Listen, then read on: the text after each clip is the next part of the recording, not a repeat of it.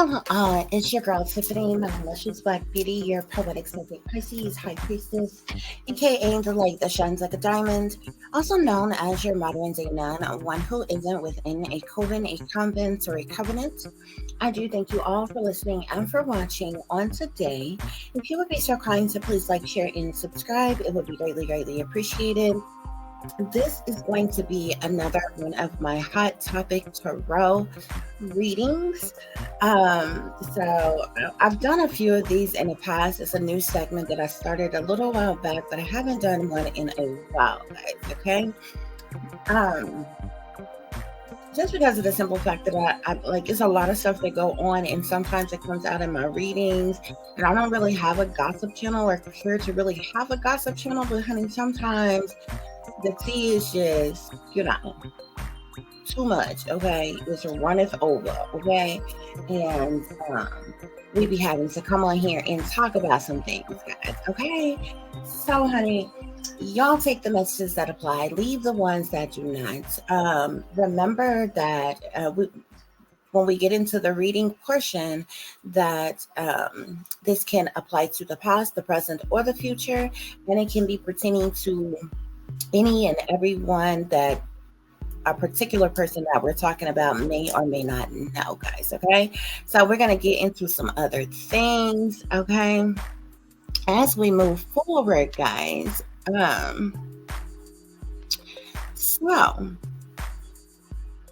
as I already stated, guys, I'm your host, Poetic Psychic Pisces, High Priestess. I would like to officially welcome you to today's Hot Topic Tarot. Okay, to support my channel, you can like, share, subscribe, send your super stickers, your super thanks. I would have you guys. You can also support by way of modest contribution or donation, which are always welcome as well as appreciated.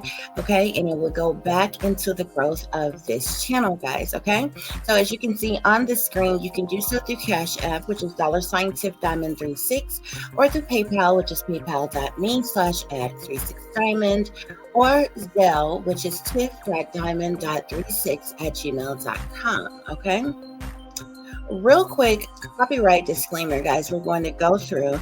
This commentary is covered under the Fair Use Act of 1976 under Section 107, which allowance is made for the purposes such as criticism, comment, news reporting, investigating, teaching, scholarships, education, research, study, etc., guys. Okay. So, and you also are going to continuously see the copyright disclaimer scrolled across the bottom of today's Hot Topics Tarot, guys. Okay. So, child, it's a whole lot of things that we need to get into. It's just a lot of things that's going on in the world right now, honey. And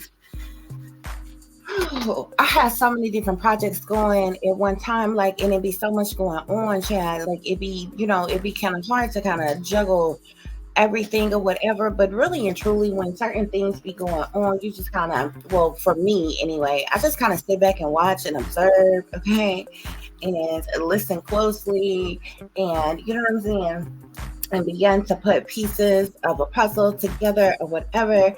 But at some point, honey, it gets to the point that you need to, like, when you see something, you need to say something. Okay. And we have reached that boiling point. Okay. So that's what we're going to get into today. Okay. We're going to, y'all know, real quick, let me say this. Y'all know how I shake and move. Okay. I exercise my right to freedom of speech by speaking truth and clarity, and doing things to heal or to help or uplift or guide or to awaken others in any way that I can. Okay, so this is what the purpose is for. Okay. I will say that y'all know, usually when I speak about things, especially very serious things, I don't slander people by name. Okay. And the only time I do use a person's name is when the topic or the person that we are talking about has been made public information already. You know what I'm saying? Which means it's something that's been in the news, it's been in the media, that is widely spread online. It's been publicized already. Okay. These persons, places, or things have already been made known to the general public, and we are just coming together as a congregation of people to discuss something that is already public information. Okay. And so this is the reason why the names of certain individuals you are going to hear on today, guys, as it relates to this hot topic tomorrow, guys. Okay, because the information that we're going to be speaking about, as well as the persons that we're going to be speaking about, has already been widely made public information. Okay. Other than that, any other persons that may come up or come out like about particular things, especially when we get into the reading portion, those persons' names will be redacted. Okay. For obvious reasons, because y'all know how I shake and move. Okay. But anyway, guys, without any further ado, we are going to get to today's hot topic, Tory.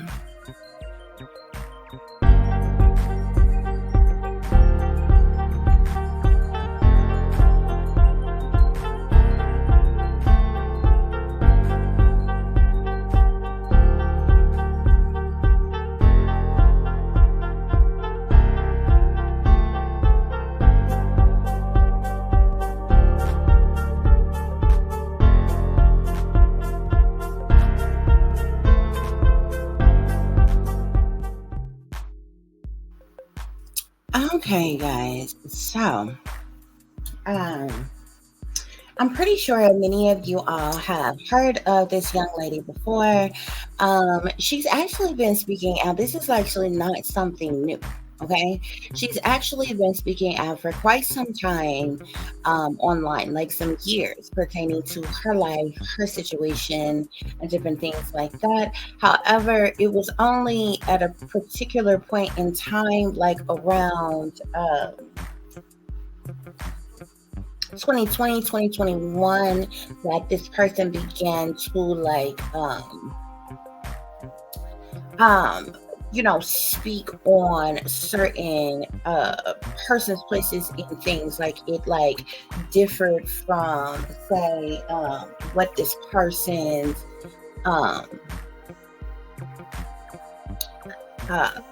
upbringing in life and different things like that was like, or whatever. Like it differed into some other things or whatever.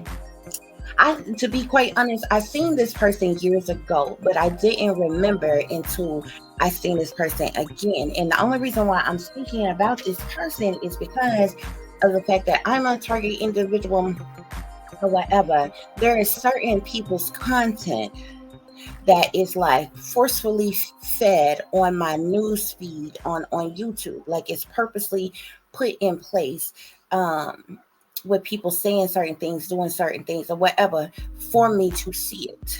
And you know what I'm saying? And so all of a sudden, last week, if I'm not mistaken, this young lady was like flooded on my timeline all of a sudden. Not until last week. And it wasn't until I clicked on like one or two of the videos that I ran across that I felt like I had seen this person before. Okay. And I'm like, I remember, like, she familiar, like I remember her or whatever. And so I was listening to a couple of the videos and I'm like, oh, okay.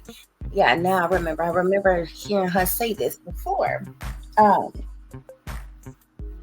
what have you guys, okay? So this young lady go by the nickname Allie, okay? Her name, I believe, is Alice. Well, she's going by Allison Leilani Carter, okay? Whether or not that's her real name or not, I believe she said at some point in time her last name changed from Outlaw to Carter, okay? When she was allegedly adopted, okay? Which, I mean, y'all, it's so many subliminal ass things with this young lady. Okay. And so the more and more videos I began to watch, and it's like, I feel like things began to like recirculate, because it's almost like all of her videos and things that she's putting out is like, because she went viral in like 2021, but it's like things began to like I feel like popularize again with things that she was saying before, like currently, because of Diddy's situation or what have you. And so it was interesting because out of everything that's been going on with some of everybody, you know what I'm saying, and all kinds of things, this woman was like literally flooded on my timeline, on YouTube, okay, only. And it was like so many videos, like back to back to back to back to back with this young lady on it. And I'm like, who the hell is this? Like, what is going on? Or whatever. And people were trying to tie her to Diddy or whatever. And I have been seeing some other things and debating on whether or not I want to speak on those things or not, okay? Which we're going to get into those things a little bit later or whatever. But anyway, I started watching these videos with her on it, okay? And I don't know if they put these things on my timeline because somebody wanted me to speak on it or call it out, or perhaps do a reading about it or what have you, or if it was meant to like trigger me and my childhood trauma in some type of way, or what the specific reason, because like it's always some type of triggerable subliminal message reading when certain things are put on my timeline, like overwhelmingly, okay?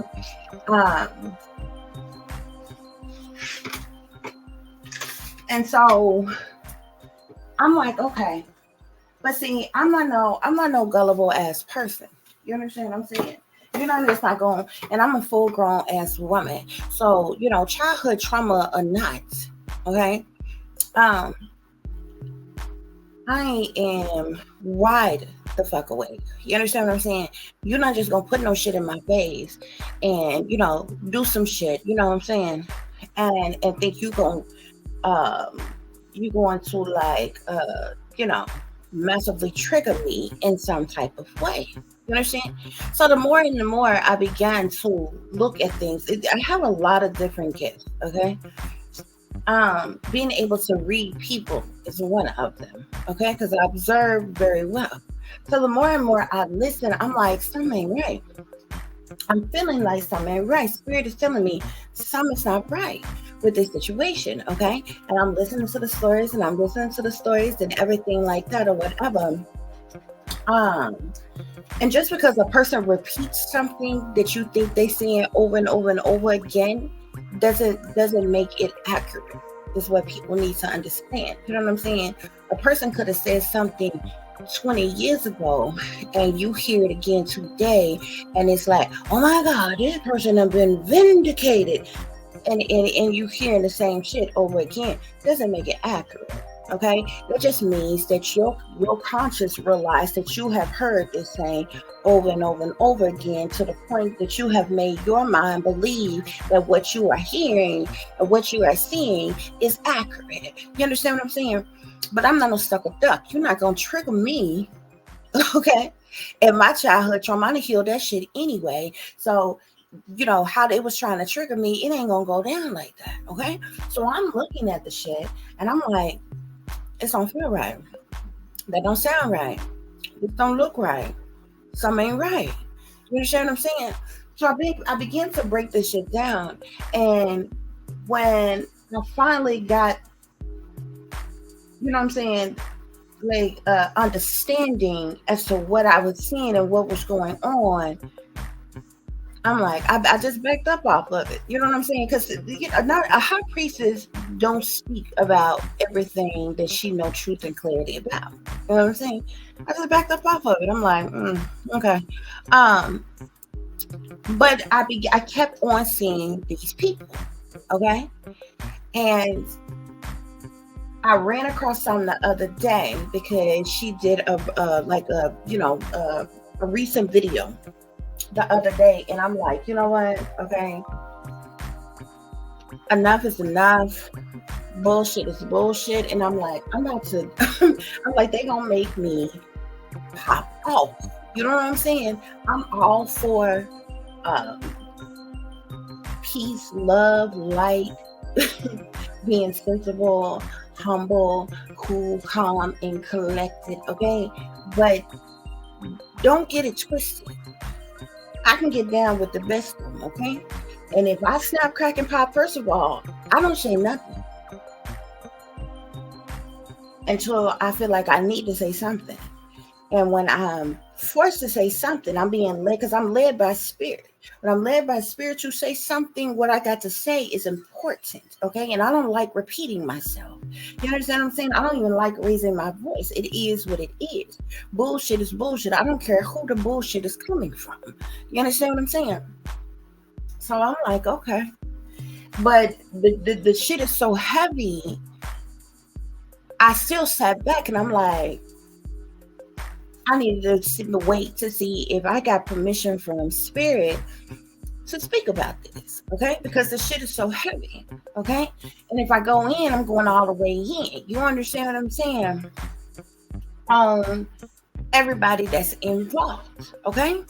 And the one woman that is with Alec Carter really kind of struck a nerve within me, rubbed me the wrong way. I'm like, if I speak on this bitch, I'm gonna ruin this bitch's life. You understand what I'm saying? So I needed to make sure that I had permission to speak about this. Okay?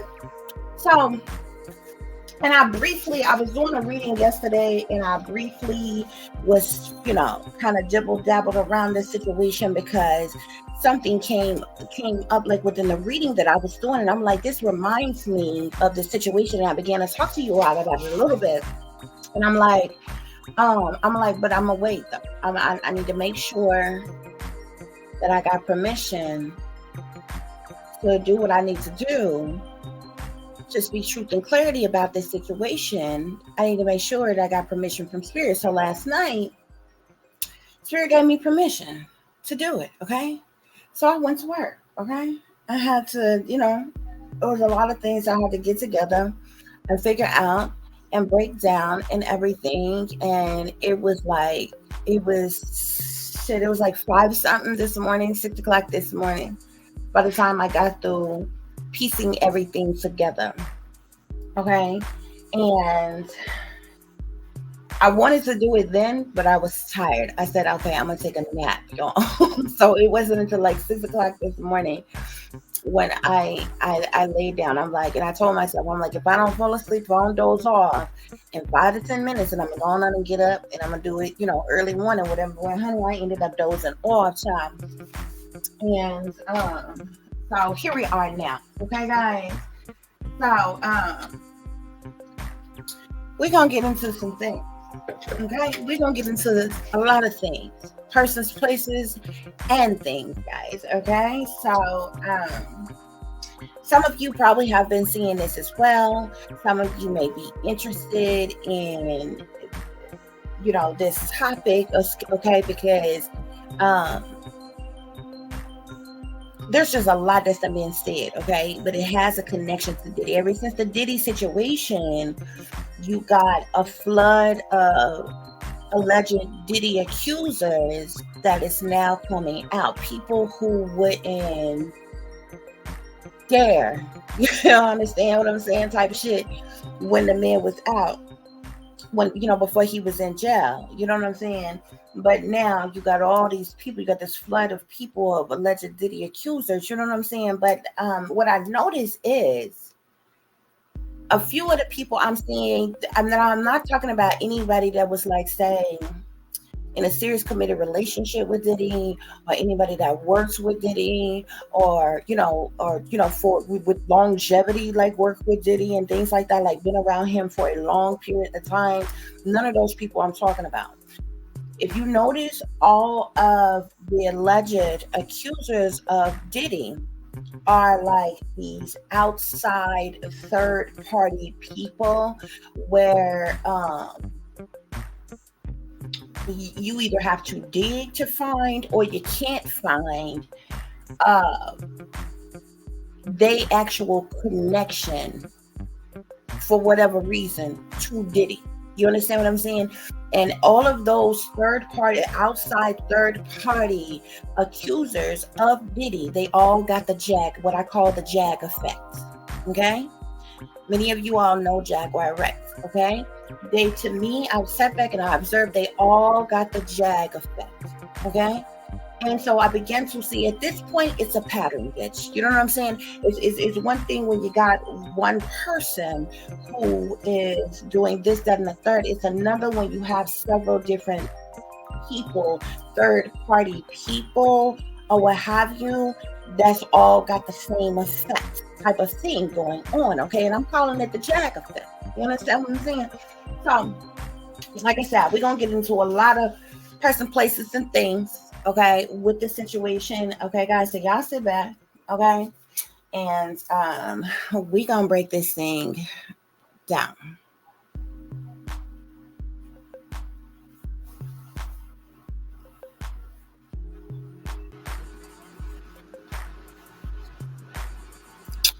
Okay, you all. So this is the young lady who goes by Allie, but she is claiming her name is Allison Leilani Carter. Okay. She changed her last name, I believe she said, which used to be Outlaw, or she called herself Outlaw. Like, she has so many aliases, okay? Because she's allegedly on the run or whatever. So I feel like maybe like she's had like different aliases and different things like that, but she's currently going by Allie, a.k.a. Allison Leilani Carter, okay? And she took the last name Carter from a woman named Shelly Carter, who allegedly adopted her when she was a teenager. Okay, guys.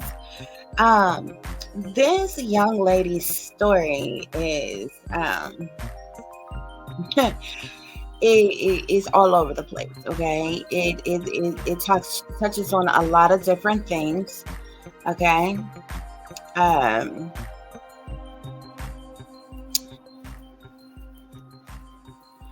But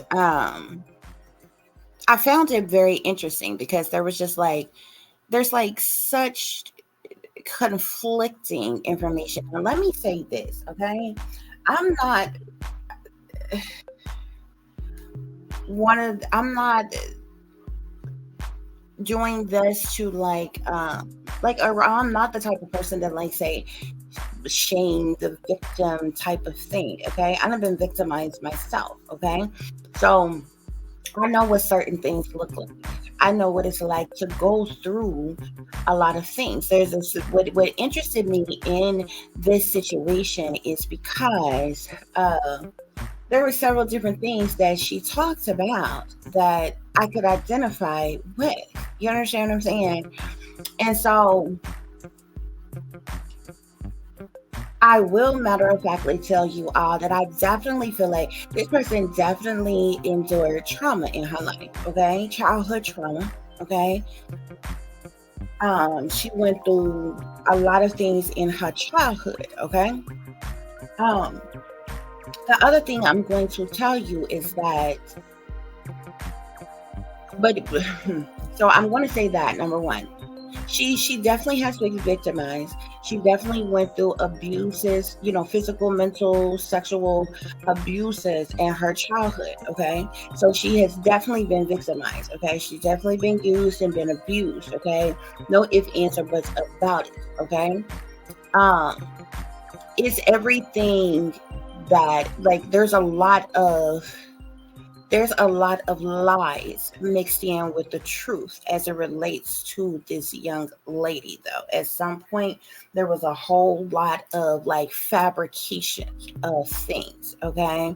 But and we're gonna break all this down or what have you, but from the childhood trauma to being in state custody and, being in the system, like all this other kind of stuff or whatever, we can identify with. So I sat back and I listened to a lot, you know what I'm saying? Like non-biased, just listening to her story and what was going on, and then it was just like shit that was like, this ain't right. But I'm gonna tell you something else too.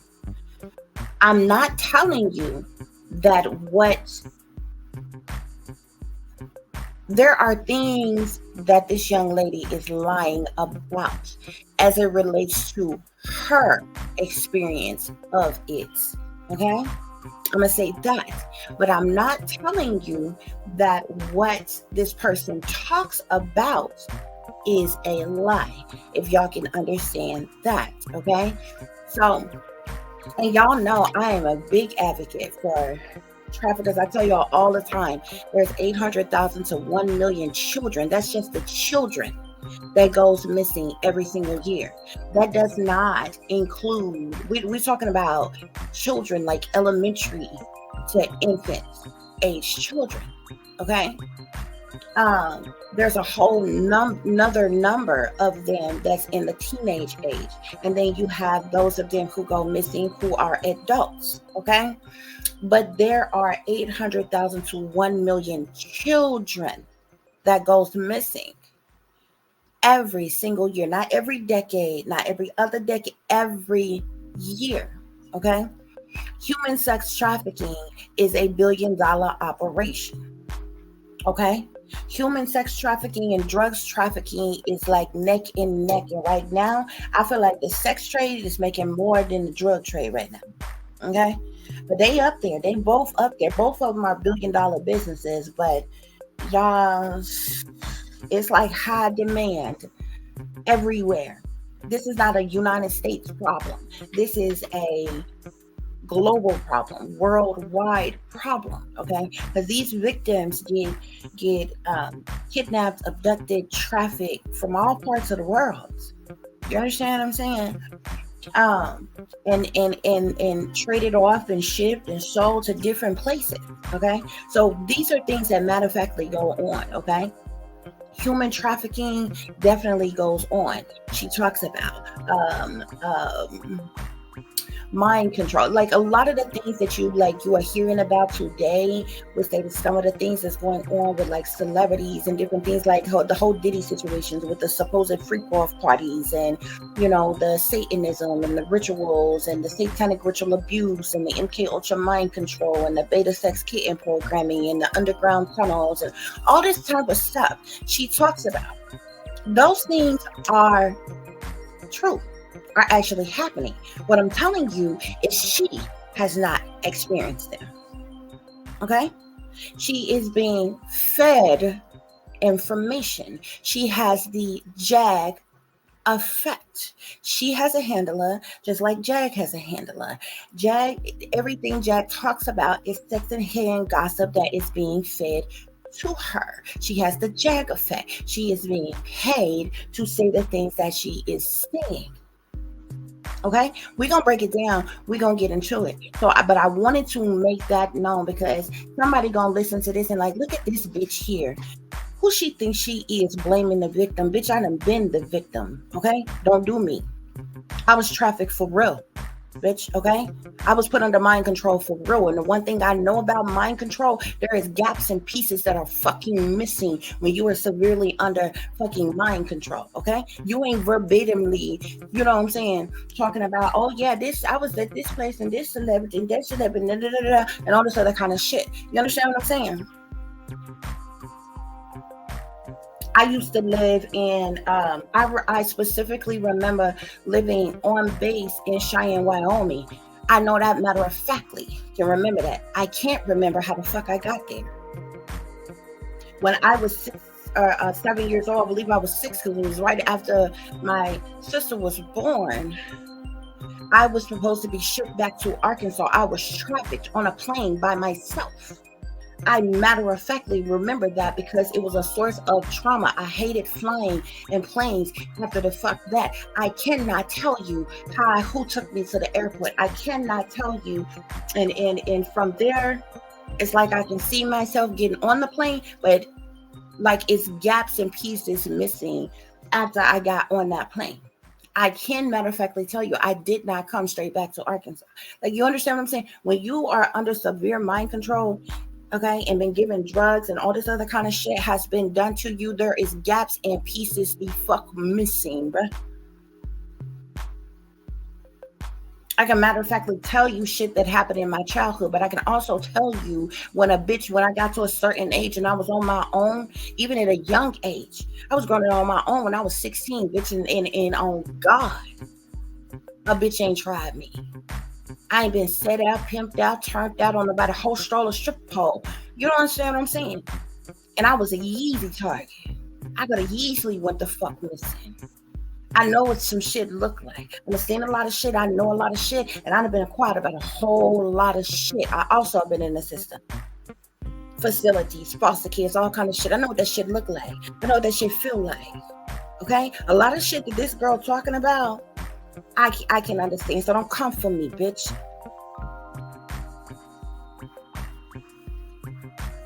But I would never sit up and spin off shit that I endured, and I endured childhood trauma. I'm still enduring trauma now. Then I'm targeting individuals because they vigorously attacked me when they realized that I broke from my programming and I woke up. Then I began to speak out. And that's when all other type of shit began to unfold.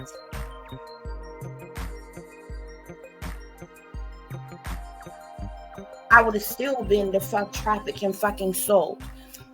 I was supposed to be the fuck sold too. Actually, I was. Until something tragically happened to me.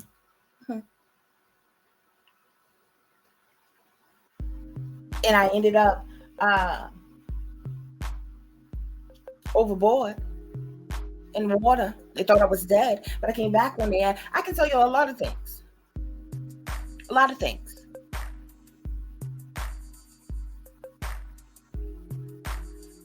But I'm not going to sit up here and tell you that celebrity X, Y, and Z fucked me.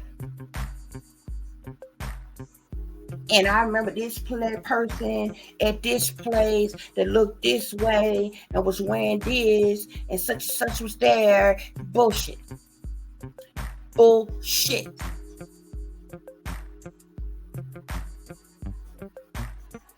And your kind, her kind, especially when you a product of the government, but you don't make it out.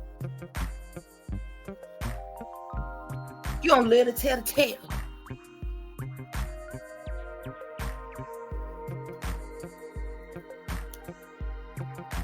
That kind of pizza is the pizza that's fucking eliminated, obliterated. You can believe that.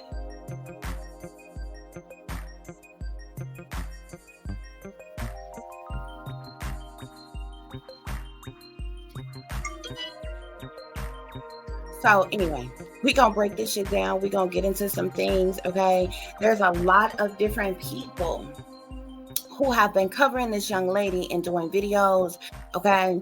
And we may look at a couple things or whatever real quick or whatever. We're going to give a shout out to those channels because I really don't like... you know what I'm saying, like playing other people's content and different things like that or whatever, because that belongs to them. So we're going to give credit where credit is due if we happen to run across anybody's channel. But it's like so many other channels but these channels are not really, it hasn't broke this situation down. It's really speaking the truth. They're just putting on display what she has said. You understand what I'm saying? I'm seeing this shit from, I'm overstanding this shit. Y'all just trying to understand this shit. Okay? So, and I was looking for specific channels like their channels to go to or whatever, but like the internet is like so overwhelmed with individual other people channels doing like videos and stuff on her that like their channel, whatever channel or account that they have that they're working from, is really, it almost seems like it's varied in some type of way. I'm pretty sure it could be found, but it's like whenever they do something come out, it's like somebody is there that grasp it, pick it up, and do a video themselves. Who like, and likely they're like, their videos is being seen first because they likely have more subscribers, more followers, and different shit like that, guys. Okay, hold on a minute. Look like they're trying to mess with my internet.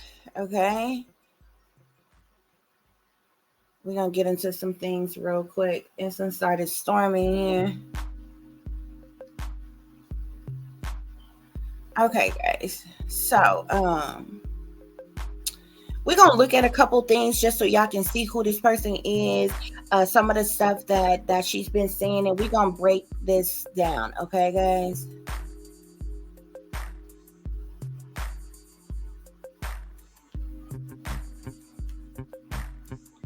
So I've this right here, like she done talked about so much stuff, y'all. I'm gonna say real quick that I noticed something. What stood out to me, okay, it's like most people only look at a situation. I look at every aspect of a situation. What stood out to me is that this young lady is 30 years old. And she's talking about things that allegedly happened when she was a teenager. Okay. So off bat, I was trying to figure out, why is it that every time you see this person, she is regurgitating the same information. She's talking about the same thing over and over and over again. And when she do happen to speak on something new, it's like something else that's been tacked on, added to the same shit that she's been saying over and over and over again. Okay. So like in the past, it was like her telling her childhood story and what she went through. Okay. From there, it was her telling her childhood story and when she went missing from it. It was basically attack the CPS then that was added on, and when she went missing and nobody was looking for her, all this other kind of stuff. We're gonna break all of that down or whatever. And then from that, it was while she was missing and her being pimped out. And that's when all the shit came up to, she was going to the celebrity parties and she was with this celebrity and that celebrity. And from there, like, if you notice, every time you see it, it's like the same information regurgitated over and over and over again with a little bit of this or that tacked on extra every time. You know what I'm saying? And that's information being fed to her every time. Say this, say that, now say this, say that. You understand what I'm saying? And so for a 30-year-old woman, I'm trying to figure out, I'm like, why isn't she living a regular life? There is no real victim who, like, there are victims who have healed, been able to heal, get counseling, you know what I'm saying, and maybe speak out at some point in time and tell their story. But they don't keep, every time you see them, they're not talking about the same shit over and over and over and over and over again, reliving that trauma over, because for a real victim, that would be reliving the trauma over and over and over and over and over again. You understand? So I'm like, I noticed that first. And then the second thing I noticed, I'm like, why isn't this person living a regular life? You're 30 years old, you're young. Why aren't you working? Why aren't you, dating? She's 30 fucking years old and with a Caucasian woman that she claims is her adopted mother. And who the fuck still with they mother? You know what I'm saying? I'm speaking against this woman because she's Caucasian or what have you. I'm looking at who the fuck is still with their mother at 30? Why don't you want to live a regular life? Why aren't you working? Why aren't you, like rebuilding your life, even as a trauma victim? You know what I'm saying? Real trauma victims would not want to be like, want to keep reliving that trauma. Wouldn't want to. It's like she's stuck in the same cycle. And right now they're supposed to be homeless and all this other kind of stuff, which I found real interesting. Okay, because the woman that she's supposed to be with, just so happened used to work for the government, claim to have worked for CPS. Now, how all of a sudden now you ain't got a fucking job and you're homeless on the damn street only after you gain access to this girl? Now you trafficking her to fuck around. That woman is a fucking handler, bruh. And I'm gonna break that shit down to y'all. This girl actually needs the fuck help now because she's stuck. And the shit that she's saying, she's being forced to say that shit. They're being paid to say that shit. And don't buy into that bullshit where people say it's the oldest trick in the book to make it seem like, oh, you not no begging bitch. You're not asking nobody for nothing. I don't expect nobody for nothing. That's pulling on people's heartstrings that'll make a person want to give you something. But the reason why they're saying that is because they already being paid behind the scenes to be saying what the fuck they are saying. This girl is being coached. She is being groomed. She is being fed this information. And there's many times where she don't know what to say. She being corrected on things that she is saying, or she'll just get quiet. And all of a sudden, the woman, Shelly, will begin to speak for her. Is forcing her to talk about this thing over and over and the fuck over again. And if can't nobody see that shit, y'all need to get your fucking eyes checked, bruh. Because I can see that shit. I sense that shit. And there's some other shit that is even going on in behind that where we're going to get to as well. But I couldn't figure out for the life of me at 30 years old, you would think a 30-year-old, they're going to be doing their thing. They're going to be working, have them a little apartment, maybe be dating someone, living life. This girl is not doing that at all. It's like she's just stuck. It's like she's trapped. She's not living life. And when you do see her, she's repeating and regurgitating the same information over and over and over again. And it's been like that with this girl for fucking years. Why? Even if one wants to say as a victim, as a survivor, why aren't you moving forward? Going to community college if you want to. Hell, even if you ain't doing nothing but working a mediocre job. Why aren't you doing that?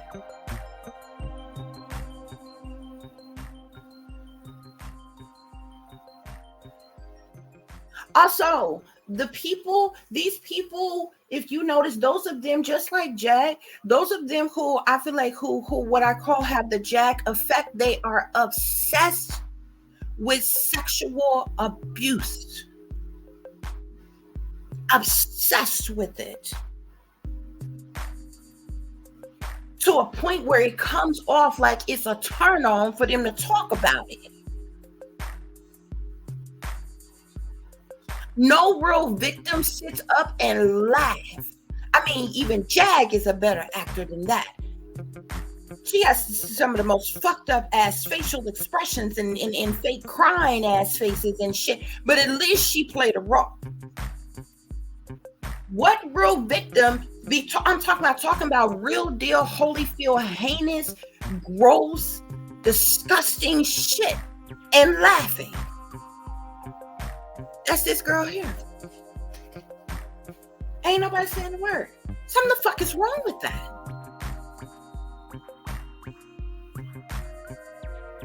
Like if you sitting up talking about how somebody done pissed on you, shitted on you, and you didn't have to scoop it up, get it up, lay in it, and all this other kind of stuff, and you like, who would be laughing from that?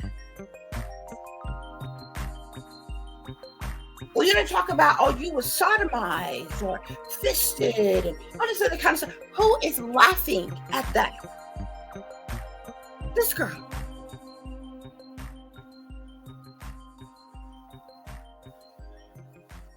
And when she do, sometimes you can see her fake cry.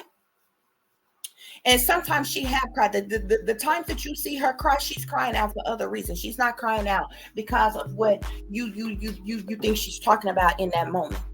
She's crying out for help because she is stuck. She is trapped with that woman who is a handler, who is a trafficker.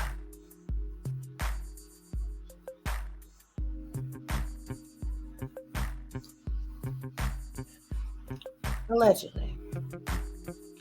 But she has, I said all that to say that every time you see this person, she tacks on more and more things. So now it's not only that, oh, I went to the celebrity parties. I was at the celebrity parties for these freak offs. It was, oh, I was in the underground tunnels, in the underground cities, and oh, I was at the Playboy Mansion, and oh,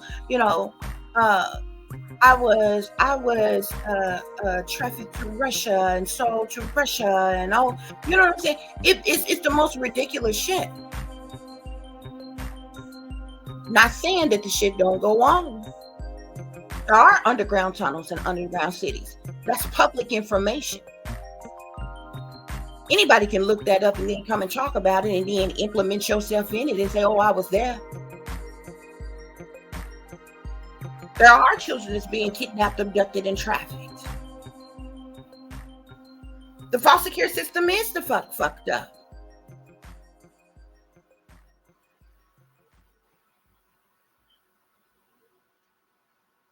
All of that is public information. She's talked about things like adrenochrome and all this stuff. All of this stuff has been publicly scrutinized and speculated on and all this other kind of stuff. You're just regurgitating information and implicating yourself in it. Doesn't mean those things doesn't actually exist. Doesn't mean those things actually didn't go on. What it means is your ass wasn't a part of it. You wasn't there. You did not experience it, is what I'm telling you.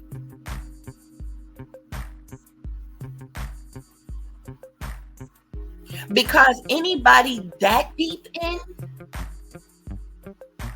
to have experienced it, baby, you would not have made it out. Okay?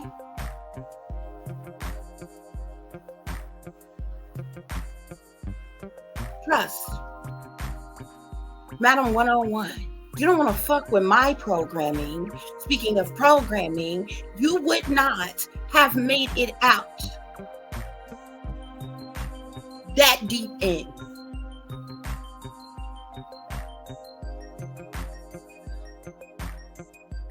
Yeah, ain't no way you would have been underground in those tunnels, in those cages that they got down there with them kids on there. See, yeah, you know, that's pizza and hot dogs that is used and abused until it's gone. No more ping pong, bitch.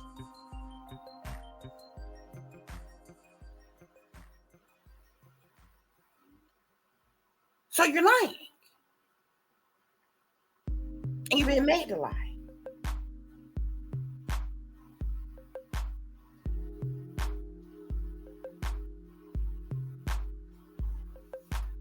But we're going to look at a couple things here. This first video that you see right here, she's talking about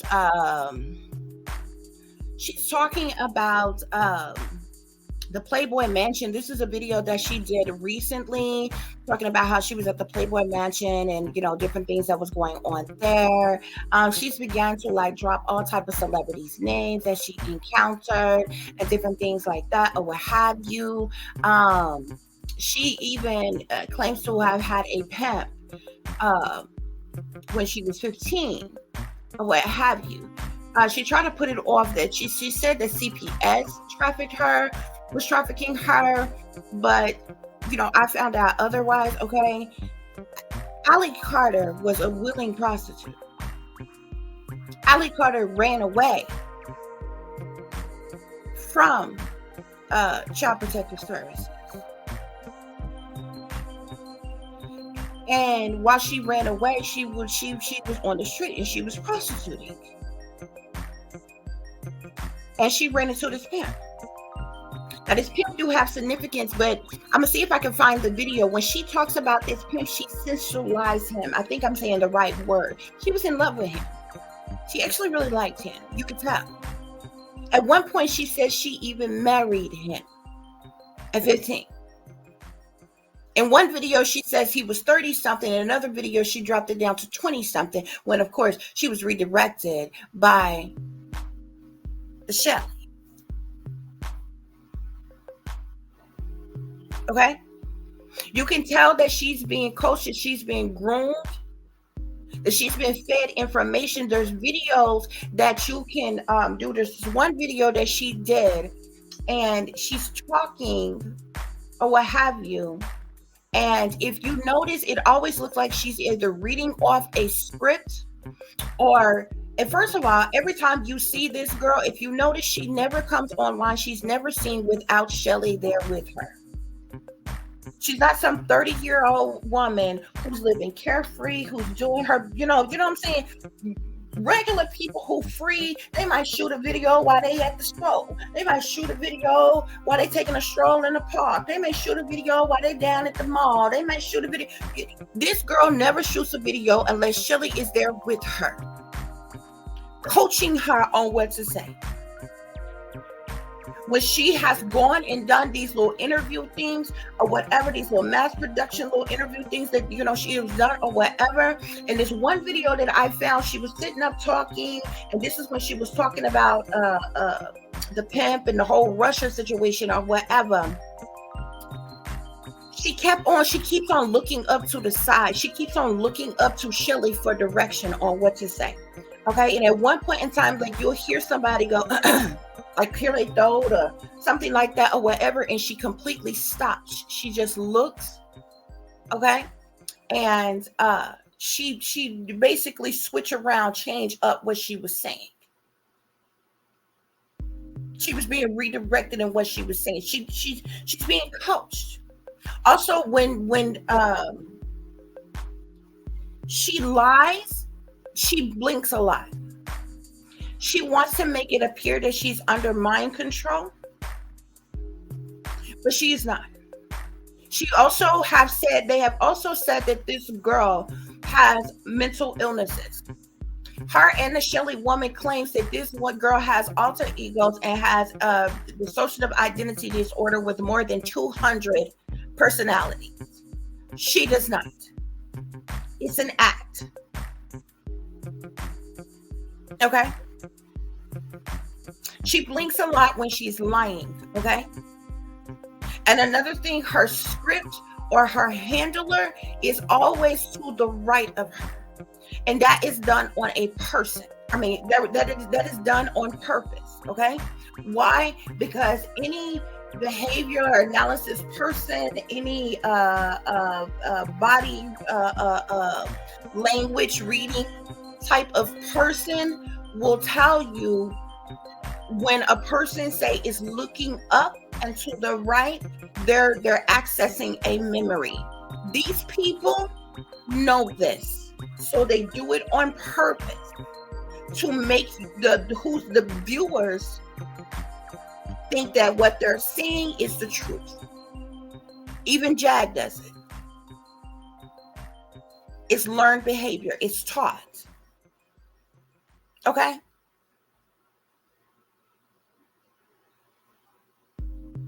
Anyway, y'all, we're gonna look into this real quick, and we're gonna break down this situation. Okay. Let's see. Let's look at this one real quick, y'all. One time he locked me in containers with his shipment of kids. There were kids in there that didn't speak English. There were kids that were sick and that were already dying. There were babies. There were babies that were 6 years old, and I'll never forget them just crying, and everybody was just staring at them. Everybody was just staring at each other. Nobody knew whether or not to move. I was freaked out. Look to the side. And I got up and I held her.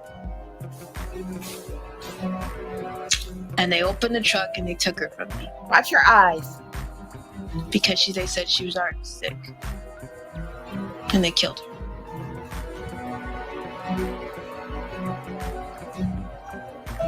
Her name was Bailey.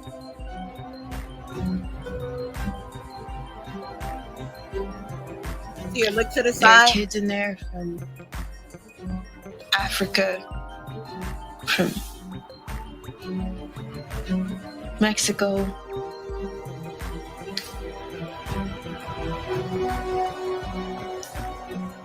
We got to this spot right over the border. They went past these colorful houses. They turned down these dirt roads, and there was a bunch of trucks.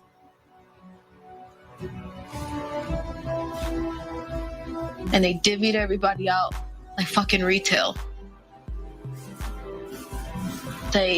One person, she wouldn't stop crying, so they said that they would just send her off to somebody who was already sick, that had AIDS, that was gonna die soon, because she wouldn't shut up.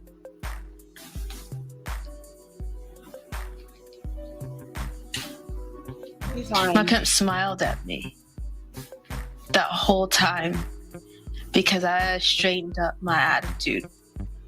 I begged for him to take me back. I begged for him to keep me. And I promised that I wouldn't tell the social workers again. I promised that I wouldn't say anything if he just took me with him. If I could go home. And he did.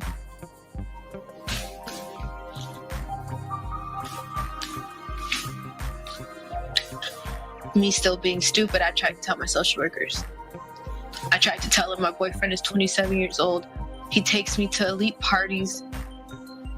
He takes me to the... Now you hear that? She always refers to her pimp as her boyfriend, okay? And on another video, she says that she married this man or what have you.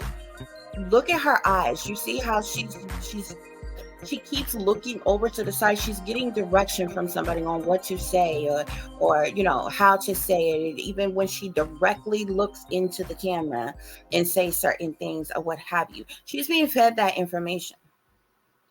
Okay.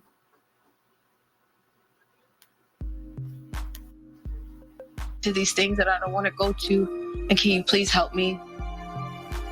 And they just documented him as a boyfriend.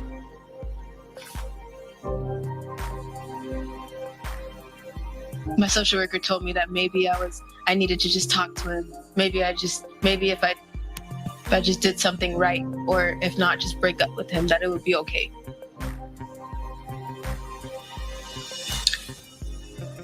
Eventually, after going to elite orgies in Simi Valley, California,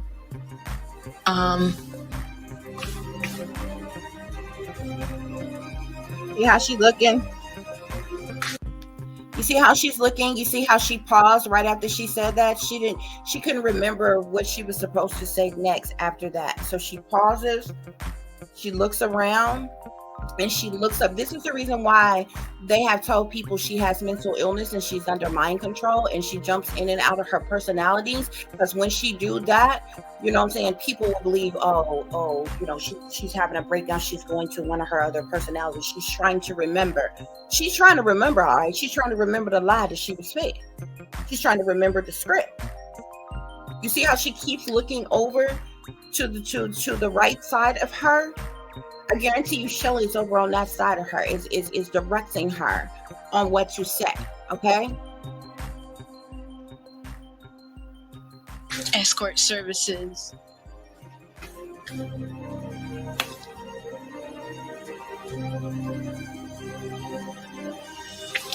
We got married. This is when she talks about her marrying her pimp at 15. He proposed to me on a boat one night, and I was so angry because I didn't know what to do. I didn't know how to deal with that. I was 15 years old, and I knew. So here it says, do you see the Monarch programming butterflies? Now the Monarch butterfly is used for Monarch programming. It is something that is matter of fact, okay? But I mean, a lot of these things have been used like commonplace. It's like the butterflies, it's like seeing the cross. You know what I'm saying? For that say the Christians use. It's like seeing a lot of times you see like the Baphomet or the devil horns or like skulls and bones for those who are into Satanism. They have those things everywhere.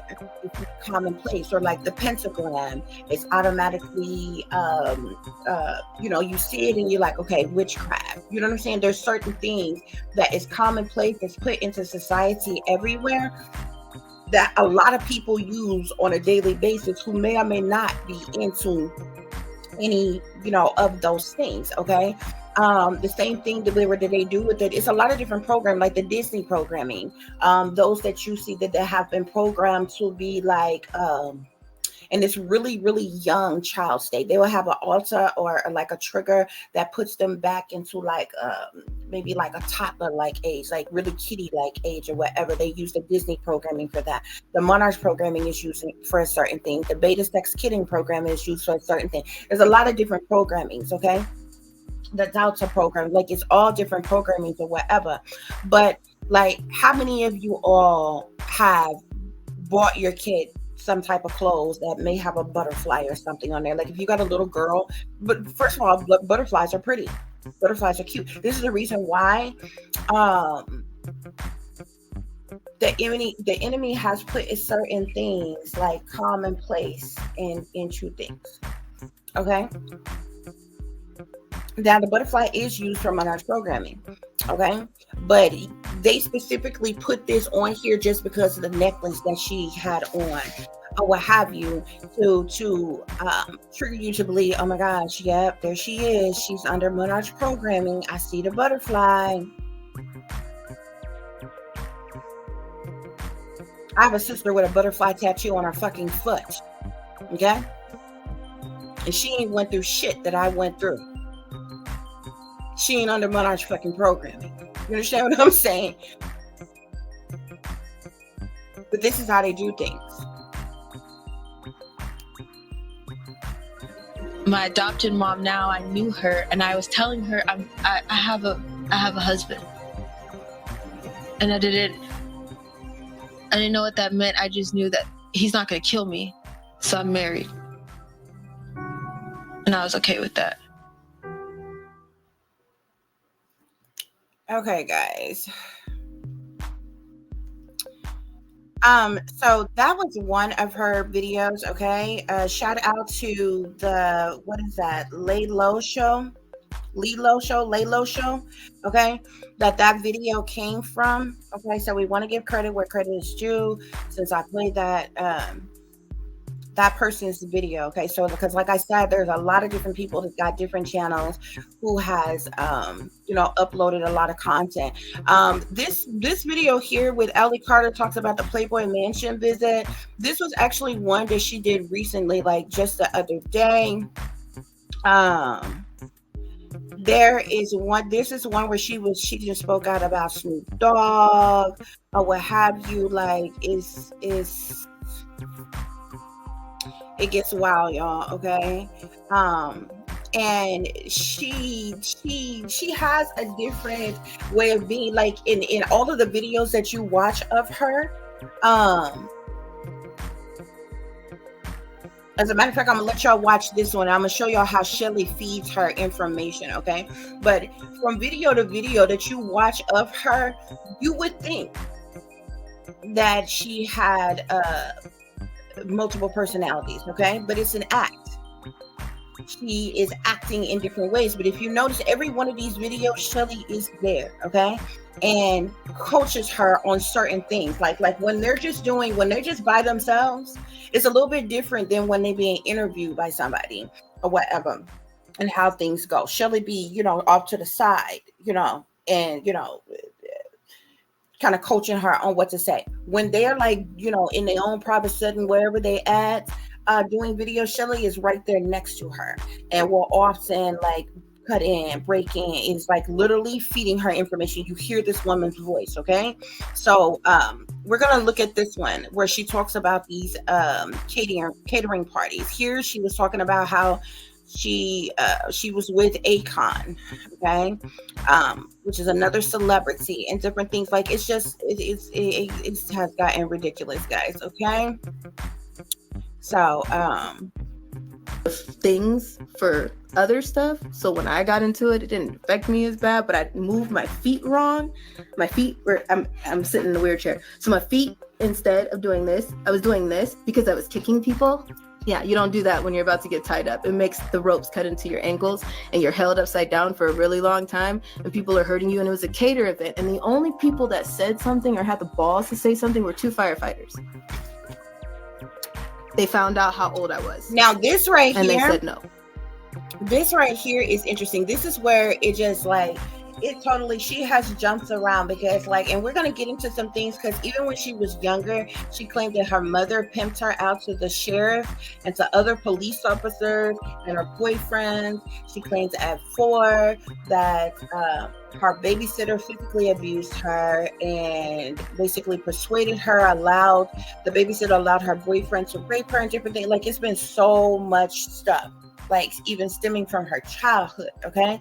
And then like, it's only when she got older that she started calling out, talking about the pimp, calling out the celebrities that she claimed that the pimp took her to these places. And then it went off on a tangent. Here, she's talking about these catering parties, sex parties that she was taken to. Here, she's talking about police officers and firefighters being here. Okay. Who aren't celebrities at all, okay? These are, you know what I'm saying? Regular, everyday, average Joe people, could be police officers or firefighters or what have you, but just listen to what she says, okay? Listen, watch her body language, okay? How she's acting, and listen for the Shelly girl. And they were like, no, we done. We out. No, we're not doing that. No, we're good. They didn't call anybody. They didn't fight anybody. They didn't stop anything from happening. They just left. So, you are going to order or cater food for an event, you can also do that with sex. You see, Shelly, that woman that you just heard in the background, that's Shelly. That's supposed to be her adopted mother. You see how Allie stopped speaking and immediately Shelly jumped in and asking her these questions, and she's just basically saying yeah to whatever Shelly is saying. She's feeding her this information, okay? In a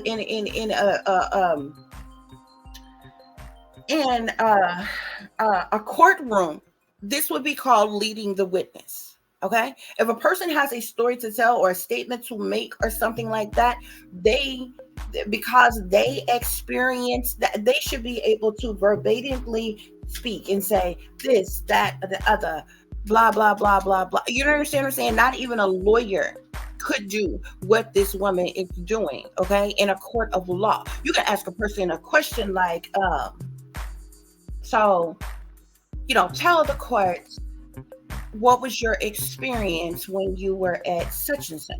And then you allow that person to speak.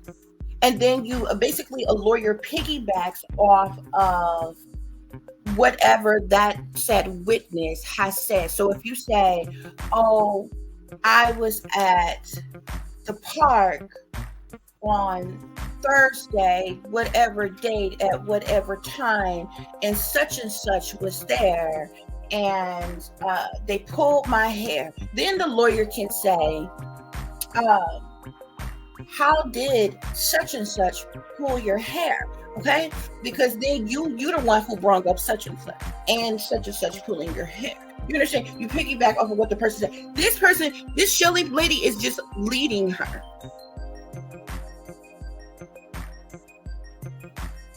Basically feeding her information with the next thing to say or to talk about. And look at this girl face, like, yeah, whatever, yeah, okay.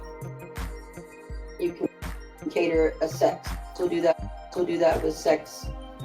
You can cater a sex with minors to come to your event. And this was a sex catered event for policemen in Los Angeles, California. Los Angeles, California. More specifically, Simi Valley. And how old were you? 15. I lived in a Mexican foster home in Riverside County, under Riverside County CPS protection. I called them. We told them what was going on. I told them what happened. They didn't want to hear it. Not another report.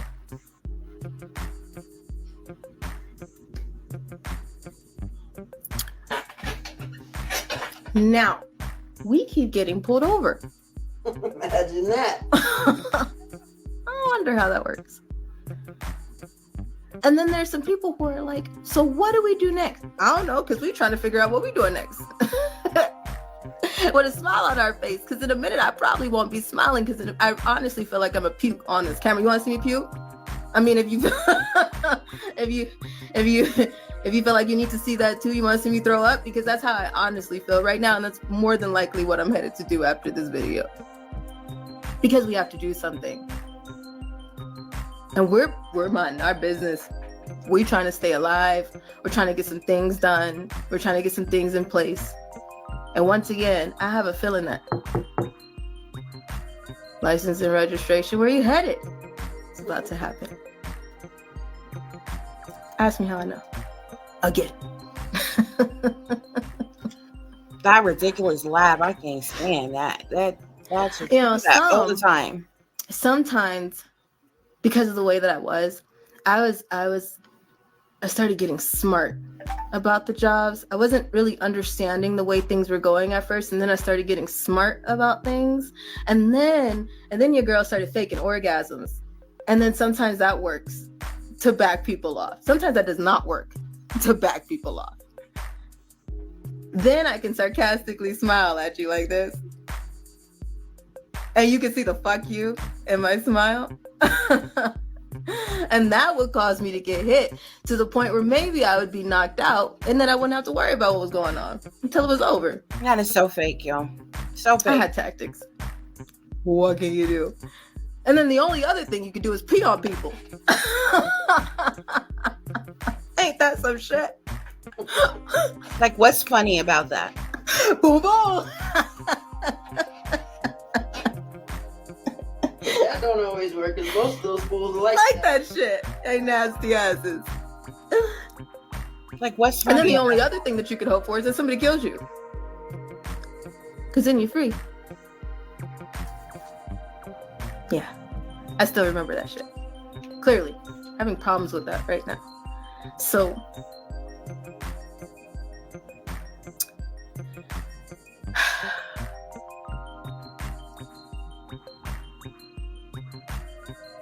I thank you for doing the research.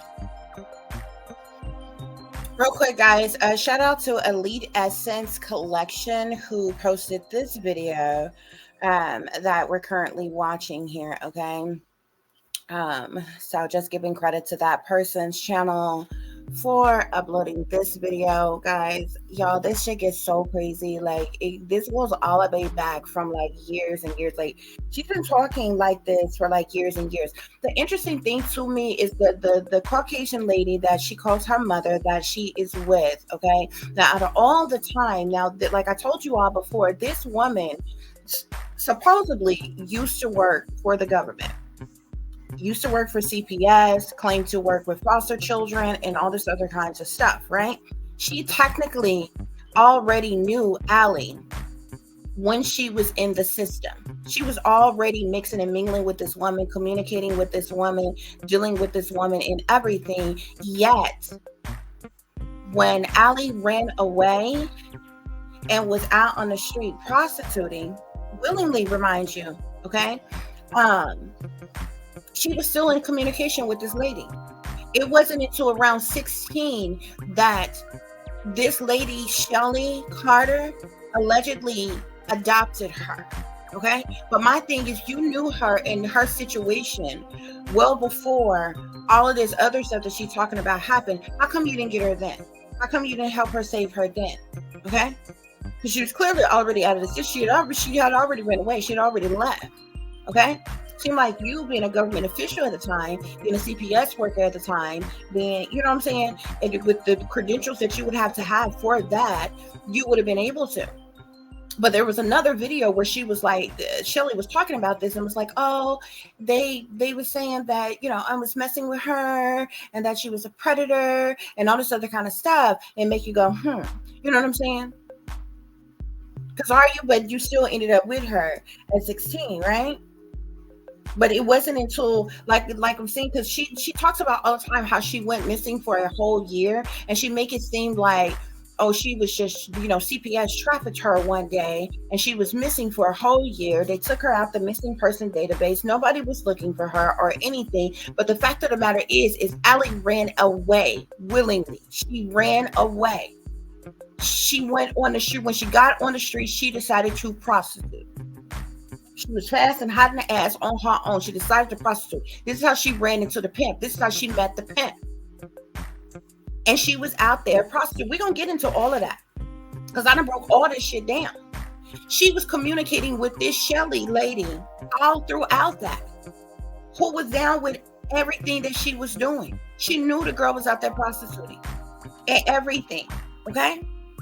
But it wasn't until the supposed Russia situation, and when Allie tells how she allegedly got out because she had been sold to Russia, which is like a complete fabrication, because I'm gonna see if I can find that video for you all, because she claims that the pimp that she had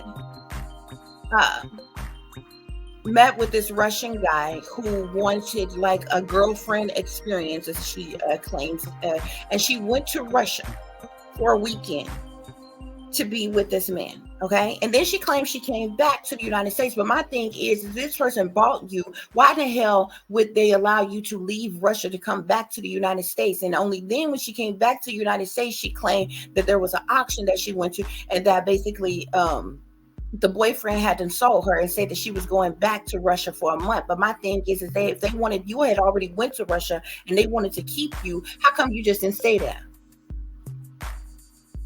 That don't make sense. It's a lie.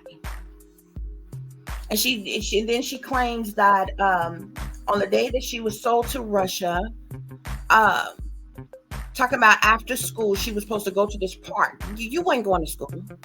What about going to school? You was a runaway. You didn't go to school. You was a runaway prostituting and with a pimp. You did not go to school. But she claims she was at the she was supposed to, the meetup spot was at this park. She was at this park by herself, y'all. If you listen to this story, she was at this park by herself, not with her pimp, not with anybody forcing her to be there, which means you could have got up and left at any time. She claimed that she knew that she had been sold to Russia and that she wasn't gonna never come back. So she called the Shelly woman, called her, the grandma, I guess, which is Shelly's mother or whatever. And they came and got her. And that's how she got out. And she's been with Shelly ever since. That don't make fucking sense. Now, one, you was at the park alone, which means you could have left on your own. You didn't have to be there. Nobody was there holding you there, forcing you to be there. Two, she said she called them to tell them, hey, I'm leaving. I'm going back to Russia. Probably ain't coming back or whatever, which means you had a phone. Like, come on. Stop playing. Okay? Girls that's that young and that far in the game, you ain't got no phone and you ain't going nowhere without your handle. Whether it be your pimp or your whoever. Okay? To call nobody. Especially when you'd have been sold. And somebody else has already been paid to fuck for you. It's a lie. It's a lie. Just period. Doesn't change the fact that this girl actually did go through trauma in her childhood from her own family. But everything that she is talking about all this other shit that she's talking, is a lie. It is fabricated.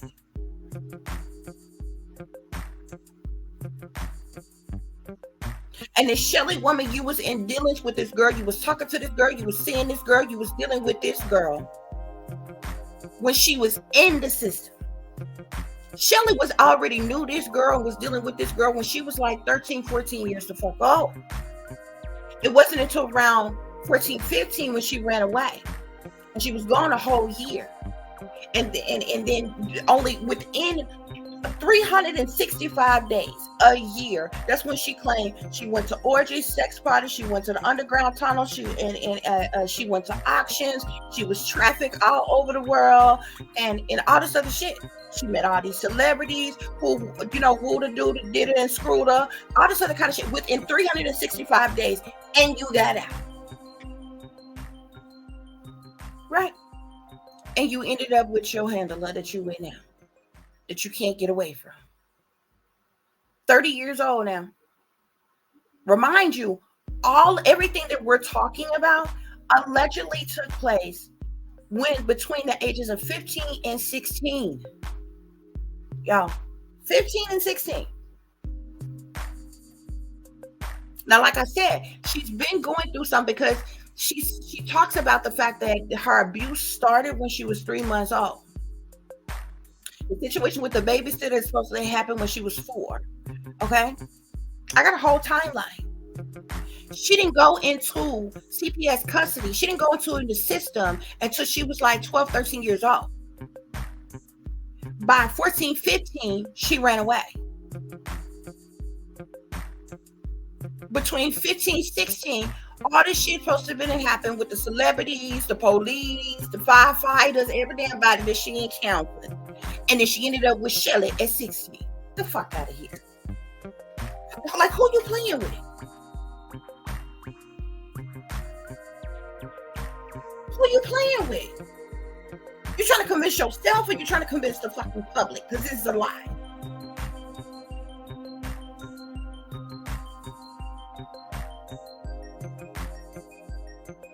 The shit from when she got taken away, like from birth to 12, what she endured. Okay, some of that is true.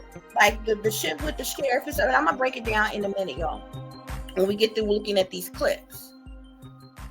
Okay, because it's some stuff that she say about, being pimped out and sold to the sheriff and the police, and hiding in the closet, coming in the room late and all this other kind of stuff. That's a lie.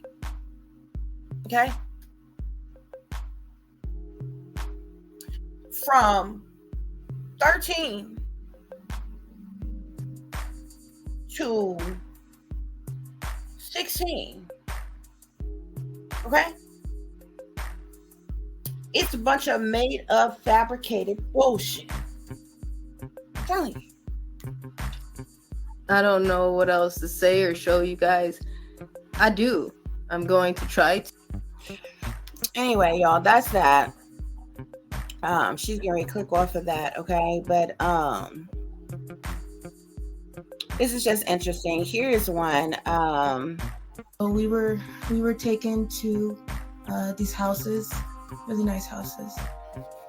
This is where she explains what happened between her and Akon. Before we were told to go to a room, we were in the living room, and I was sitting with Akon, and my friend was sitting with his friend, who was from Dubai. They still didn't do a test or do a sample that they could do. So his friend fisted my friend anally. He beat her. She fought him, and it made things worse. You're not allowed to help. You're not allowed to you're not allowed to flinch. You're not allowed to get angry. This one she about to fake so I cry. didn't help her. And I'm really sorry. No tears at all. She got hurt. She bled a lot. And she got really sick. And I didn't get to see her anymore after that. So I didn't cry. I didn't get mad with Akon. I didn't get mad at all. I wasn't yelling. I wasn't no tears. She's not crying at all. I didn't get mad at him. I did what he said. It wasn't bad. It just wasn't brutal. It wasn't bad. He didn't hurt me. As you know, he didn't hurt me. Shout out to Channel Slaughter. That posted this video here. Okay, guys, like it's so much, y'all. It's so much. Y'all can yourself go and look at some of these videos that go to Jag effect there. She fake too. Okay. We're gonna listen to this real quick because I want you all to see what happens. This is where she talks about being sold to Russia. She talks about the pimp. I had Take notice, she's got on the black and white Masonic symbolism here. Okay. Watch her body language, watch her eyes. It's going to get to a point in the interview when she gets to the point of talking about how she got out, how she was allegedly rescued, that you're going to hear somebody in the back sound like they gasp or like clear their throat, like or something like that. And you see the face, you see Allie's face change. Okay. She stops talking. She looks for a minute and she totally redirects what she's saying, like almost like the person who's coaching her is preventing her from speaking about certain things, or or something like that. You're gonna see. Shout out here to God, Sex, and Love channel here. Okay. This is Allie speaking about being sold to Russia. A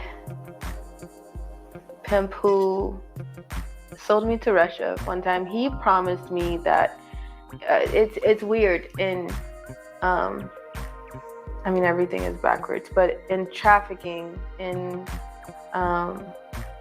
being a prostitute, there's rankings to things. So a trafficker, a pimp, and a John are three different things. When you are one of the girls or one of the guys, you have a kind of a ranking, and being bottom bitch means being top. So when at one point you had to work for that ranking, though, if there's multiple girls or multiple boys in a pimp's possession, you have to work for that ranking. You have to work for that basically respect from your pimp to be able to understand here what she's talking about. She actually, this comes off as more believable. This is when she was 15. Like this is like between 14, 15, when she ran away. Okay. And she was on the street. You need to understand that Allie was willingly prostituting on the street. She willingly ran away. So she was out of control tween. She was willingly prostituting, and she ran into this pimp, which I'm going to break down and get to who he was and everything like that or whatever. You see how she's more lax, she's more comfortable, or whatever. Listen to how she's speaking, a bottom bitch and different things like that. Okay. That is the language of a prostitute. Okay, a willing prostitute. She even calls it prostitution when speaking about this. She was willingly prostituting at that time, y'all. Okay, she actually was like in love with this guy, wanted to be with this guy, and different things like that, or what have you. Because I know some people may be wondering, well, what happened to that pimp? Like, how did you get away from that pimp? He sold you to Russia and blah blah blah. How did you get away from that pimp and all this other kind of stuff or whatever?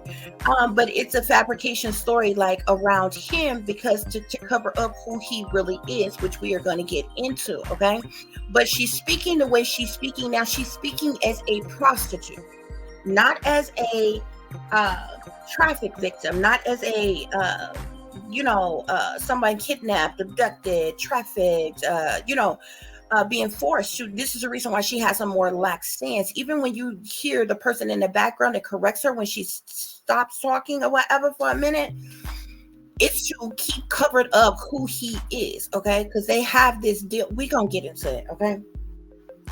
But she's speaking, look at her body language, okay? You would think speaking about all these things, this would like open up wounds from trauma. The person would cry, they would be upset or distraught about all of these things, horrific things or whatever. She was comfortable with being a prostitute. She is still comfortable with being a prostitute, y'all. Okay? Which is another thing. Remember, I was telling y'all a lot of the outside third party, supposedly Diddy accusers. I found that all of them is coincidentally, all of them are prostitutes. All of them are prostitutes. Okay? Have been prostitutes, including Jay. Allegedly. Who only here reading, she'd been talking shit about Diddy, but only here recently after Diddy got busted, and she's like, oh yeah, I'm scared for my life. He's trying to silence me. He's going to kill me, and I was a victim of him. He raped me. She had never said that before he got locked up. She always talked shit about him. And talked about, she tried to put on blast that he was actually gay, and tried to put on blast that different things about him. He had predatory race and different things like that, or whatever. She always talked, Jackson always talks about things like that. What she had never said was that she had personal encounters with him. She had been to Diddy's parties before, and that Diddy had then sexually assaulted her before. But she came out recently saying that, oh, he sodomized her, and she was a victim of his, and she's been at his parties. She had never said that she had been at his parties before. Okay, like, bitch, please. Okay, like, but anyway, back to this girl here. Watch and pay attention. But I just wanted to point out the fact that if you notice how she's speaking now, she's very lax in her way, her mannerism, her way of speaking, especially when she speaks about this pet. Okay, now there's things that she's lying about as far as to the parties and to sold to Russia and all this other kind of stuff, or whatever it was, things that they had going on. But the shit that they had going on was locally. We're gonna get into or whatever. But she really liked that guy. Okay. And we're going to get into some other things, but y'all watch this. Okay. But she's speaking now with the things that she's saying from the standpoint of a prostitute. It's the language of a sex worker, of a prostitute, a willing prostitute, not somebody, somebody who's a sex slave who'd have been abducted and kidnapped. They don't talk about nobody being no bottom bitch and how they was this person's bottom bitch. They don't talk like that. Okay. That's street slang for prostitution. Okay? Have your pick of jobs, and it's not like you get to pick if you don't want to be hurt. It's just kind of choosing a lesser evil type of situation.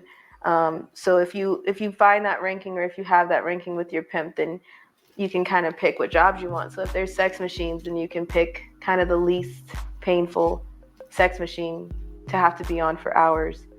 So with my pimp, I started learning that if I was nice to him, if I didn't fight as hard, if I gave up with the fighting, and if I just did what he said, then I would become bottom, which means top. He proposed to me when we were 15 years old. And his promise with...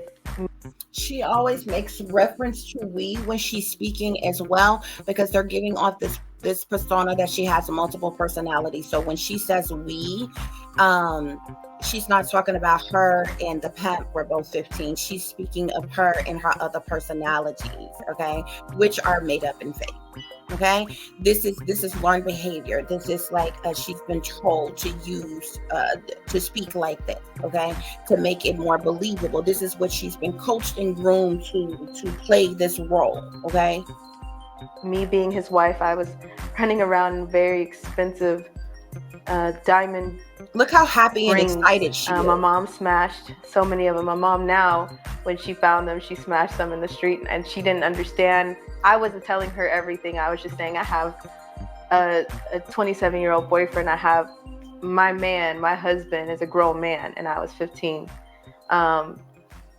So when he proposed to me, the promise was that if I said yes, and if I did what he said, then I would stay with him. And he, there was other girls that I saw with him, there were other girls that I shared him with. That sounds so ass backwards, but when you say it like that. But that was backwards to say. But you see how it is she's what it is. thinking rapidly, and how she looks over to Shelly. She's trying to figure out what to say next. But we had this deal, and this deal was that he wouldn't remember the script. The other girls and the other boys that he had, he wouldn't just leave me. He wouldn't tell me out of country and leave me there. He made that promise, and of course, there's no promises that he kept. They were all empty and broken, and lies.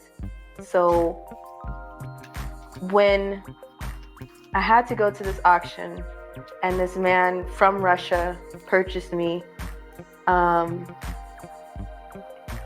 I thought, okay, we'll just come right back. And the first time he said, you'll leave with him, he wants to have what's called a girlfriend experience, where they're able to take you home and they're able to keep you for the weekend, and have you wake up next to them, is the girlfriend experience. And when I went with this man for a weekend, it was culture shock. The smells were different. The buildings were different. Everybody talked different. I didn't understand anybody. I was the only Black girl. So when it comes to Americans and when it comes to being Black, it definitely was the kicker, because they don't have any respect for you. And especially being a prostitute, they didn't have any respect at all. So some men like to have sex with you with their feet, put you on leashes, make you lick the floor or lick their feet, piss on you, shit on you, things like that. When I figured that out, I was like, I was praying, please God, let me get back to California. And I promise I will be a freaking angel for this man, because I don't want to end up staying here. When we came back, my pimp told me I was going back out there before a week. The money that was exchanged is when I knew it was time to make a decision, because I knew I wasn't coming back. And I knew that he promised that he would bring me back, but there was money counters that came out. There was a huge meeting that he had to have. There was paperwork. And that's when I realized I have to do something, because they're going to kill me. And in the worst way. And he told me, you're just going to leave for a week. And I'm like, there's no way. So I got out of school. I was told to go to the park in Fontana and sit on the swings. I had bright red hair, and this is what saved my life, because I was about to get branded. I was about to change my complete look to go to Russia, because that's what my pimp was telling me to do. So I braided my hair and I changed it. It was blood fire engine red, and it was so bright that it was so noticeable anywhere I went. And I had brushed it out, so it's frizzy and crazy. And I went and sat on the swings, and I called my mom and my grandma at the time, and I told her, I love you. I don't know if I'll talk to you again, but I'm about to leave. And she's like, where? And when my grandma heard that in my voice, she rushed to the park. She saw me sitting on the swings. She's like, get home now. She called my mom. My mom called the foster home. She called the police. She called the social worker. And thank God they did, because it stopped the Russia order. It stopped my pickup. I was sitting on the swings getting ready to leave to go to Russia. And it stopped everything. That night, after telling my mom the complete truth and knowing that I wasn't about to come back, I made a choice to run and to disappear, because there was no way. CPS wasn't listening. My social workers knew and was in on it. They would tell me to stop telling people. People were making fake court orders for my mom. I had to, that was the time where I was like, it's either life or death. Right? Okay, now you heard what she said, okay? Now, this was during the time that she had this pet, okay? She said that she knew that she was about to be, she had been sold to Russia, and if she went to Russia, she was going to be gone forever. So she called the Shelly woman. That's the woman she keeps calling her mom. She's not talking about her biological mom. She's talking about Shelly. This means that you already knew her at the time. You already was her acting mother, adopted mother. You knew she was on the streets and prostituting, and you was down with this, okay? Because if she could call you up and say, hey, just want to let y'all know I'm about to go to Russia, whatever, and they came to get you or whatever, they knew that you was out there. They knew that you was prostituting. They already knew. Listen to the words that come out of people's mouth and ask yourself, if that's not the lifestyle she wanted to live, why wasn't you already with Shelly? And if you could just call them up anytime and say, hey mom, hey grandma, when she say that, she's talking about Shelly's mom. Okay? Such is going on. You would have thought when Allie ran away from foster care, from Child Protective Services, that she would have immediately went with Shelly, right? Okay, you just wanted to be in a safer environment. You wanted to be somewhere that you liked, that you loved, that you was comfortable in, that you were safe in, right? Why weren't you with them right away and not prostitute out on the street and prostituting anyway? Because Shelly was in the fuck on it. She knew what was going on all the time. I'm telling y'all, this shit is staged. It's set up. The girl was a willing fucking prostitute. And Shelly was with it. She had already been in communication and contact with this girl from that I can trace back from time she was entered the system, which was like 13, 14 the fuck years old. Yet they're making it seem like she didn't go to live with Shelly when Shelly adopted her until she was like 16, but she had already had possession of the girl. Which begs the difference. Why was she ever on the fucking street and prostituted in the first damn place?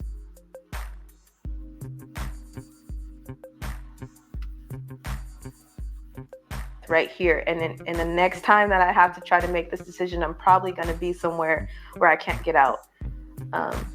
So I ran. I disappeared from Child Protective Services government custody for a year straight. By less than a few weeks, because of my last name and because of the elite ties that I have, they took me out of the missing child's network system, and removed me from any Amber Alerts or any type of system to tell anybody that I was missing.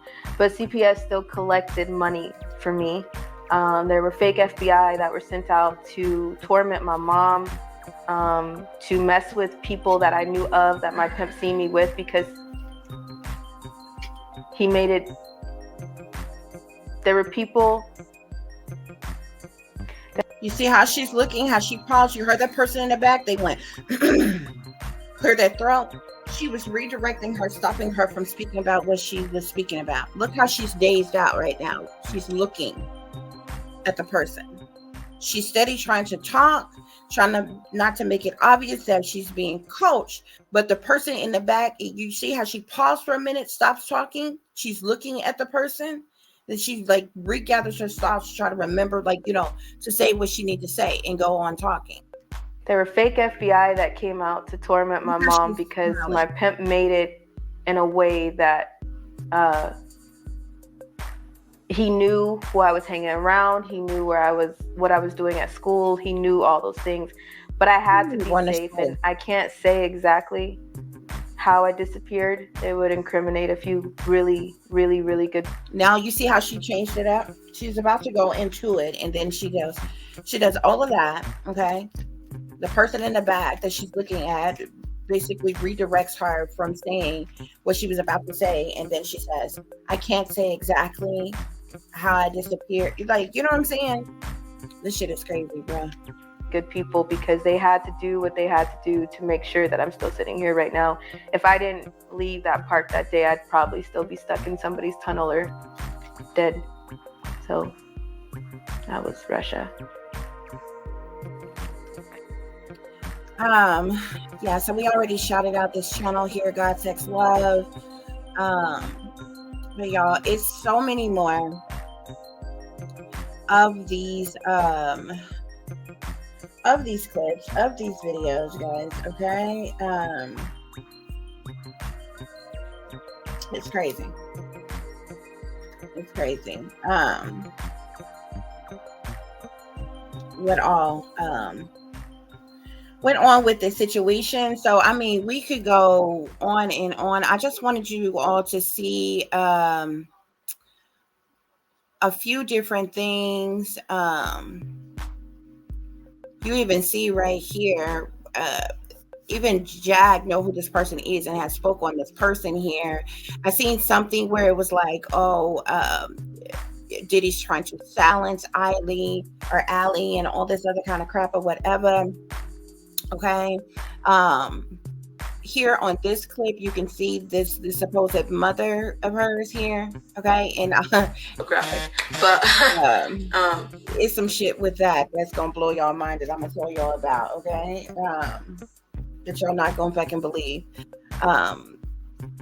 what's really going down with them. Okay. But yeah, so we're about to go through all of this. I'm about to break this down. We're gonna watch this clip here again. Shout out to Elite Essence Collection who posted this video.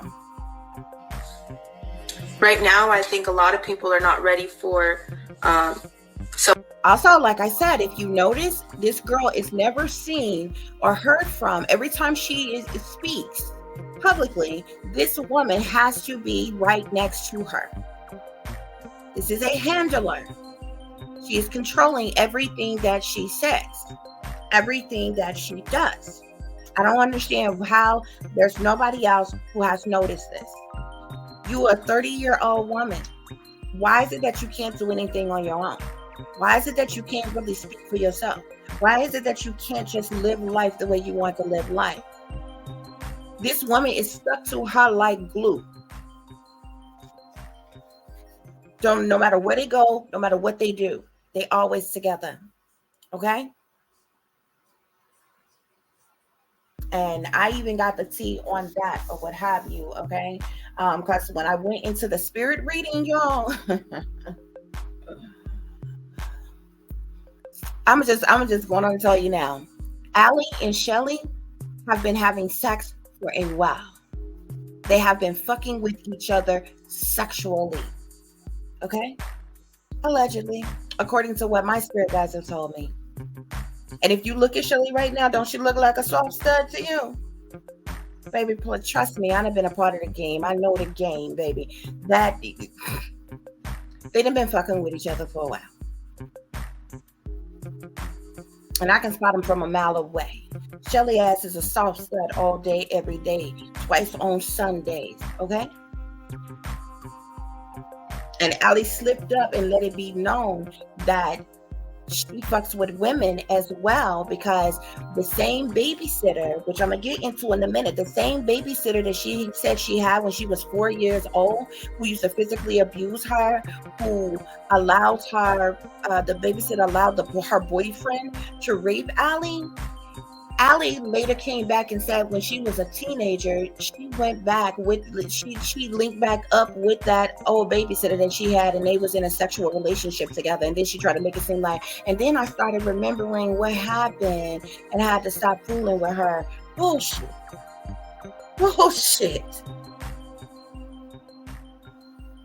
So you went back to be in a relationship with your abuser, this female. Okay, like y'all, this shit is crazy. My spirit guides tell me that Shelly and Allie, okay, has been fucking with each other for a while. Okay, a long while, because she's 30 now. Okay, now remind you, Allie, from what, like I said, Shelly knew Allie way back when she was like 13, 14, when she first went into the system, when she was supposedly working for the government as a CPS worker and working with foster children or whatever. From what I can tell, when Allie was officially living with Shelly is when she was 16. Okay? Now, as far back as 18, I know that Shelly and Allie was fucking. And since up to now. So at the very least, between 18 and 30, they've been fucking with each other. So the shit that they spinning is a whole fucking game, y'all. It's a whole game. They're being paid. First of all, we're going to get into it. But they sellouts, bro. They're in collaboration and under contract. Okay? Y'all ever heard of disinfo agents? There are certain people who are online who are allowed to say certain things. And they are paid to do so. On purpose. Same thing with Jag. Jag has a handler. How do you think that a person who has no job, who lives in hotels every day, who was paying for those hotels? Who's paying for her food? Who's paying for her cigarettes? Who's paying for her drugs? Her weed or whatever it is that she do, whatever. Who's paying for her transportation? That she is a hustler. No ifs, ands, buts about it. She a hustler. Okay? So she'll try to hustle money on her own, but everybody else is paying for her lifestyle. Jag. She's also, I know matter of factly that Jag is a targeted individual. No bullshit. She is. But she is a handler. She is still being handled by somebody with industry ties. Everything she talks about is information that she has been fed. The majority of the people that she talks about, she don't even know them personally, haven't met them personally, or mixed and mingled with them, chilled with them. Jack was basically like a one-hit wonder, which she had more than one song or whatever, but she was relevant back in what, late 90s, early 2000s or something like that. She was not an A-list celebrity. Okay? And you supposedly had the gift of singing, but you ain't doing no damn singing. It's because she's being paid. She's a paid disinfo agent online. She's being fed information and she's being paid to say what she is saying. And you see all the signs and symbolisms with her. Okay? Certain things she may wear, a certain amount of cleavage she might show, showing the feet, wearing the certain symbolisms and different things like that. I also matter of factly know that she has also been, even though she's being handled herself, although she is still a part of I guess you can say like the sex ring part of the industry. That's the reason why she had to jump up and go to Chicago years back without her husband. That was for a sex party, sex ritual. And she was triggered to act the way she did in that airport and shit. Okay? And all them different places she went back from Texas to Las Vegas to Louisiana, that was trafficking. That was going on. And if y'all remember, way back then, years ago, a lot of people that she's been filled out with since, that she came into contact with, that she was either around or either mooching from or hustling or stayed with for a little while or whatever, a lot of them people came out and was like, if you notice, every time she went somewhere, she was always trying to lure some young person away, talking about threesomes and different things with her and her husband and different shit like that, trying to get them to go with her and different shit. That is fucking trafficking, right? Remember when the Legina girl came down there with her? Remember when the other little young girl from Vegas and different shit, when the car supposedly blew up and shit? That was trafficking, right? It was even a woman that she was in connection with that was like that they had then grown her son and was trying to lure her son away and shit. That woman, I don't even have to say allegedly, that woman came out publicly. And that's trafficking, bruh. She's still being handled her damn self. She's still being part of this the satanic demonic ass shit. She's down with it. Remember when she was with the Legina girl, and the Legina girl just came out and talking about how she was doing certain rituals and different things and had the candles and all this other kind of stuff? She is down with that shit. She's being controlled. She's being handled. She's being paid. Her lifestyle is being paid for on a lower level.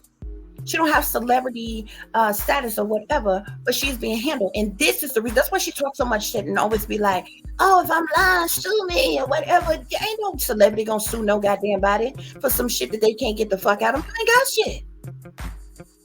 What the fuck they gonna sue you for? That's why she's talk that shit all the time, because she knows she's a plant. She's a plant. Online. It's a lot of them.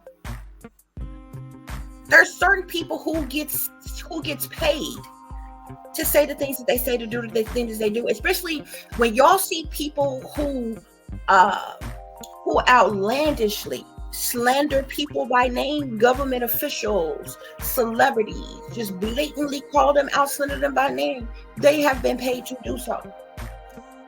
Okay? Why? It's like a publicity stunt. It's what keeps the algorithms up. It's what keeps the masses distracted. It's drama. It's mess. It's, you know what I'm saying? And this is what everybody eats up. This is the shit that they spend. This is what they do when they want the general public, the masses, looking the other way when, say, the government got something going on behind the scenes, or say the industry got something going on underground behind the scenes. You know, different shit like that. It's purposeful, but they also are plants to watch other people who's on the come up, who got certain talent, skills, and abilities. What is people talking about? Okay, it's plants everywhere. Okay, I'm telling you what I know. Same thing with this girl and this woman here. They've been paid to play this whole role. And I'm gonna tell you why in a minute, but I'm gonna let y'all listen to this and we're gonna get into it, because I got a lot of information to go through, guys. Okay? But this is the shit, and there's another woman that I'm gonna bring up to you all. Now, even though she's a disgusting, degrading ass woman to me, okay? Not per se because of the lifestyle she decided to live, because that's her choice and that's her business and it's her body, and you know, it is what it is, you know. It is what it is. You know, from I don't know, a Madam standpoint or some shit like that. It is what it is. But she's disgusting and degrading to me as it relates to her child. There's another woman who came out, okay, as a Diddy accuser, saying that she went to one of these Diddy parties. We're gonna get to her after a while, but what's going on with her child right now, that shit is fucking disgusting. And this is how you know that this shit don't go like this, okay? Like what this Allie is saying, the reason why I'm bringing up these other people, like say Jack, and it's this woman named Tania. She call herself a sugar baby, but she ain't nothing more than a hustler. She a prostitute. She's a willing prostitute herself. I told you, a lot of these outside third-party ass people that claim to have connections to Diddy are willing prostitutes. Okay? There's this woman named Tania. Okay? She did this interview on this like this podcast, this channel called Soft White Underbelly. Okay? Her story, I feel like it's believable. She was telling the truth. Okay, because this woman is not, she's not shy about the fact that, like, she's into prostitution. She calls herself a sugar baby, but you know, she hood rat ghetto-ish, you know what I'm saying, still living in the hood or whatever. She gonna fuck with anybody that's got money, okay? But and so she told her whole experience. We're gonna get into that, how she ended up at a Diddy party by way of, she was fooling with this Prince type of dude or whatever. But this girl got the same prostitute, Tania. She had a 13-year-old daughter who's a runaway, okay, who also appeared on Soft White Underbelly. That girl was half naked on Soft White Underbelly on the streets, prostituting too, just like her mother, okay? And this how I know for a fact this shit don't go like this. Bro, I was growing on my own at 16, bro. I know the shit that I went, the shit don't go like the motherfuckers, these motherfuckers is saying. This how I can call out bullshit when I see bullshit. Like it do, but it don't. I can tell the motherfuckers who, like, the people who done really been through some shit or whatever, and the people who fabricating some shit for clout and different shit. or for particular reasons, okay? But this prostitute Tania, who has a very believable story of her experience at a Diddy party or whatever. She's got, well, her daughter Nova, who goes by Nova, was a 13-year-old runaway, like, I think it was like last year or whatever. Like, I believe she just turned 14 or whatever. This girl's a prostitute. Mind you, another thing is interesting is that all of them are from California, okay? This girl's 13 right now on the street as a prostitute. She's now 14, okay? And she's still on the streets. Nobody's looking for her. Nobody's trying to get her. You understand what I'm saying? The girl has easy access right now. She's prostitute. And the world knows that she's on the street that young and prostituting. Just like her mama. She get it from her mama. Her mama taught her. Her mama's so ghetto and ratchet, and all she care about is money. I seen that shit, and I know that little girl being used as a fucking sacrifice. Her mama want money. If that Nova girl come up the fuck missing or dead all of a sudden, watch her mama get paid. Watch. I'm trying to tell you. I'm trying to tell you what to know. But we gonna get to that in a minute. But that girl is being set up. That's the reason why she's 13 and 14 and still on the streets. Like on the streets, bro. Prostituting.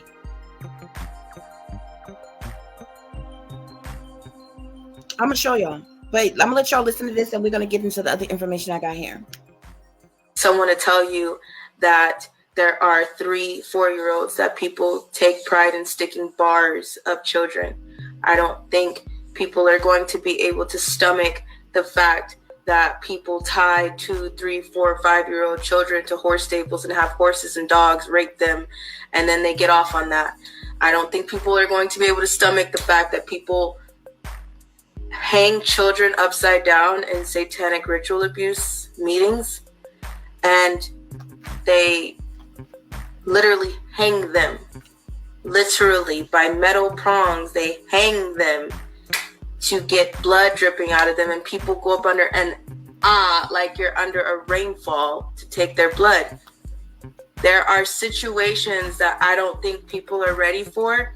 We're not touching the seriousness of trafficking yet, guys.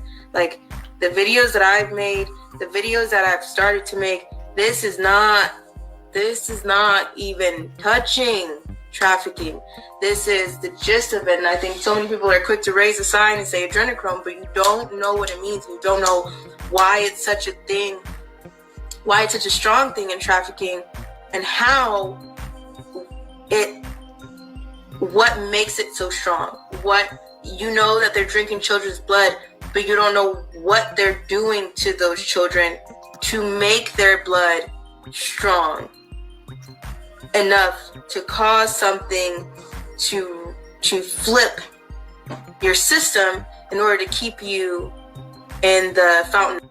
Also, guys, real quick, I want to say that everything that I believe I said it in the beginning that they talk about is researchable things, okay? Or that truthers have spoke out about and pointed out, okay? Y'all remember the whole Pizzagate scandal and you know, all the different stuff. And then, like, of course, every time something come out with these celebrities, like your Diddy's or your R. Kelly's or your Cosby's or your Epstein's or your Weinstein's or your, you know, all these different situations or whatever, people taking that information away, and this is basically what they are doing when they speak on these things, and it comes off like, oh damn, she actually seen this, she actually experienced this, but they're really just jag effect. They're literally just taking regurgitated information, twisting it and making it and implanting themselves in it and making it seem like they was there, they seen it, they was a part of it,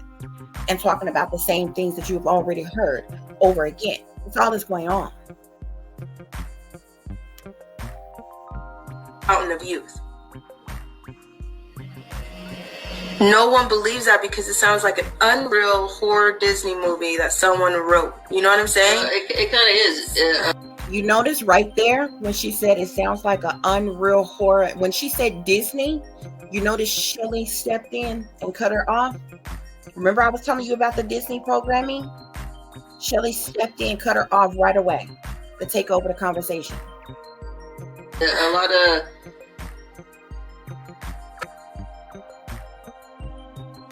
yeah. So it's a lot more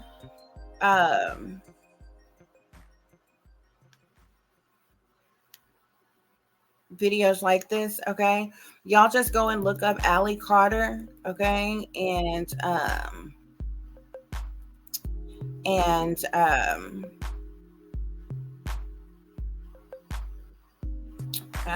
it's just like, it's so much, okay? It's so much more that has been said by these people, that has been spoken about, and like she's like, because she's still like constantly like uploading videos. Like it was something like, I feel like that she posted like the other day, like they like either yesterday, before yesterday, something like that or whatever.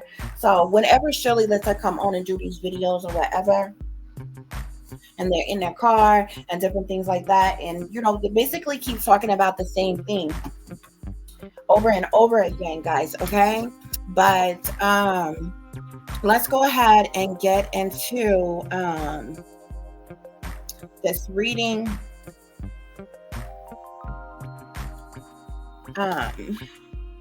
Hopefully y'all be able to see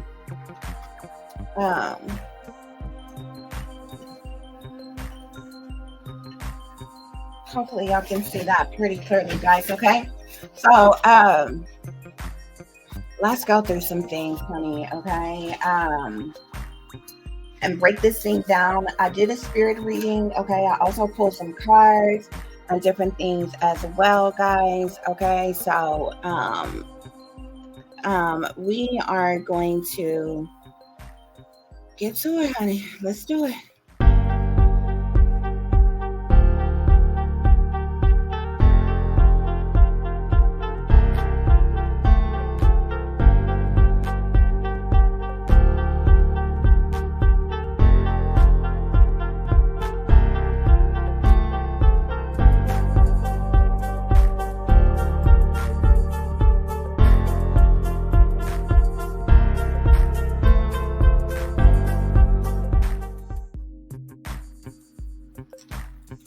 Okay, guys, so as of now, I believe Allie, who is going by Allie, okay, who is Allison Leilani Carter, okay, she used to have the last name Outlaw, okay, is 30 years old now.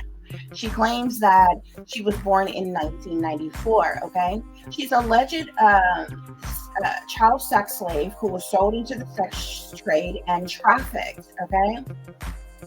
She's an alleged victim of trauma-based MK Ultra mind control, and she is said to have dissociative identity disorder with more than 200 alters or personalities, okay? Her handler is Shelly Carter, who is allegedly her adopted mother, okay? Allegedly, Shelly Carter was a CPS worker. She worked for the government. She claimed to have worked with children in foster care. She allegedly adopted Allison Carter and her teens, okay? And like I've already stated to you all, as far back as 13, 14, Shelly Carter had access or communication with Allison Carter, okay? However, they make it seem like it wasn't until she was around the age of 16 that Allie came to live with her, okay? Allegedly, Shelly Carter has since supposedly lost her government job and has been on the run with Allie ever since. If you hear me say Allie, that's the nickname she goes by. But she's saying her first name is Allison, okay? So, you know, I'm just calling her what she calls herself, okay? Now, as far as Allie's story, okay, that she has talked about, she claims to have endured childhood trauma by her family. She allegedly was pimped out by her mom to the sheriff and other police officers as a child. This is the biological mother that I'm talking about, okay? So Allie claims to have endured childhood trauma by her biological family. She allegedly was pimped out by her biological mother to the sheriff and other police officers and different things like that she claims her mother was having sex with. And they would come over late at night. They would sneak into her room. She would hide in the closet. They would take advantage of her, so on and so forth. Allie allegedly was abused by her childhood babysitter, who beat her, neglected her outside alone, and allowed her boyfriend to rape her at the age of 4. Okay. Allegedly, Allie later in her teens claims to have been in a sexual lesbian relationship with the same babysitter that supposedly abused her and allowed the boyfriend to rape her. Okay. Allie was allegedly taken into state's custody around the age of 13, 14. She is stating, okay, which she claimed to have been in foster homes, group homes, behavioral mental institutions, etc. Okay. Allie allegedly was pimped out and trafficked by the CPS, according to what her statement was. Okay. Allie allegedly ran away and went missing for 1 year. Okay. Allie is allegedly mentally ill and is suffering from DID, which is also known as dissociative identity disorder, with supposedly more than 200 different personalities. Allie claims she is a victim of trauma-based MK-Ultra mind control. Okay. Allie claims during the year she ran away and went missing, nobody looked for her, and she was removed from the missing persons list and Amber Alert. Okay. Allie allegedly had a pimp during the year she was missing, who she loved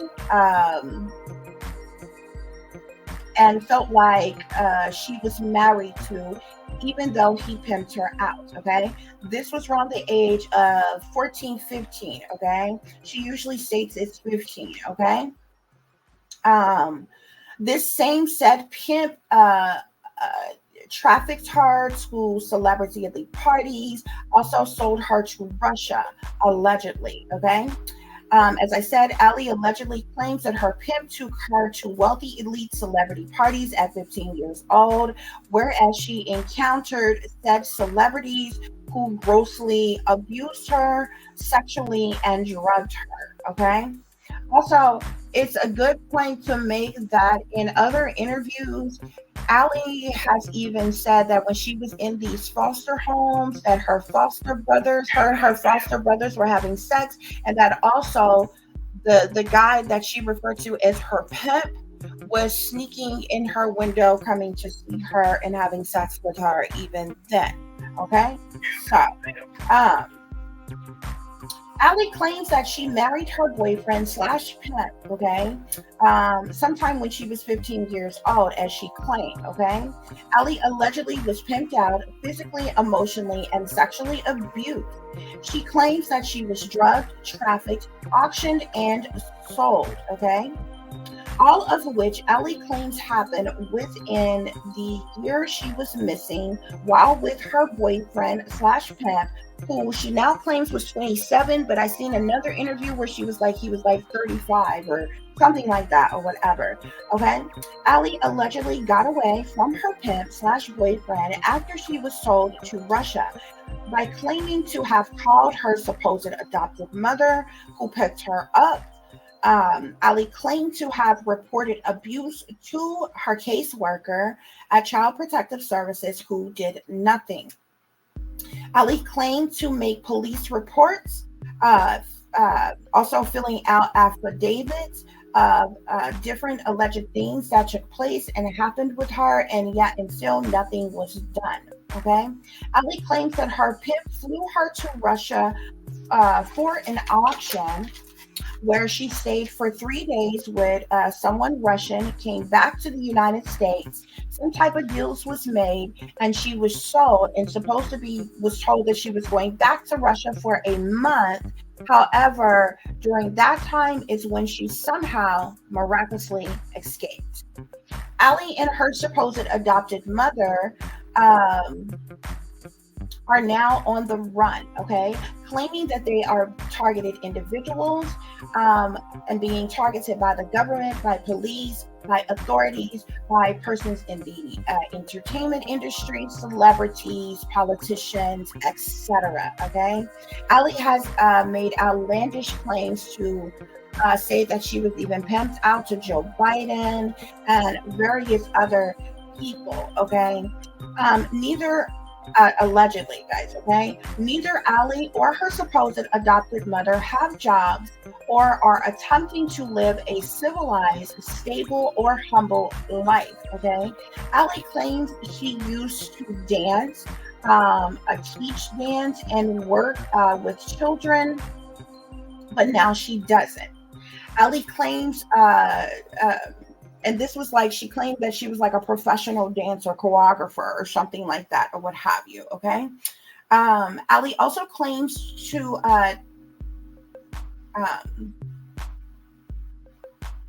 not be doing or saying anything for money, yet they are in fact getting money and funding from somewhere for gas, for food, etc., as it relates to their needs. Okay. Ali is being coached, she's being groomed, and she's being fed information from what I have found. Ali's supposed adopted mother, Shelly, is nothing more than a handler, a disinfo agent of chaos, and a trafficker who is controlling and using Ali. Okay? Ali's handler has access and control to her at all times. Okay? They make it seem like triggers or mind control and different things like that, but as I did the spirit reading, I found out different. So it's just like she just has control over this girl. Okay, so Ali's supposed adopted mother is brainwashing her and keeping her under control. Okay, in some way, shape, form, or fashion.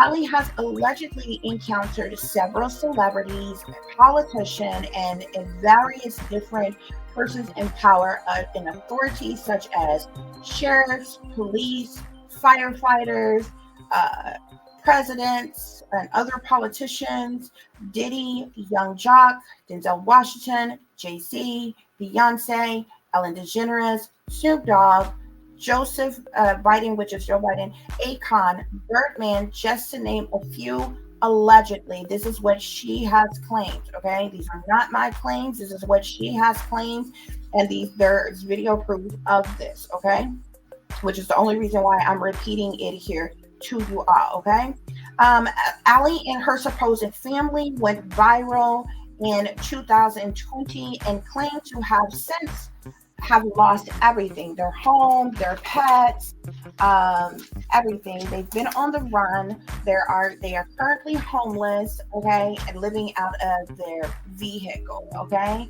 and basically hustling what they can hustle from whoever they can hustle it from. Okay, Ali and her handler, which is her adopted mother Shelly, have spoken out about the following: underground tunnels in cities, satanic ritual abuse, MK Ultra mind control or trauma-based mind control, satanic sex parties, human sex trafficking, child abductions, exploitations, druggings, auctions, child party favors, sex slaves, child protective services, specifically Riverside County, the Playboy Mansion, catering sex parties for police and firefighters, as well as celebrities, politicians, etc., specifically in Los Angeles, California. She claimed to have, she speaks specifically about a Mexican, what she called a Mexican foster home, Like, I don't know how you just would label a foster home like that. She's also said that she's been in a black foster home. Like, why don't you it just can't be a foster home? Like, but she specifically spoke about a Mexican foster home where she claimed to live there. Okay. They have spoke about adrenochrome, post-traumatic stress disorder, alter ego, split minds, like the shattering of the brain, the mind, where the mind splits basically when a child endures uh, certain levels of trauma or satanic ritual abuse. Okay, they have also speak about programming of different kinds, whether it's monarch programming, beta sex kitten programming, delta programming, diamond programming, different programming. Okay. um They have spoke about trauma-based mind control. I think I said that. They speak about the containers, okay, that children are shipped in on these ships and different things like that. They have speak about orgy parties, specifically in Simi Valley, California, escort services, snuff films. They have talked about a lot of things. But the important thing to know is that everything that I just mentioned, that Allie and her supposed mother, Shelley, speaks about is from issues stemming from other people, that has already been made public information, or of things that has been widely publicly speculated on. There's been speculations and accusations and what the CIA would call conspiracy theories, and truthers have spake out about a lot of. There's nothing that they have spoke about that hasn't been said before, basically. Okay, so this is where I was explaining to you where somebody picks up something and then implants themselves in it and creates a situation like they were a part of that said thing. Okay, so like say the Diddy situation, for instance. Okay, about these sex parties or whatever, and I say, oh yeah, I was at a Diddy's party too, and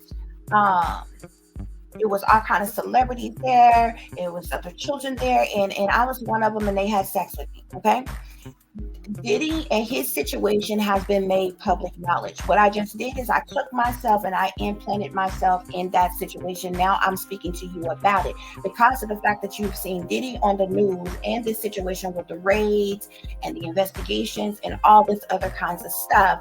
This is how opportunists come in and jump in and see, I told you, this was going on. I was a part of this. That's basically what's going on. They have also talked about clones, okay, and different things as such. Okay, guys. Allegedly, Allie claims that her abuse started at 3 months old. The paperwork that she has, she has obtained from CPS custody or whatever. They have a lot of paperwork that they call evidence, as well as affidavits, or what have you. You need to understand that anybody can obtain an affidavit. Okay, anybody who makes any type of accusation or any, like, you can go down to the police department right now and say, hey, I had four tires sitting in my yard, and this person came and stole my tire, and you go there and you write out an affidavit as to what has happened. You know what I'm saying? That's all it is. An affidavit is not necessarily saying that the police or the authorities or detectives was in agreement what you have wrote down, what you have claimed, or anything. Okay, they're using these affidavits as if they are definitive proof of fact that what they're saying is the truth. Okay, and if that's the case, then there would have actually been a case. There would have actually been a situation that would have come from that. Okay, first of all, you would have had a victim survivor, a specialist working with you. You would have had a lawyer. You would have had, a lot of different people. Okay, and how these things go down. Okay.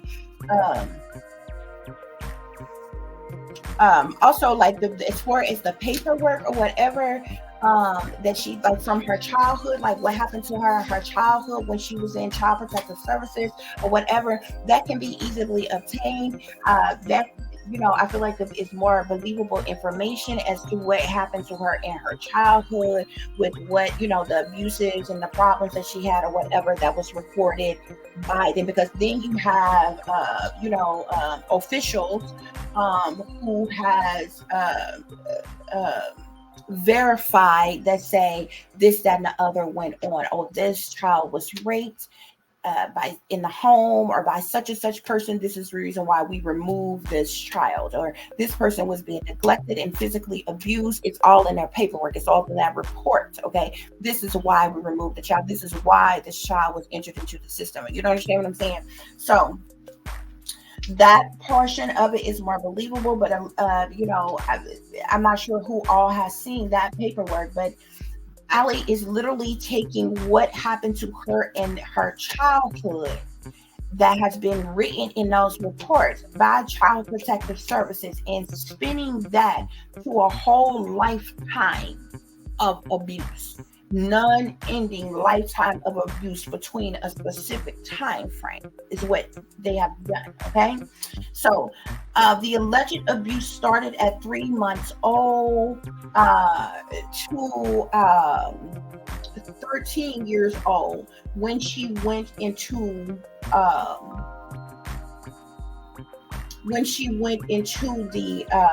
the system. Okay, she went into Child Protective Services custody between like 13-14 years old. Okay, her last name, she said her last name was changed from Outlaw, which is quite interesting, with the subliminals and different things of what they said here. Okay, but then it also picks up where she says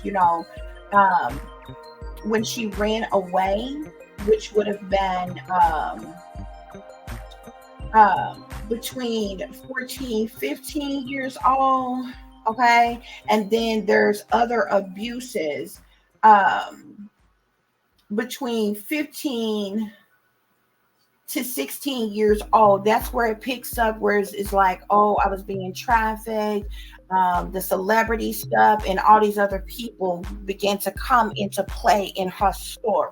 Okay, allegedly Allie allegedly claims that Child Protective Services, specifically Riverside County Child Protective Services, collected money for her while supposedly knowing that she was missing and being trafficked. Okay, yet she is the one who ran away and went missing and started prostituting on her own. She has made claims that Child Protective Services not only continued to collect money while she was missing, she was taken from the missing persons database. No Amber Alert went out for her. Nobody was looking for her. She claims that during the time that she was on the street, and she came into contact with this pimp and she was being pimped out, that she was calling her caseworker saying, hey, my pimp is taking me to these celebrity parties and this, that, and the other is happening, or what have you. But then it goes back to the fact you are the one who ran away. You understand what I'm saying? Because you wanted to be in that light, do what you wanted to do, type of thing. Remind you, throughout this entire time between 13 to 16 that I can tell, or before, Allie was in contact with Shelly, knew Shelly very well. Okay, so there's that. Okay, Allie claims that CPS helped her traffickers and continued on collecting money for her. Okay, now what I have noticed about Allison, she has a fake persona about herself. She can be arrogant and cocky at times. She comes off like a malignant narcissist. Okay, she has an obsessive compulsive personality, I feel like. Okay, she's a habitual liar or a pathological liar. Spirit is saying. Okay, she, besides the compulsive lying, she always appears to be jittery, sweating, which she has made mention of this. Usually when she's talking, she'll get frustrated and says she's sweating and getting hot or whatever. Okay, and so clinically, Causes of habitual lying or pathological lying or compulsive lying can stem from OCD, which is obsessive compulsive disorders, okay? BPD, which is borderline personality disorder, NPD, which is narcissistic personality disorder, bipolar, and DID, which is dissociative identity disorder, okay? Which, like I said, they have claimed that, she has a mental illness of DID, dissociative identity disorder, because of the mind control, because her mind was shattered, because she has these alters and this programming and different things like that since she was a child, and all these things happening to her, okay?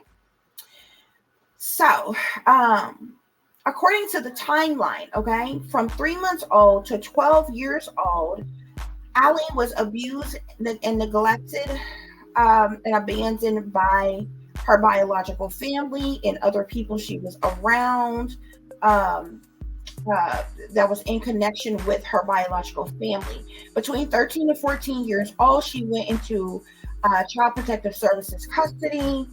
She was in foster care in other places, okay? Between 14 to 15 years old, Allie ran away. She started prostituting for a pimp, okay? She was allegedly missing at the time, okay? And at 16 years old, she supposedly got out, was rescued, and supposedly was adopted by Shelly, okay? Only after then did this public spectacle began with these outlandish claims of, I was here, I was there, I experienced this, I experienced that, this celebrity, that celebrity, this, that, and the other, and all this other kind of stuff, okay? What I asked myself about the situation is, why is it that Allison is being made to speak about the same things over and over and over again, while adding bits and pieces of new information and name dropping every time she goes live? Also, she is never seen live without Shelly next to her, coaching her along the way, okay? You can clearly tell that Allie is reading from a script or is being coached by Shelly often, okay? Sometimes it even appears that Allie doesn't know what to speak about or what to say when it comes to these things that they talk about, but she's being made to do so. Sometimes it even seems like she don't even want to talk about the things or whatever, but it's like she's being made to do so, okay? Also, I noticed that when Allie seems lost for words or doesn't know what to say is when Shelly then takes over the conversation and speak up for her, okay? And starts basically drilling her, feeding her information, but drilling her with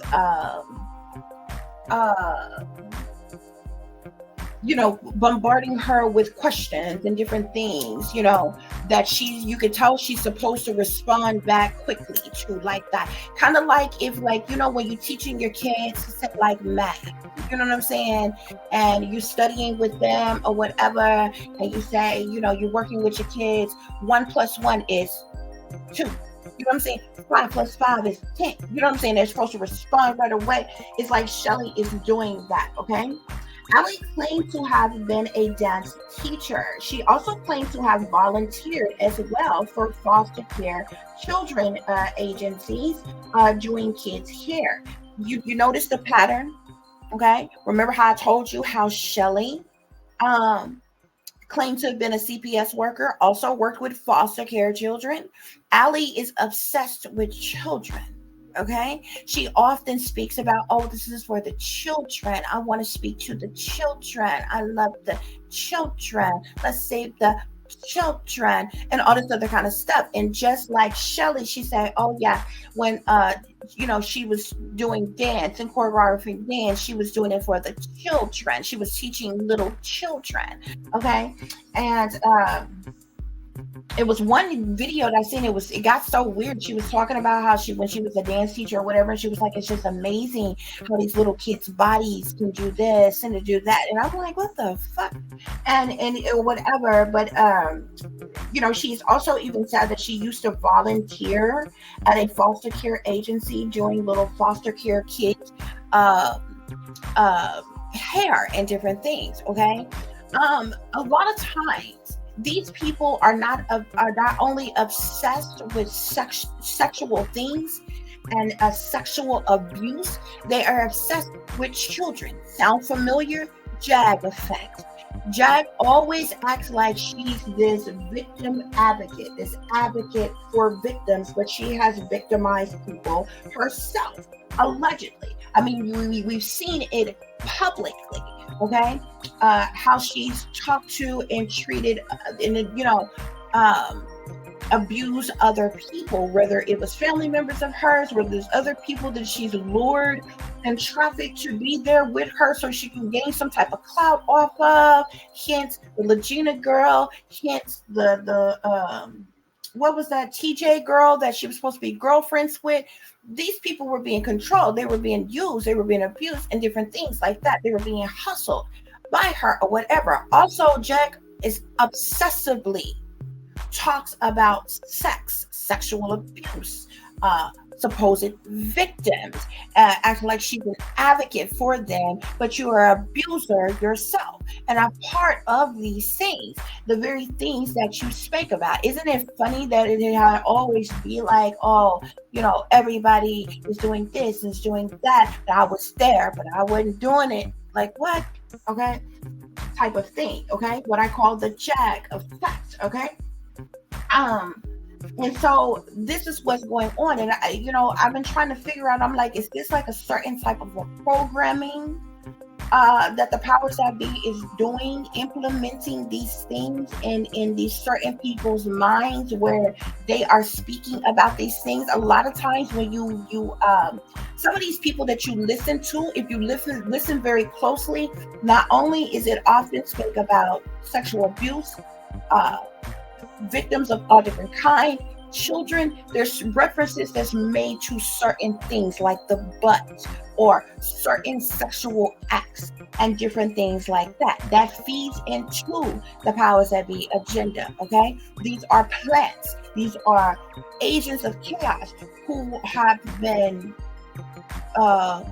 coached, who are being paid to say certain things. Okay, this is what gets people talking. This is what gets gossip circulating. This is what creates a trend of controlled content, information that is being fed to people that folks are eating up, and then they began to vomit it out, regurgitate that information. And so the powers that be are still controlling the narrative of what's going on. You understand? Okay.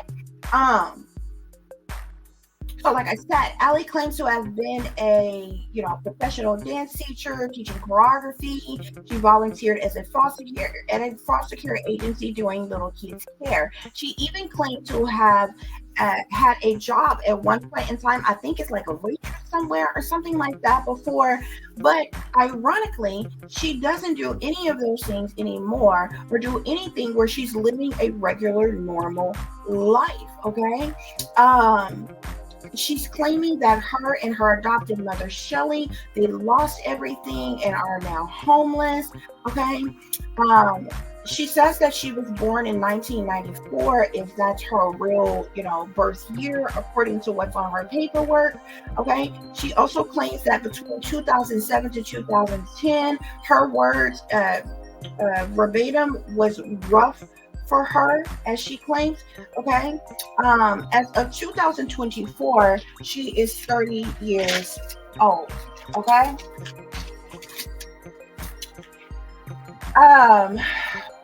So I went over the timeline again. 3 months old, child abuse started. And it continued. At 4 years old, she was physically abused by the babysitter. The babysitter's boyfriend raped her. She was neglected outside by the babysitter. Okay.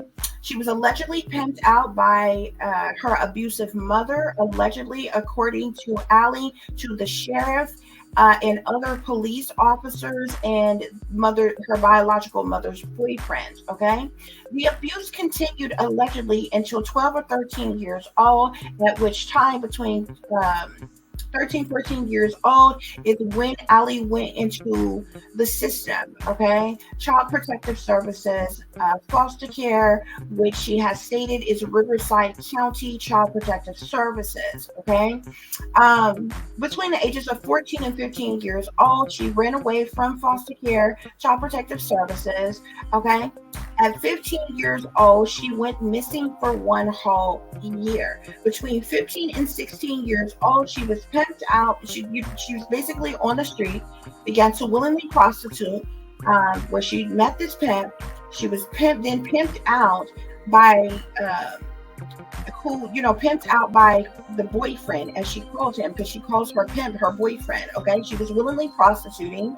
She allegedly was trafficked to elite parties, and she was sold to Russia. Okay, now, recently here and now she keeps adding little things to it. Oh yeah, I was in the tunnels. Oh yeah, I was at the escort service. Oh yeah, I was sent to be with Biden. Oh yeah, I was here with this, that person, or whatever. Okay. At 16 years old, allegedly Allie was adopted by Shelley Carter, who supposedly used to work for the government as Child Protective Services worker. Okay. Ask yourself, if you are someone who allegedly has been victimized by the government, by the system, by wealthy elite people, by celebrities and different things, what made her so comfortable with Shelley, who was a government official, supposedly at the time when they met? It's something else there. Okay? Also, the mere fact that all of this is going on with Allie, and she was a product of the state at a very young age, okay, until she ran away from them or whatever. She likely would have aged out. She likely would have been there till she was 18 or whatever. And the system is kind of fucked up that way or whatever. Like here, if you're still in the system when you're like 16 years old or what have you, between 16 and 18, you go through like this independent living type of programming. Okay, it might happen on the ranch. It's different facilities, it's different places or whatever, but the independent living is basically where you learn the fundamentals of life. Okay, cooking, cleaning, taking care of yourself, working, blah blah blah blah blah. If you finish the program early, you are emancipated, you're out of the system, you're on your own. Okay, so if you finish that program before you're 18, you're on your own. Okay, like I was on, technically, legally, you're not supposed to be able to get on housing until you were 18 years old. I was on my own at 16. I had my first apartment when I was 17 on housing.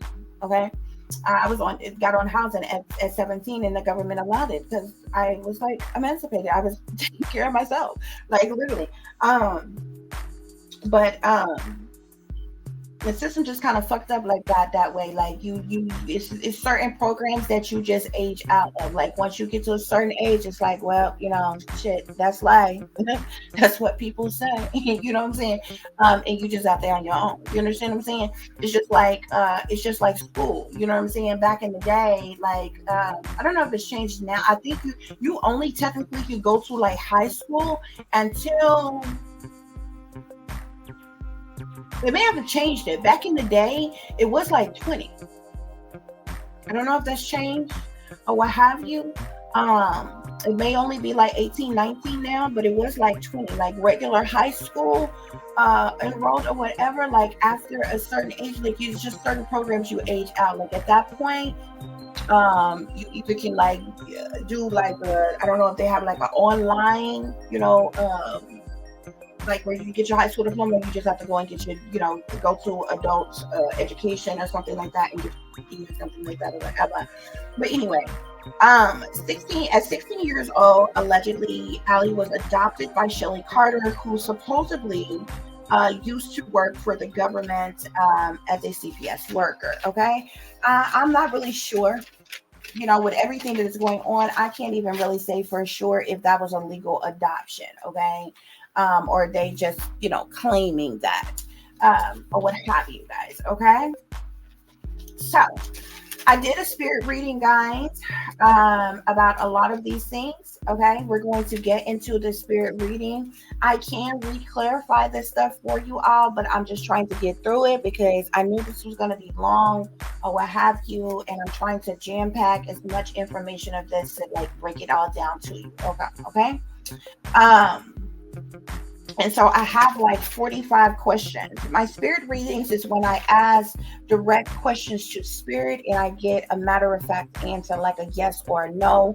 I can get a maybe, I can get a rephrase or something like that according to my spirit board. Okay. And then I just work my way from there. Okay. And how I do this, if any of you all have ever seen my psychic investigations, when I do the missing mysteries, murder mysteries, different things like that, or what have you, you basically start your questioning off of what you know, the information that you have, of what's going on around a situation, and according to the answers that you get, you piggyback off of those answers. Okay. Okay, so let's get into it. Okay.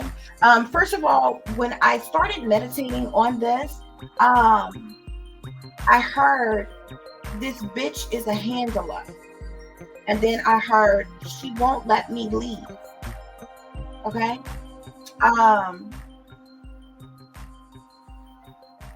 And I heard it in Allie's voice. I seen Allie's face. I heard it in Allie's voice. I also noticed on some videos, she do be trying to warn people. Y'all have to really pay attention. She do be trying to warn people what's happening with her. What's going on, okay?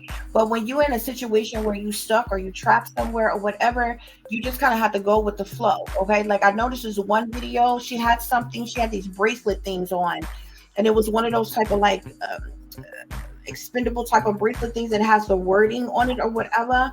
There was a subliminal messages out like there, like it was said, it was something that come here, but she was telling somebody to come or something like that or whatever. She needed somebody to come. She there's certain things where she be asking for help, okay? And she kept on doing something. She was acting like she was trying to fix something on the phone or whatever, but she was trying to display what the wording was on that bracelet or whatever. There's different subtle things that people do to try to ask for help, okay, guys?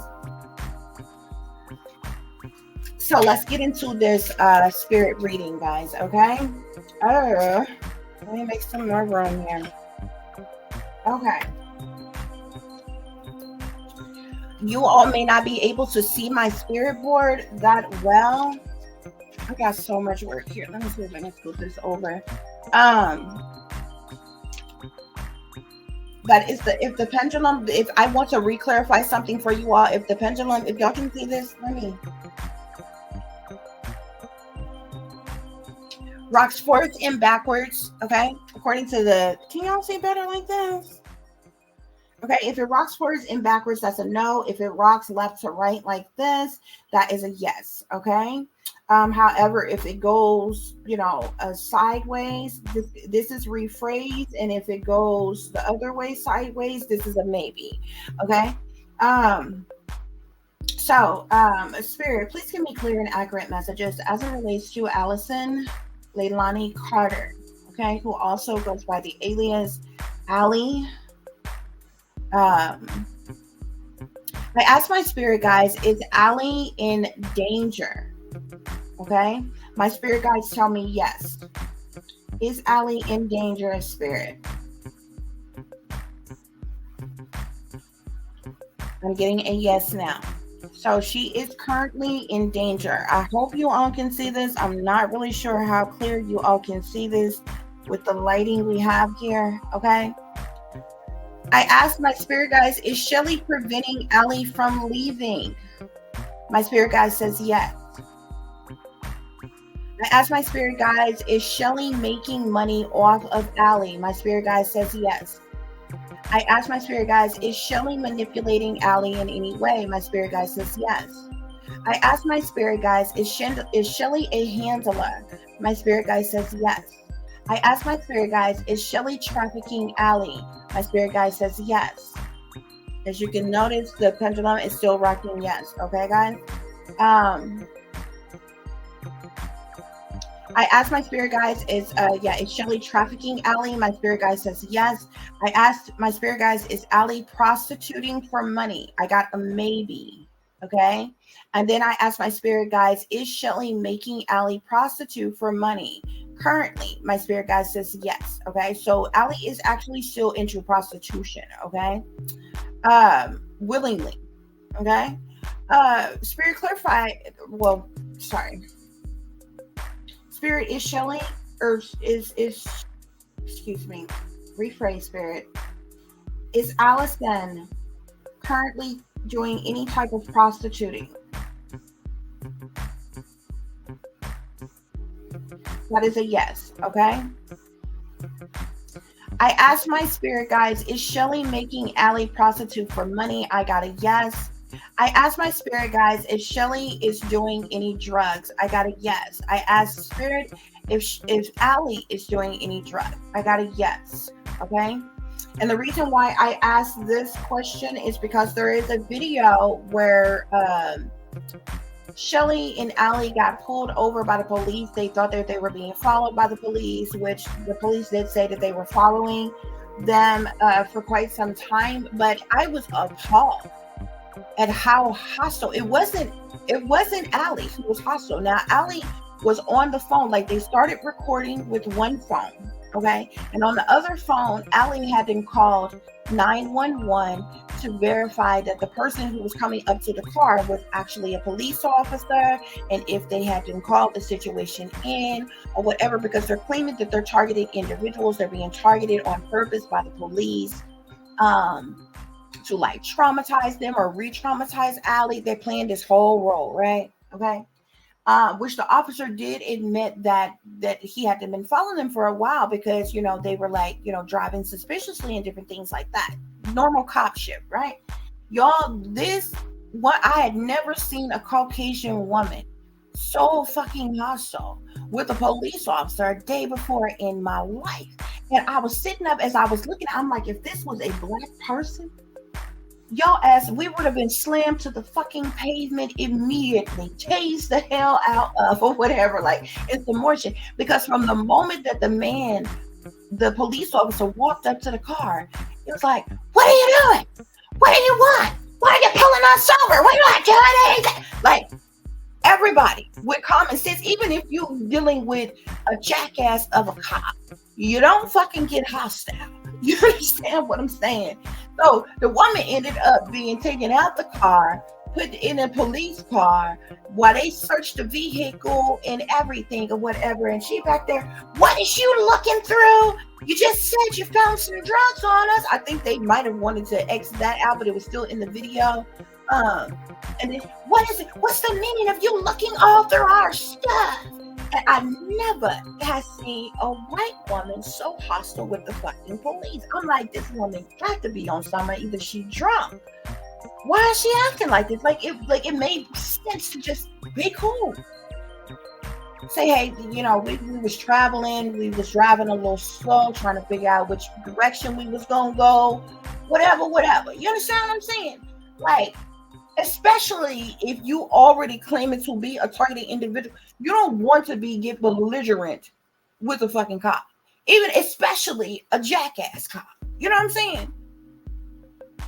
Y'all, and it wasn't Allie. Like, Allie began to turn up, you know, a little bit later, you know, following Shelly's lead or whatever. And you're like, oh, you guys are a real piece of work.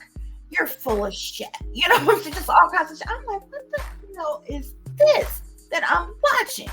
But y'all, I've never seen a Caucasian woman, like, you know what I'm saying? Like, I mean, we done seen things where, say, people done had a little bit too much to drink or something and got pulled over, and, like, you know, they just gonna have that drunken stance, you know, slurring words, talking crazy. This was just like hostility on site for no reason at all. The moment that the man stepped out of the car and came up to the, what do you want? What? I was like, what the fuck is this? Like, why? So are you so irate right now? But anyway, so that went on, and they took it as, oh yeah, we're being harassed by the police or whatever, which they could be. I'm not denying, because there's a lot of, when you are a targeted individual, which is with as much shit that they speak out about, I wouldn't doubt that they are targeted individuals. So I ain't gonna take that from them. They definitely might be being targeted. You know what I'm saying? Or what have you. And probably being followed and watched and some more shit or whatever. So I ain't gonna take that from them at all or whatever. But it was just, you know, they took that situation and spent it like, oh my God, this is happening all the time. We're always being watched, we're always being followed, we're always being pulled over, and this, that, and the other is going on. But yeah, okay, so I found that to be very interesting. Okay, so my spirit guides tell me that Shelly is making Ali prostitute for money. And they're both doing some type of substances. I asked spirit about drugs, okay, but this literally could be anything, okay. I don't know if this is like a street drug, if it's like prescription drugs, if it's like marijuana or something, which marijuana isn't a drug, it's an herb, but it could literally be anything, okay. But I got a yes on both of them, okay. Spirit, is Shelly like a pimp or a madam to Ali? Is Shelly like a pimp or a madam to Ali, Spirit? That's a yes, okay? And that's the same answer that I got, okay? I asked my spirit guides, is Shelly feeding Ali info and coaching her on what to say? My spirit guide says that's a yes, okay? I asked my spirit guides, did someone assign Shelly to Ali? My spirit guide says yes, okay? My spirit guides also tell me that it was a wealthy elite individual in the entertainment industry who assigned Shelly to Ali, okay? Because I wanted to break it down, so I asked government official first, which is a government official that assigned Shelly to Ali or whatever, but then I got a hit on that it was a wealthy person, a wealthy individual who's in the entertainment industry, specifically in the entertainment industry, okay? I asked my spirit guides, was Shelly paid to take Ali? And my spirit guide says yes. Is that correct, Spirit? Yes, okay. I thought it changed, okay. I asked my spirit guides if Shelly is preventing Ali from having a romantic relationship, a regular, relationship, regular friendships, relationships with other people. I got a yes, okay. I asked my spirit guides, is Shelly preventing Ali from getting a job? I got a yes, okay.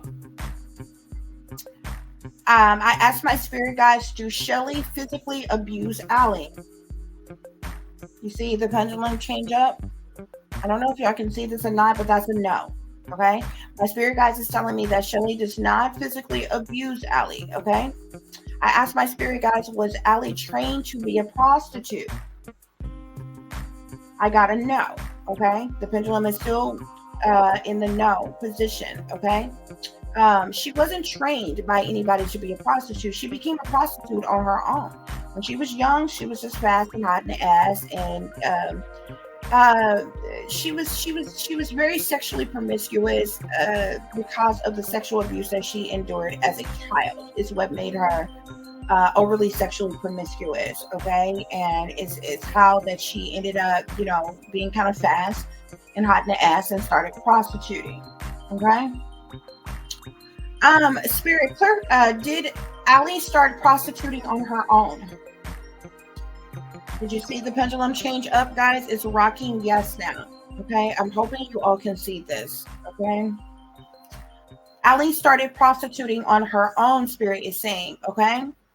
Spirit, did Riverside County Child Protective Services ever pimp out or traffic Ali? You see it change up automatically? It's rocking no. Okay? Riverside County Child Protective Services never pimped out or trafficked Allison. Okay? Spirit, did Allie's pimp ever pimp her out to wealthy elite people? Did Allison's pimp ever pimp her out to wealthy elite people or traffic her to celebrity orgy parties? I gotta know, okay? And this is going to be interesting to you all when I get down here and I tell you who her pimp was, okay? But let me break this down. My spirit guide is telling me now she had this plan. Now, remember I told you between 14 and 15, she ran away. She was on the streets, prostituting on her own. She ran into this pimp, who became her boyfriend, okay? He was having sex with her and giving her money for it, okay? He was also, helping her prostitute. He was pimping her out to basically she was already prostituting on her own. He just kind of served as a pimp, like he was paying her. I believe she met him by him running up on her, like paying her for sex, okay? And then he became like a boyfriend / pimp to her because she was out there on her own or whatever. So she was prostituting with other people. He just kind of served as like, watch out for type of thing. Became her pimp or whatever. So my spirit guides tell me that he did, facilitate in pimping her out to other people. It was local people. She was never trafficked outside of the state that she was in, and he never pimped her out to celebrities. Okay, he never took her to orgy parties. Okay, now I found this to be quite interesting. Okay, because of who this person is, and this is the reason why Allie and Shelly only speak about her pimp to a certain degree. Okay, as many name bombing as she has done, she has never named her pimp. If you notice, she's never put a name on him. Okay, and that's for a reason. Okay, because of who he is. Okay, which we're going to get to, okay? But my spirit guides told me that her pimp is a celebrity. The pimp that she had when she was 15 is a celebrity, okay? And I can ask spirit right now. This is the and that's the whole cover up that went on. Remember in the videos when we were watching and she was telling like from, and this is where the stories began to be made up, okay, about how CPS was the one that was pimping her out, and that's how she ended up with the pimp, and that's how she ended up going to the orgy parties and different things like that. Out of all the other people that she done blatantly put on blast, she has never put a name on her pimp. And it's because they were paid off and this was covered up, okay? Remember when she was talking about how she was telling her caseworker that, remember when she was talking about remember how she was laughing and she was very gullible, giddy-like, happy with the fact that she had this pimp, she had this older boyfriend or whatever, and they were supposed to be married when she was 15 and all this other kind of stuff. She really liked him, okay? So she went around bragging about the fact that she was with him, okay? Well, it stirred up. That's what stirred up legal issues. Okay. That's how eventually she ended up separated from this pimp, y'all, is what she's not telling you. Okay. So this is how she actually, in fact, ended up with Shelly. Okay. Who also received money for taking her in by this said pimp. Okay. And a whole cover up happened to cover up this person's identity as being her pimp because he is a celebrity. But the interesting thing is he didn't pimp her out to other celebrities. He didn't traffic her outside of the state. I can ask Spirit now. Spirit, when Allison Carter was 15 years old, was her pimp a celebrity? Allison Carter was 15 years old. Was the pimp that she had a celebrity? That's a yes, y'all. Spirit, did Allison's pimp ever pimp her out to celebrities? Did he ever pimp her out to any celebrities? See the pendulum change up? That is a no. Did her pimp ever pimp her or take her to orgy parties? And lead celebrity orgy parties. Did her pimp ever take her to orgy parties? That is a no. Did her pimp ever traffic her outside of the state of California? That is a no. Okay?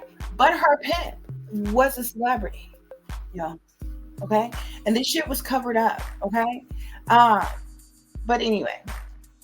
So my spirit guides tell me that Allie's pimp, I asked if Allie's pimp ever pimped her out to wealthy elite people or trafficked her to celebrity orgy parties. Okay, and I feel like this is how other celebrities, other celebrities know about her now, about her speaking out or whatever. But I feel like there are certain celebrities who knows that this, went on or what was going on, like who her pimp was, like how it was covered up and everything or whatever, as it relates to this girl. Okay, because there was like a payout.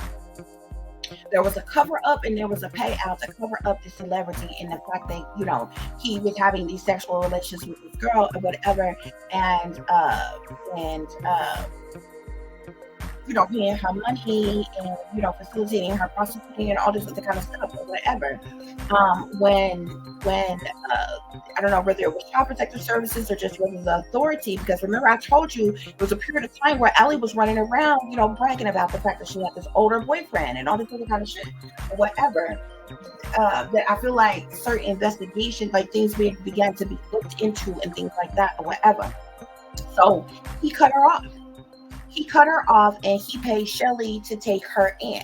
This in like the money, I feel like something happened with the money being cut off or her being cut off in some type of way. This is what triggered their anger and why they began to there was some type of Allie was upset by this. Okay, him cutting her off like that or whatever, and this is when they began to speak out about, other celebrities and all this other kind of stuff that they were talking about. Okay.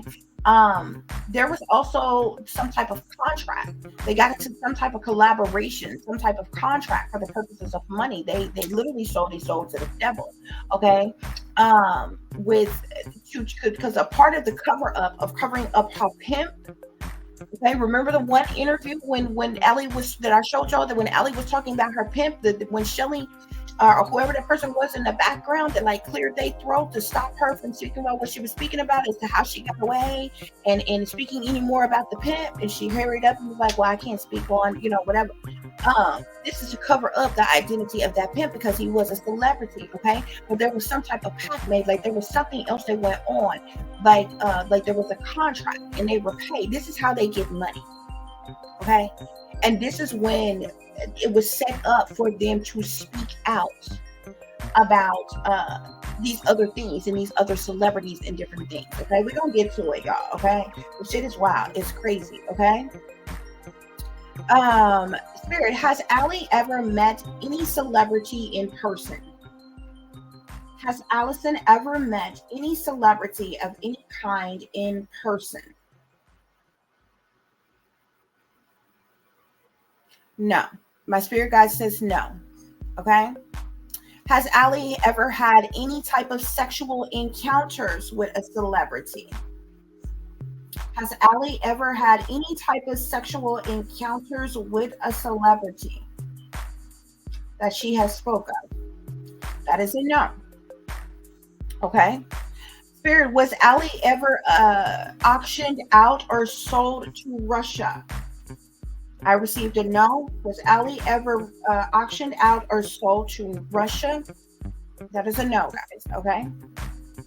Has Allie ever been to Russia for sexual encounters at all?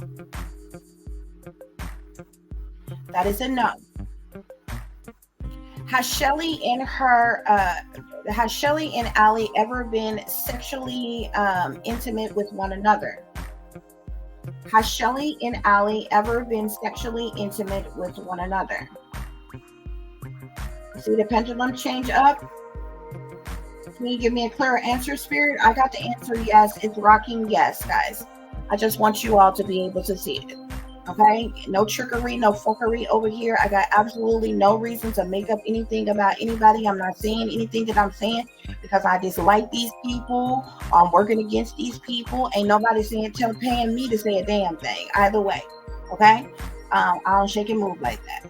No situation, no person that I speak on do I do so because I'm just, in dislike of them, in hate of them, working against them. It's not like that with me. Okay. Spirit says that Shelly and Allie has been sexually intimate with one another. Spirit, are Shelly and Allie still intimate sexually today? Are Shelly and Allie still sexually intimate with each other today? That is a yes. Spirit, is Allison under mind control? Is Allison Carter under mind control? Is Allison under mind control? So you change up, that is a no. She is not under mind control like she tries to make everybody believe. She's playing this role like she's under mind control, but she's not. He speaks about mind control because, MK Ultra mind control it's patented. Okay, it's public information. It's known. Okay, plenty of people have spoke out about mind control. Okay, so it's easy to pick up that information and say, "Oh yeah, I'm a victim of mind control." You know what I'm saying? But the thing about mind control is, what the way programming and brainwashing and mind control, even with things that you matter-of-factly know and can remember, there's still gaps of information, and it's just embedded in your subconscious. Okay, so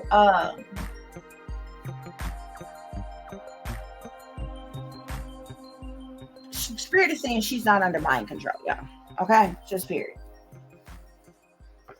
She's not under mind control. Okay. Spirit, is Allie faking being under mind control for the public? Is Allison faking being under mind control? Is Allison faking being under mind control?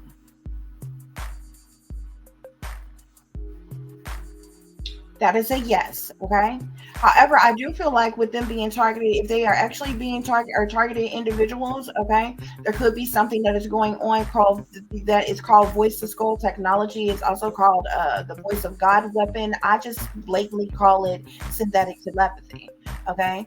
It's not hearing through the eardrum, it's through the mind. Okay, it's not like hearing somebody like how you're hearing me now through your eardrum, you're hearing my voice or what have you. Synthetic telepathy, any type of telepathy, it's nonverbal communication, but it's like you literally hear these things, but it's through the mind. Okay, look it up. V2K, voice to skull, voice of God weapons, all of those things are patented. It actually really exists. You see how I just told you about something that actually really exists? Anybody can study this. Anybody can say, "Oh yeah, this is happening to me." You know what I'm saying? Whatever. But this is what it's used. Actually, to be quite honest, it's not just used on those who are targeted individuals. Believe it or not, it's the same. The same technology is used with the gang stalkers to communicate with the gang stalkers.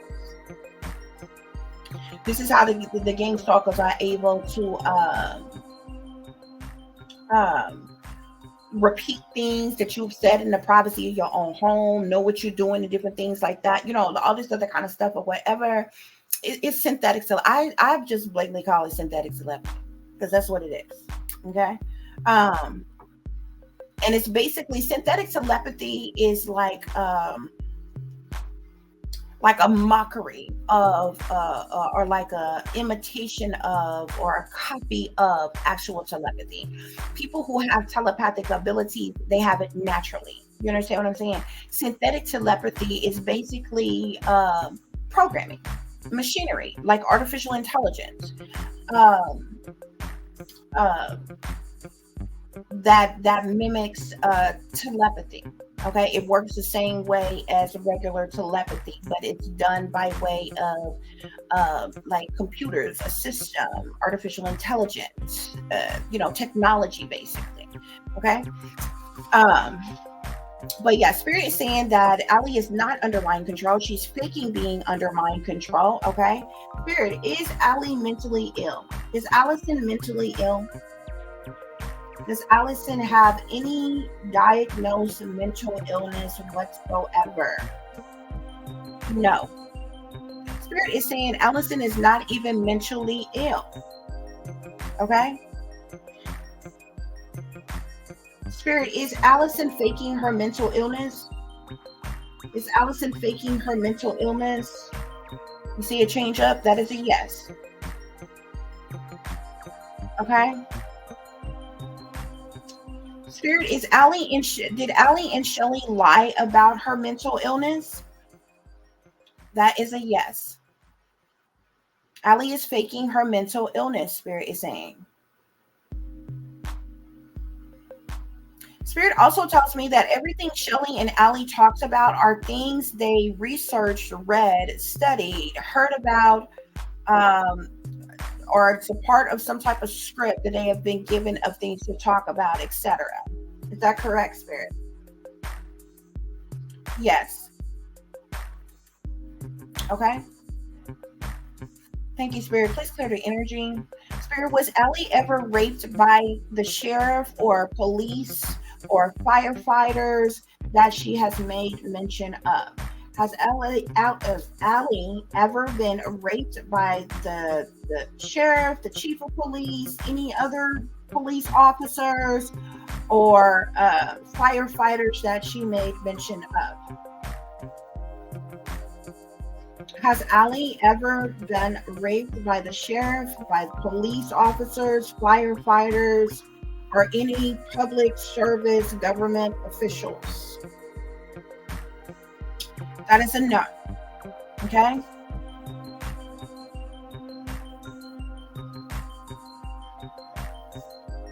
Spirit, did Ali's biological mother ever allow her to be raped by anyone? Did Allison's biological mother ever allow her to be raped by anyone?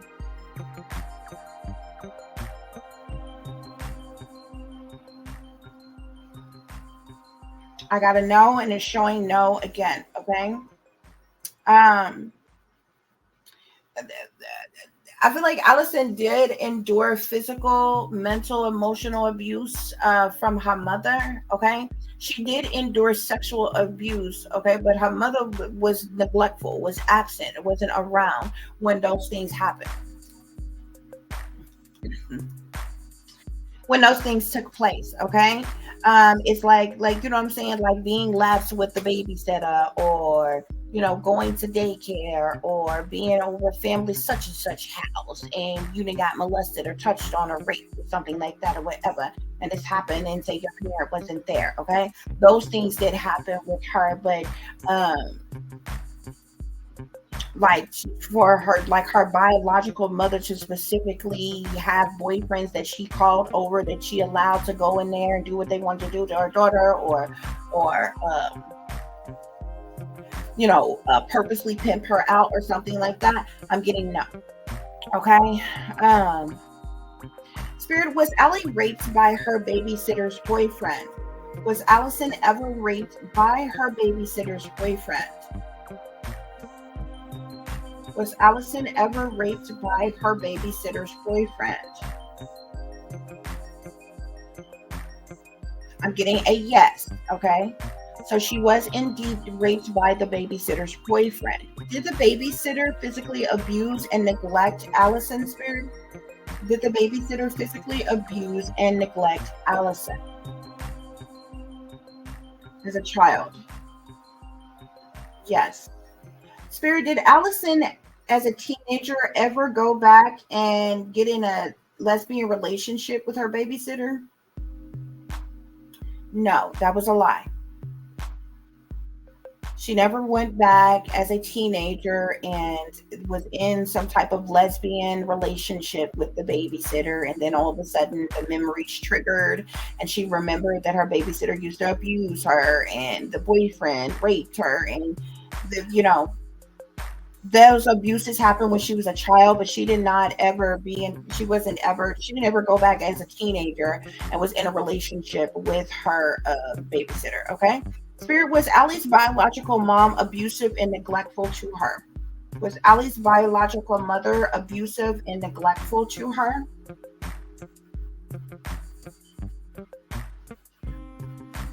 I got a yes. Okay. So Allie's biological mother was abusive and neglectful to her. Spirit, did Allie's biological mother let anyone rape her? We just went over that. That was a no. Okay. Spirit, has Allie been in any underground tunnels or cities ever?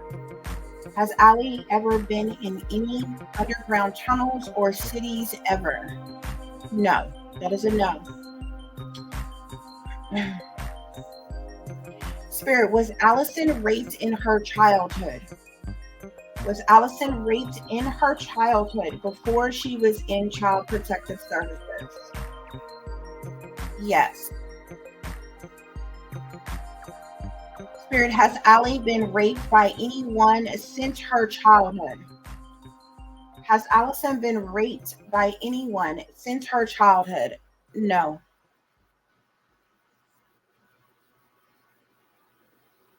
Spirit, is the motive for Shelly and Allie's lying for clout, attention, in the hopes of a big payout?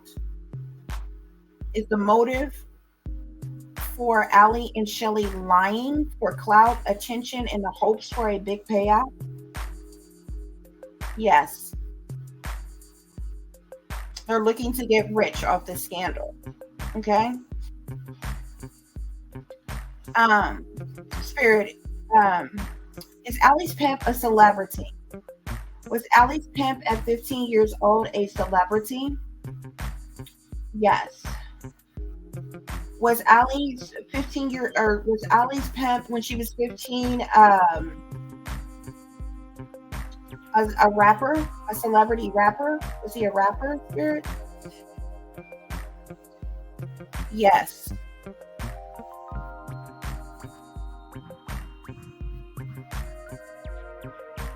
Okay. So he was a celebrity rapper, the pimp that she had when she was 15. Okay. Spirit, did Allie's celebrity pimp, who was a rapper, find her on the streets prostituting at 15? That is a yes. Spirit, did Allie's celebrity pimp pay Shelly to take her in when he cut her off? That is a yes.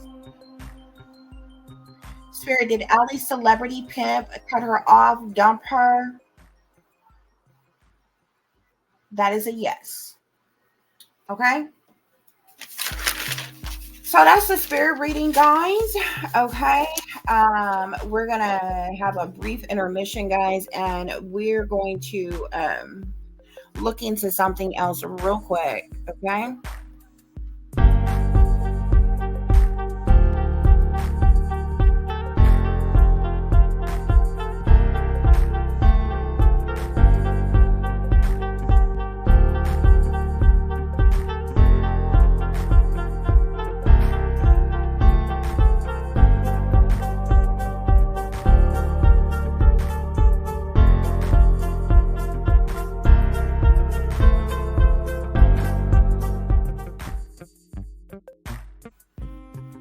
Okay, guys.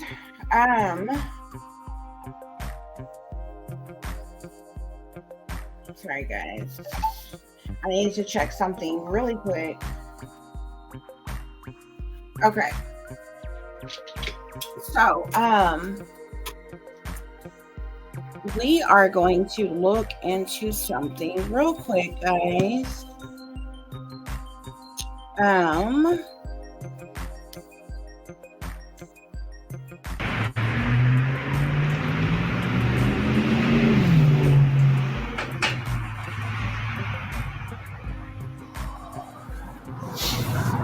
My name is Mark Layden.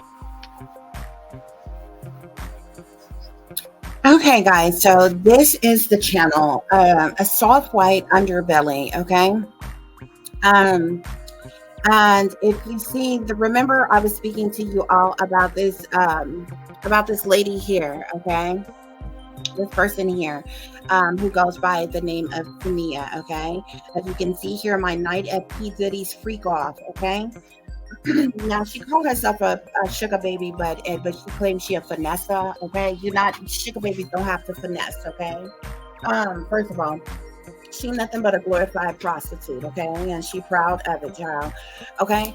This little girl that you see right here next to her, this is her 13-year-old little girl. Well, she was 13 at the time. She's now 14, and she's on the streets prostituting. This girl is literally being set up to be a sacrifice, right? Okay? Like, somebody like needs to help this girl, like, seriously, okay? And I'm showing you all this because of the simple fact that, like, when you look at the people like Ali Carter, who they went in the system at 13, ran away at 14, 15, supposedly, was on the streets prostituting, had a pimp, all this other kind of stuff, and claimed that, they had this encounter and that encounter with a celebrity and all this other kind of stuff, right? When you're in these type of situations like this or whatever, it is so easy for these people to come up missing or what have you, guys, okay? And shit don't go the way, when you see this type of stuff, it don't go the way, like, now, don't get it twisted. People get snatched up and abducted and kidnapped and go missing like all the freaking time. I told y'all that in the beginning of this or what have you. This woman here, she comes off as believable to me as far as her experience pertaining, the Diddy situation, like that she was linked up with another person in a prostitution type of situation. She tried to make it seem like, she was into singing and she thought she was going to see Diddy to sing for him and all this other kind of stuff. But y'all have been partying that whole week, and you know what I'm saying? You was getting paid by this guy or whatever who was teaching y'all out here, and she was basically like, he was selling them or whatever. So she tells about her whole experience or whatever. But after I seen this, I ran into the situation with her daughter here, okay? This girl here right next to her, this first girl here, is her daughter. She was only 13 at the time when she was a runaway, and she's like on the street. She's still on the street. She's now 14. She's still on the streets, and she's prostituting. Look how she's dressed. Like, even this show is like literally promoting where she be at, the fact that she's prostituting and everything, and like nothing's been done about it. Nobody's trying to help her save her, like not even her mother. You know what I'm saying? And I'm like, this is learned behavior. She got this from her mother. You know what I'm saying? And I'm like, literally, this girl I couldn't imagine. Like, God, please. You know what I'm saying? My baby be in that situation or what have you, and this woman is like, whatever, she just, she on the grind, on the hustle. All she care about is money. They messing with my throat chakra, y'all, honey. Okay, so this was I wanted to show you all this. Y'all can go to Soft White Underbelly, which is the name of this channel. Okay, if you want to view this is the interviewer here. Okay, he interviews a lot of people who are addicts, who are homeless people with mental illnesses on the streets, people who are prostitutes, and all kinds of things. Okay, but his two top interviews right now is this Tania lady, because she's another one of Diddy's accusers. Remember how I told you all of these like distance outside third party type of people who claim to be accusers of Diddy, who have claim to have been to a Diddy party and different things, that they're all willing prostitutes, okay? Or what have you. So I just wanted to make you all aware of that. I wanted to show you all this. Of course, if you want to go and view this video, then go to Soft White Underbelly. He interviews a lot of people, okay? And look into this Nova girl here, which is the daughter of this Tania girls here, because this girl needs help. She's like 13, 14 years old. She's still on the streets right now. The girl is prostituting, okay? And her mama is like so low down and dirty and ratchet, like be online talking about her own daughter like a dog. Yes, she a hoe when she got STDs and all this other kind of shit. Like, it's so fucked up or whatever. But she claims that she's a sugar baby. baby, and she a finesse, and she only fuck with ballers and rich guys and all this other kinds of shit. Like this shit is crazy. Like it is what it is. You know what I'm saying? And whether you are someone who feel like it's right, wrong, or indifferent, you got different strokes for different folks, different lifestyles or whatever. So this woman has made a conscious decision that she wants to be a sex worker. It's her body, it's her choice, it's her business. You understand what I'm saying?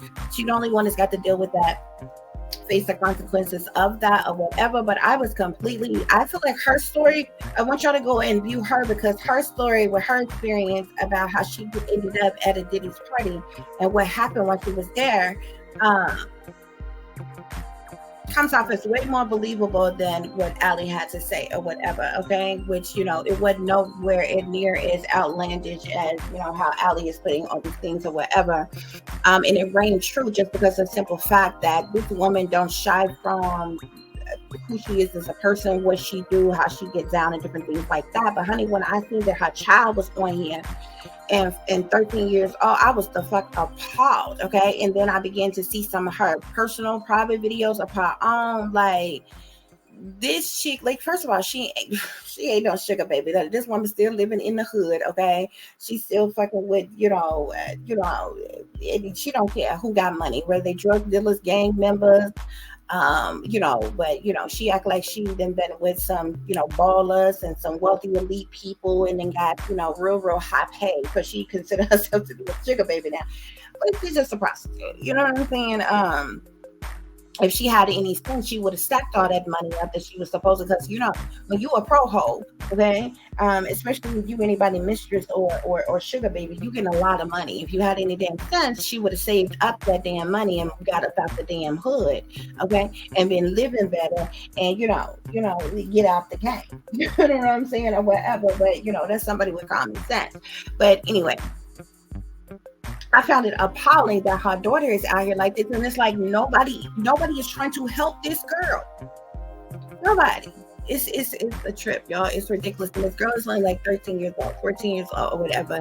And anyway, but this Tania woman is another one of Diddy's alleged accusers. Now she didn't say that, like, she didn't say that people was there and was touching on her and groping on her, and it was a sex party. Like, she was explaining how the whole mansion is a party. Like, the main party is on the outside in different areas of, like, the pool, the yard, the outside of the party, and like inside of the house is another party, and that's where like sex party type of shit, like it get real wild and kinky and freaky and different things, and how you get little special slippers to put on if you get invited to go into the house and different things. And she tell her experience about what she's seen in there and all that other kind of stuff. So y'all go and watch this video, child. But like, and then look into some of her own personal videos, just how she really gets down and how much this shit is or whatever. But like, she really gives two fucks about her daughter, who just out here in the street at 13, 14 years old, and like, that God knows what could happen. So this girl could go missing, she could pop up dead, she get seriously injured or hurt, or like any fucking thing. But the girl is literally being set up to be sacrificed, and her mama, all she care about is the money, bruh. You know what I'm saying? She don't give a damn. She leaving that child on the street. She got other kids, she, the way she see it or whatever. She looking to make some money off of this little girl or whatever. Like, this girl hasn't been to school since the 6th grade. 6th, 7th grade, her mama let her drop out of the fucking school. Y'all watch the video. How the fuck do you drop out of school at 6th, 7th grade, bro? It's sad, man. It's sad, this world that we live in. And her mama was just cool with her living this lifestyle. This shit is learned behavior. Her mama taught her how to be a hoe. Like, this shit crazy. But anyway, y'all go and look at this on your own time. If you're interested in doing so, guys. That's what's going on here, okay, as it relates to this situation, guys. Okay. So we are going to, that wraps up the spirit reading and the overview of everything about the situation. I did pull some cards, so we're going to break this down with the cards, okay, real quick. And we can we've been on here for a while, but we may look at a couple more of Ellie Carter's videos. Okay, however, y'all can do that on your own as well, guys. Okay, but so let's get to it, honey. What's going on here? Hold on, guys. Okay, so let me get this out of the way.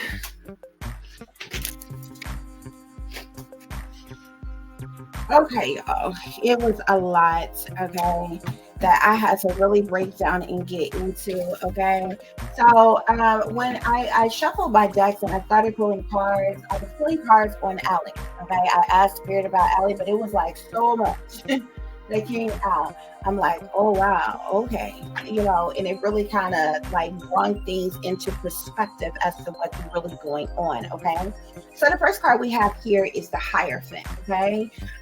We know that the Hierophant could be somebody who is like a boss, somebody who's a leader, someone who is a ruler, somebody that holds some type of power, authority, or leadership in some type of way, shape, form, or fashion, okay?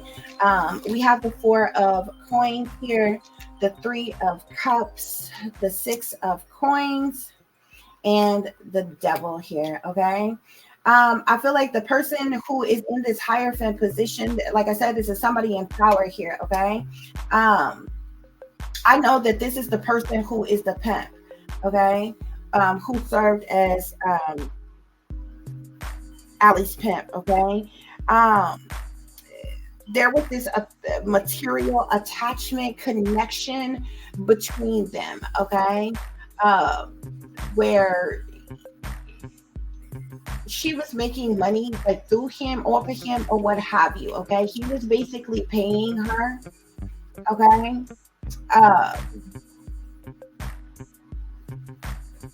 Money, okay, for her services, as well as like he kind of served as her pimp or what have you, okay?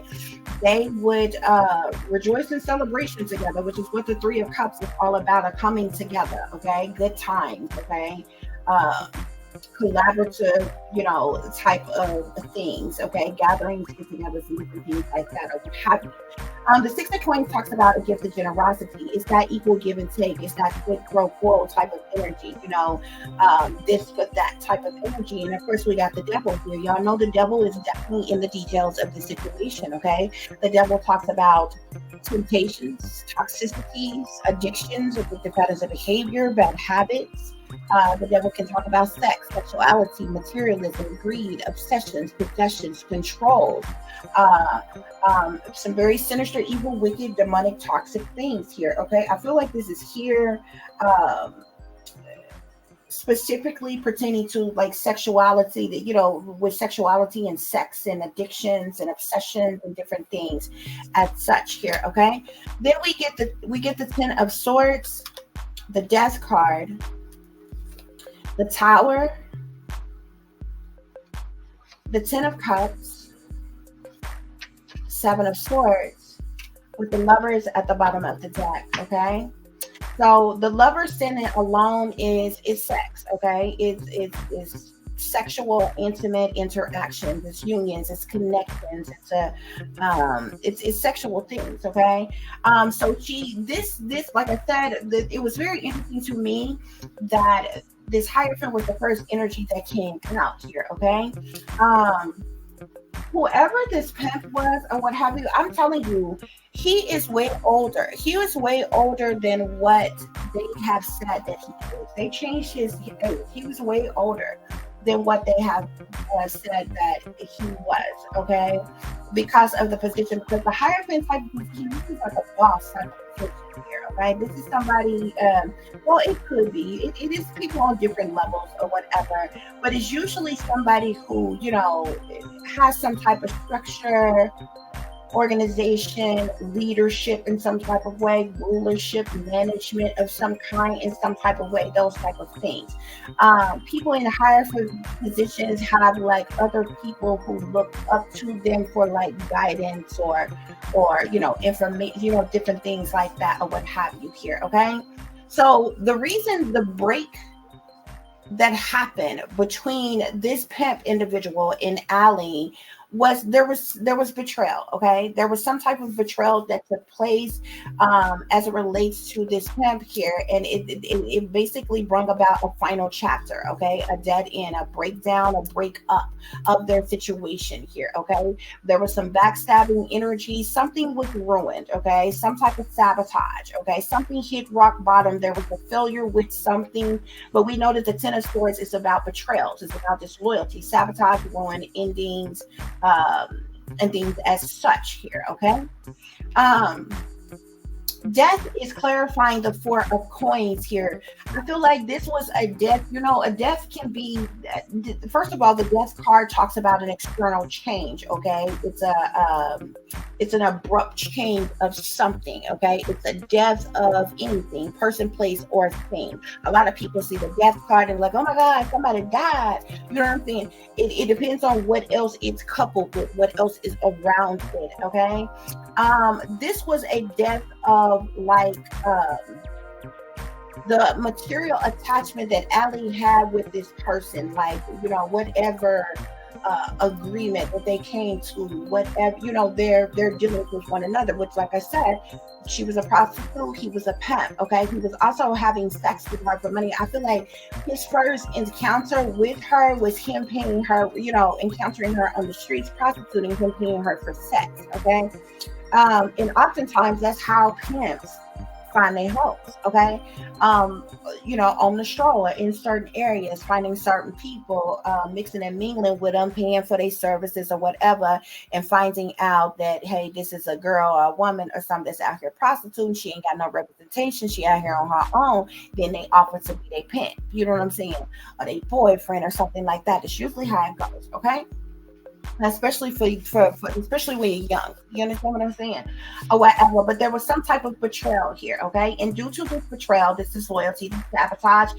this ruin, it brought about an ending. Okay, which basically brought about a death to the financial engagement, the financial situation or ties that they had with one another, as far as the pimp prostitute type of thing here. Okay, it immediately brought about a collapse to a situation here. The Tower is sitting under the Three of Cups. Okay, there was some type of reckoning, a shocking event. Okay, something happened immediately, like all of a sudden out the blue. There was a revelation of something. There was a sudden upheaval of something of some kind. There was chaos. There was tragedy. Okay, we know the Tower talked about problems of any kind, but this occurred all of a sudden out the blue.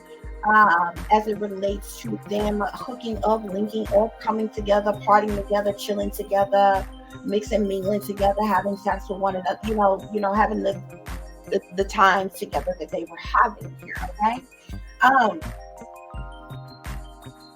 so this is what these first three rows here talks about, this pimp that it's like, and it was interesting for me because when I began to pull cards and I was pulling cards on Allie, that's literally where spirit started, which was very interesting to me, very telling to me. Okay, which basically to me meant that like everything that went on before, say, this was like 14, 15, when she was in contact with this person here. Okay, when she ran away and all this other kind of stuff, it was interesting to me that that's where spirit started when putting cards about her. Okay, how things went down with this pimp. Okay, I feel like remember in those videos that we was watching, how she was telling people about this boyfriend pimp that she had or whatever, I believe she got caught up in some type of way because of this, okay? And that tied into this betrayal and this disloyalty. That's the reason why there was a death that was brought to this situation here, because there was a tower, and it would cause this tower chaotic situation to take place here, okay?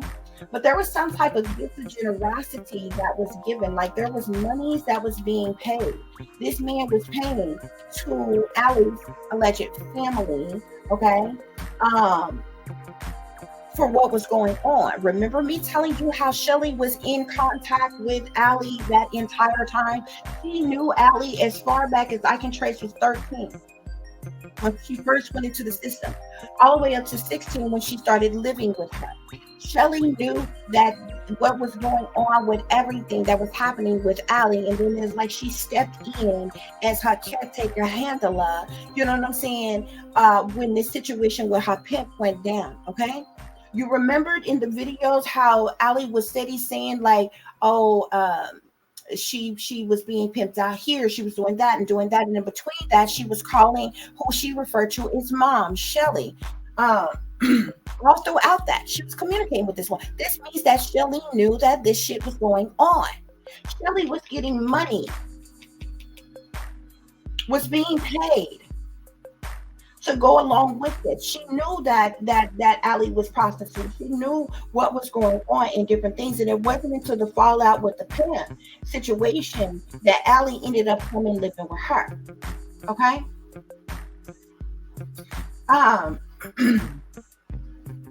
And this is the reason why with the devil here and the 7 of swords here, this devil energy, they sold their soul to the devil. Shelly and Allie, they sold their soul to the devil for money here, okay? The 7 swords talks about liars, cheaters, thieves, manipulators, con artists, people wearing masks, being false persons, not who they appear to be, someone who is cowardly, who do things under false pretenses, carrying things away, being very sneaky. The 7 of swords is betrayal, okay? Getting away with something. Only care about their own self-interest, being very strategic in some type of way.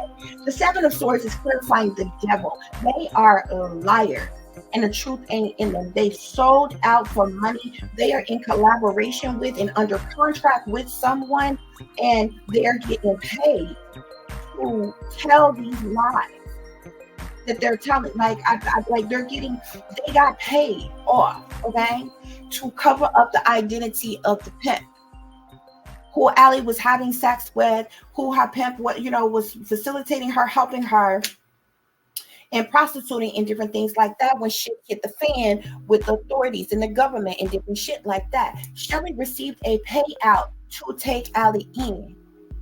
Okay, they sold the fuck out, bruh. Okay.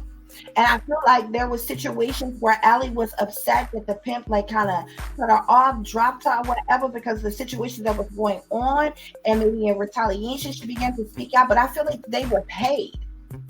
6 of coins with the devil, 10 of cups with the 7 of swords. They were paid. They sold their soul to the devil. Maybe made deals with Papa Lepa, jumped in the pockets of the powers that be, however you want to look at it. They sold out. They're under some type of contract, somebody contract, some goddamn where. And this is when Allie, Shelly, and what they call a family began to spew these lies about everything else. Okay? Lovers here. There was some type of sadness, loss, disappointment, and regret that Allie felt over the separation of her and her pimp here, okay? But shit was going down here, okay? They received some type of offer, small offer, proposition, or proposal, okay? Because they were being watched. There was some type of gossip and rumors that was going on, and they were being watched, okay? This fire sign here, okay? And this King of Cups individual here, Scorpio, Cancer, this fire sign is the pimp. Sagittarius, Aries, or Leo, masculine. Okay, this King of Cups here, Scorpio, Cancer, Pisces, He knew the truth and the clarity as to what was going on, okay? There's also a king of coins here. This king of coins is a Capricorn, Taurus, or Virgo. I feel like this king of coins, this earth sign man, this water sign man, this fire sign man, they all work together. These are three main people that I know for sure. Like these two people, this water sign man and this earth sign man, they matter of factly know that this fire sign dude was Allie's pet. You understand what I'm saying? This shit was covered up. The truth and the clarity about this shit was covered up, but the fact remained the same. Allie was never pimped out to celebrities though. Okay? Like it was local shit that went on. Like how she was doing, like when she was on the streets or whatever, prostituting on her own when she ran away, it was that type of shit. You understand what I'm saying? And the celebrity pimp that she had, he was having sex with her and paying her for sex or whatever and facilitating her prostituting with other people, but he never took her to no celebrity parties. He never trafficked her outside the state or anything like that, okay? Allie and Shelly got bitter and angry when the pimp ended up cutting her off and shit like that or whatever. Then there was this small ass agreement that was made. Shelly was paid off to take Allie in. There was this small ass agreement that was made. Okay, they sold to the fucking devil for all this shit, for money. Okay, and they began to spin this other story. Okay, all the while covering up who the real pimp was, who the celebrity pimp was when she was 15. If you notice, everything you watch on her, she name drop on all kind of people that she ain't never even encountered or fucking been with, but she will not name her pimp. That's for a reason. It's all a part of the setup, Spirit is saying. Okay? It's all a part of the setup, Spirit is saying. Her pimp was a fire sign individual, Sagittarius, Aries, or Leo, masculine, okay? There was some type of completion. There was some type of end, okay? Something went full circle. Something came to an end, okay? Which is why we had the death card here, okay? As it relates to this situation between him and Allie here, okay? Like shit got hot. Like there was a lot of gossip and speculations and accusations and rumors and different things. And Allie being watched, the celebrity pimp being watched and shit. He had to back up over. He had to cut her off. This is why Shelly was being paid for Allie all the fucking long to go along with this shit. The moon here, okay? The moon talk about secret things, hidden things, what's done in the dark. The moon is clarifying this Three of Cups tower. Okay? The moon talks about criminal activity, shady people, dirty dealing, shit going on behind the scenes, behind closed doors, late at night, wee hours of the morning. Okay? A lot of sneaky, freaky, creepy ass shit. Okay? We got the Six of Cups here. So the Six of Cups can speak of nostalgia. It can speak to the past. It can speak to memories here. This is clarifying the Six of Coins with the Ten of Cups here. This gift of generosity, of abundance, was given to Allie's family in the past. Okay? For her. Okay? Judgment. Okay, that's when some type of judgment was made. Judgment is sitting here on the devil and the Seven of Swords here. Okay, there was some type of judgment that was going on, that was happening, that was being made. This is when the idea came up to, like, you know, with the whole cover story. This is when the ideas came up to spin the story. This is when Allie and Shelly, they came out with the lies and the deceptions and the whole cover up. They made this judgment, this decision to take action and spin this situation a different way here. Okay, yeah.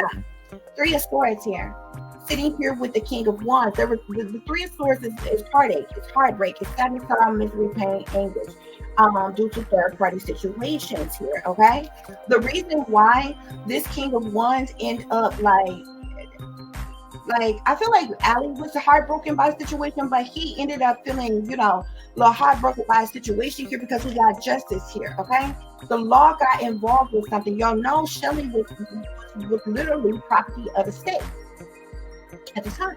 She ran away. and all this other kind of stuff. So I feel like law, government, or whatever, maybe they began to look into some things or whatever. Remember when Shelly was saying or whatever that they found out that they put down, that this boyfriend that she was with, was a boyfriend or what have you, or whatever. Look, you got the Ace of Swords on the moon here, okay? Now the moon talk about secrets, hidden things, cover-ups, criminal activity, some type of truth or clarity came out about what was going on behind the scenes here, okay? By way of the government, this shit was covered up. This is the reason why he had to cut her off. This is how Allie ended up with living with Shelly here, okay? But there was a deal that was struck, 3 of Coins here. There was a deal that was struck in the past. The 3 of Coins talks about collaborations. It talks about contractual agreements. It talks about a team of individuals working together for the purposes of money. You see these 3 coins here? That's Allie, Shelly, and that pimp. She was paid off. They was paid in the past.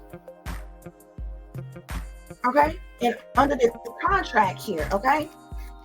And some type of there was some type of judgment or decision that they made here for the purposes of money. Here it's saying here.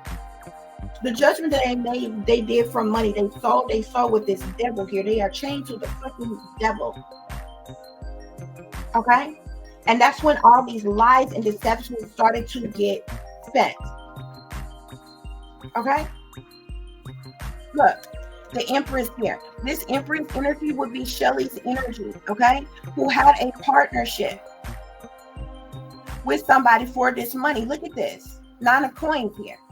2 of Cups, 9 of Coins, 2 of Wands, 10 of Coins, 6 of Wands, Wheel of Fortune, 8 of Coins here. Do you understand what I'm saying? They have gotten a lot of fucking money from this situation here, okay? They stunt in front and they put it on for the damn public, bro. They done got a lot of damn money. Shelly was in partnership and was paid a large amount of money. Okay? And this is the reason why the decisions was made that was made here, okay? For them to get this wealth, get some type of wealth, gain some type of success, triumph, victory, and public recognition, which you see them doing here. Okay, get this Wheel of Fortune to turn in their favor here, okay? But look at that. 8 of Pentacles, the Tower, Page of Cups with the Devil here, okay? I'm not sure if Ellie is a water sign or not, but she keeps being shown as a water sign here, okay? She was working. She was prostituting, okay? And there was a whole tower. There was like chaos. A tragedy occurred because of this, because she was a minor at the time. Look, Page of Cups with the Devil. She was a minor. Or she was prostituting here, okay? But this is what happened. She ended up being neglected and abandoned and left out in the cold by the husband, by the pimp here, okay? Because of all this shit, going down the way it went down. That's when all these other stories began to be spent on all these other celebrities, and it's complete lies and fabrications. Now, I'm not telling you that it ain't no sneaky, freaky, creepy shit that go on in the industry, because it matter of factly is. It matter of factly does go down. Okay? What I'm telling you is that this girl here wasn't a part of it. She is being fed information to say. This is being done on purpose. They are plants. Allen have been coached, they've been groomed, they scripted. That's the reason why they keep regurgitating the same shit over and over and over again. Just imagine if I came over on here and I did the same reading for y'all every single day, over and over and over again, verbatim, same reading every single day. Imagine how you would feel about that, what you would think about that. That's literally what they do. It's a script. Okay? So this Hierophant, this fire sign here, this pimp that she had, this is the person that she was with in the past. Okay? We got another 6 of Cups here, okay? Remember me telling you there was some type of gossip or rumors that was going around about the fact that Allie was on the streets with prostituting and that she was with this pimp? Okay? The page of swords can also talk about stalking or somebody being watched or something like that. And that's what began to happen here, okay? But Allie was running her mouth a lot. She was out there willingly prostituting, but she was running her mouth a lot. Remember how giddy and excited she got? Talking about her boyfriend, Pep, and how she wanted to stay with him, and how she had married him, and how she was telling everybody that she had this older boyfriend and all this other kind of shit. That's what caused this conflict. That's what causes defeat. That's what causes hostility. Okay, because the truth and the clarity came out about these secret things. But this wasn't just no regular round the way hustling pimp, hustler pimp. He was a celebrity.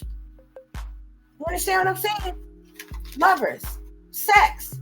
Okay, look at this. This is sitting here on the 6 of coins with the 10 of cups, with the 6 of cups and the 3 of pentacles. Shelly motherfucking ass was paid to go along with, she was being paid even when Allie was out there prostituting, even when she was with the pimp,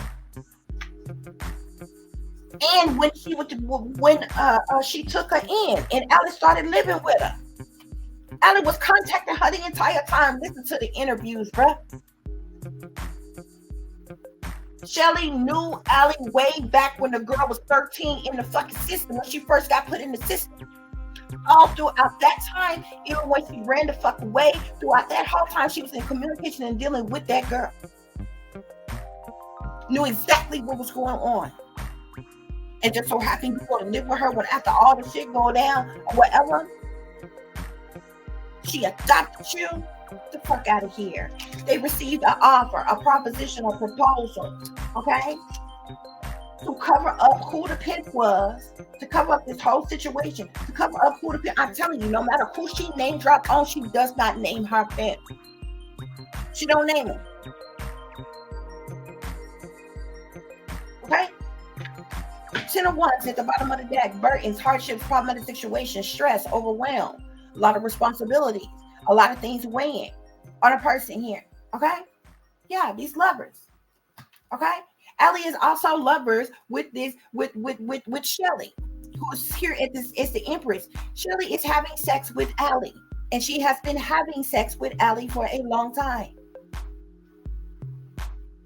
She also facilitated in her being a prostitute. But this is somebody who worked for the government. She used to work for the government. She used to work with CPS.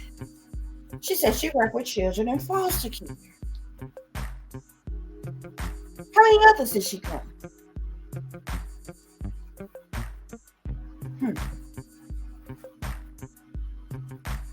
That's what's going on here, y'all. That's what's going on here. That's what happened. Okay? They received some type of, so they got paid out some type of money to cover up the boyfriend, the pimp's identity of and what was going on throughout that time when Allie had ran away. It was allegedly missing, but wasn't missing. Okay. There was some type of offer, proposition, or proposal, but Allie still felt some type of way that the celebrity pimp guy like cut her off. But there was betrayal. Like he was going to get caught up in some shit behind the shit. Okay. And like they was getting paid what they got paid while this was going on. But I feel like when Allie got cut off, that's when shit hit rock bottom for them. When you hear them saying where Shelly like, oh, she lost her job, and Ellie like, oh, they lost everything, they lost their place to stay and the pets and everything, and they've been homeless ever since. I believe the money got cut off. That's when the fuck they got bitter and angry. That's when the fuck they began to speak out. But I'm telling you, these motherfuckers are still being funded by somebody. They're under fucking contract. Somebody is paying for their bare necessities. So all that bullshit they be online, oh, we ain't doing this for money. We ain't asking nobody for anything. And anybody who got a channel that's monetized and is trying to interview us and want to talk to us just so you can make some money, we're not interested. You're not gonna like me. That's bullshit. It's bullshit. Bullshit 101. The easiest way to pull on people's heartstrings to make it seem like you're genuine, to make some people be like, oh, well, I know you're not asking for anything, but let me give you this anyway. I just want to help you. I care so much about. Come on. Jag effect. Every day they hustling. And in between, prostitute. And in between that, fucking each other. I could love that. Yeah. So I told you the pimp she had back when she was 15 was a celebrity. Like I said, this was covered up. Okay. This situation about money. She was getting money from this person, making money with this person, for this person as well. You know what I'm saying? Because like I said, when she first came in contact with him, like he seen her linked up with her. He was paying for her. He was giving her money for sex, things like that or whatever. He, became a little pimp. But she was out there willingly prostituting. Okay? Yeah. See, when the truth and the clarity came out about all these secret hidden things, these things that was done in the dark that was supposed to be secretly hidden and covered up, all this criminal activity, it caused conflict and defeat and hostility and everything. And it caused power. A problem at a situation, there was a cover up. That went on, Spirit is saying. Yeah. But Shelly, Alex supposed family, they chained to the devil like a motherfucker. They just as toxic, full of temptations, addictions, lust, sex, sexuality, materialism, obsessions, greed, bad habits, addictive patterns of behavior, and some motion. They are chained to this devil like a motherfucker. And they throw out to the devil. Why? Because spirits say they are accomplices. They are partners in crime. Allie and Shelly are accomplices and partners in this crime together.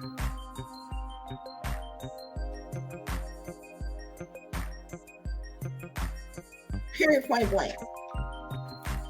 We know that this pimp that she had, this celebrity pimp that she had, was a masculine.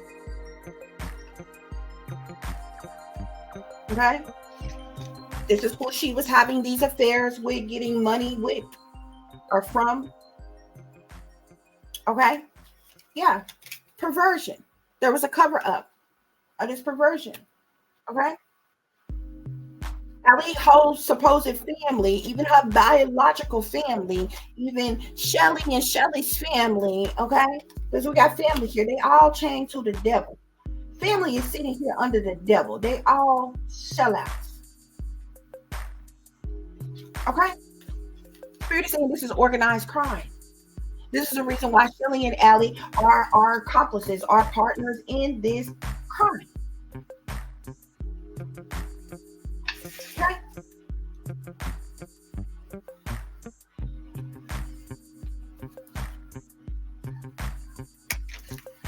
So there was lies that was told. There was lies that was told about abuse and neglect, Spirit is saying. Okay, that's the betrayal that happened. That's the reason why he cut her off, because there was lies that began to circulate about the pimp, the celebrity pimp, abusing and neglecting her, trafficking her to Russia and taking her to celebrity orgy parties. It was lies. It's lies and neglect. Look, legal proceedings. There was a cover up of this perversion due to the legal proceedings that was going on pertaining to Allie. Okay? Yes, spirits say this was a man-made disaster. Okay? I just seen egotism here. They all up in their ego, Spirit is saying. Yeah. Accomplices, partners in crime, organized crime, and egotism. This is the reason why they saying the shit that they saying, they doing the shit that they doing. Okay? Yeah. There was something about a motel and some type of surveillance here. Okay? That got out. Okay? Or that was seen, like how I feel like it was discovered who the pimp was. Okay? and he had to stop dealing with her child here. She was underage, cover up perversion, legal proceedings, child. Okay, missing. This is during the time she was missing. This is all a setup. She wasn't really missing. Shelly knew exactly where she was at and was getting money off of her, even prostituting the whole time. Okay, but because the pimp cut her off and they stopped getting that money that they was getting, Shelly and Allie, they want revenge now. This is why when they tapped into their egotism and they like, you know what, we're gonna begin to speak out about this, that, and the third. Okay, and we gonna hustle the people. Okay, this is all in an effort to get some type of big payout. Okay. Now Allie is feeling trapped, is feeling stuck, restricted, unable to move or get out of a situation because she can't get away from Allie, who basically holding her captive, hostage. Okay, out of jealousy. Okay, yeah, look, jealousy, caregiver. Shelly supposed to be her Allie's caregiver. Okay, look, love. Love. They love each other, huh? Yeah, look at this here. Drugs. They're doing drugs together. Look, spouse, partner. They partners. That's what they're not telling the people. Okay? But Allie is feeling imprisoned. She's feeling trapped. She's feeling stuck. Like she can't get out the situation with Shelly, because Shelly not letting her leave. Shelly not letting her leave. Okay? Yeah, the whole mind control shit. Them saying that Allie is under mind control. Spirit is saying it's a fraud. It's a fraud. It's a whole fraud that's going on, Spirit is saying. Okay? This is all about greed. It's all about money. And they're trying to get a huge ass payout. I guess they think if they scream loud enough about wealthy elites and celebrities and different things and you know, put on blast all these things. And like I told y'all in the beginning, the shit that they be talking about, it's real shit. Actually goes on in the world. They just ain't been a part of it. Okay? Runaway. We know Allie was a runaway. Justice. This is a justice system here. Okay? Yeah. Yeah. Now they regret doing this because they're in debt, because they're homeless now, because they don't have anything now, because you know, so they claim that they being targeted. They're being targeted. Now they're afraid of death and being assassinated.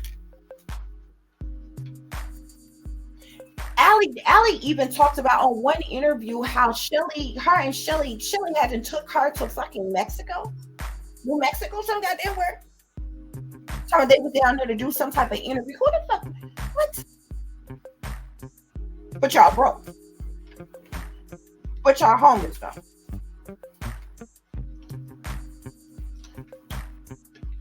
Okay? Yeah. Social media. So we know that, you know, they became the, you know, went viral on social media, became these social media sensations speaking about this shit. But what they ain't telling people is that they a couple. I told you, Shelly is a soft fucking stud. I can point them out a mile away, baby. I know the ones that are going, and that's for sure. You can believe that shit. You can believe that shit. Look, they belong to a cult as well.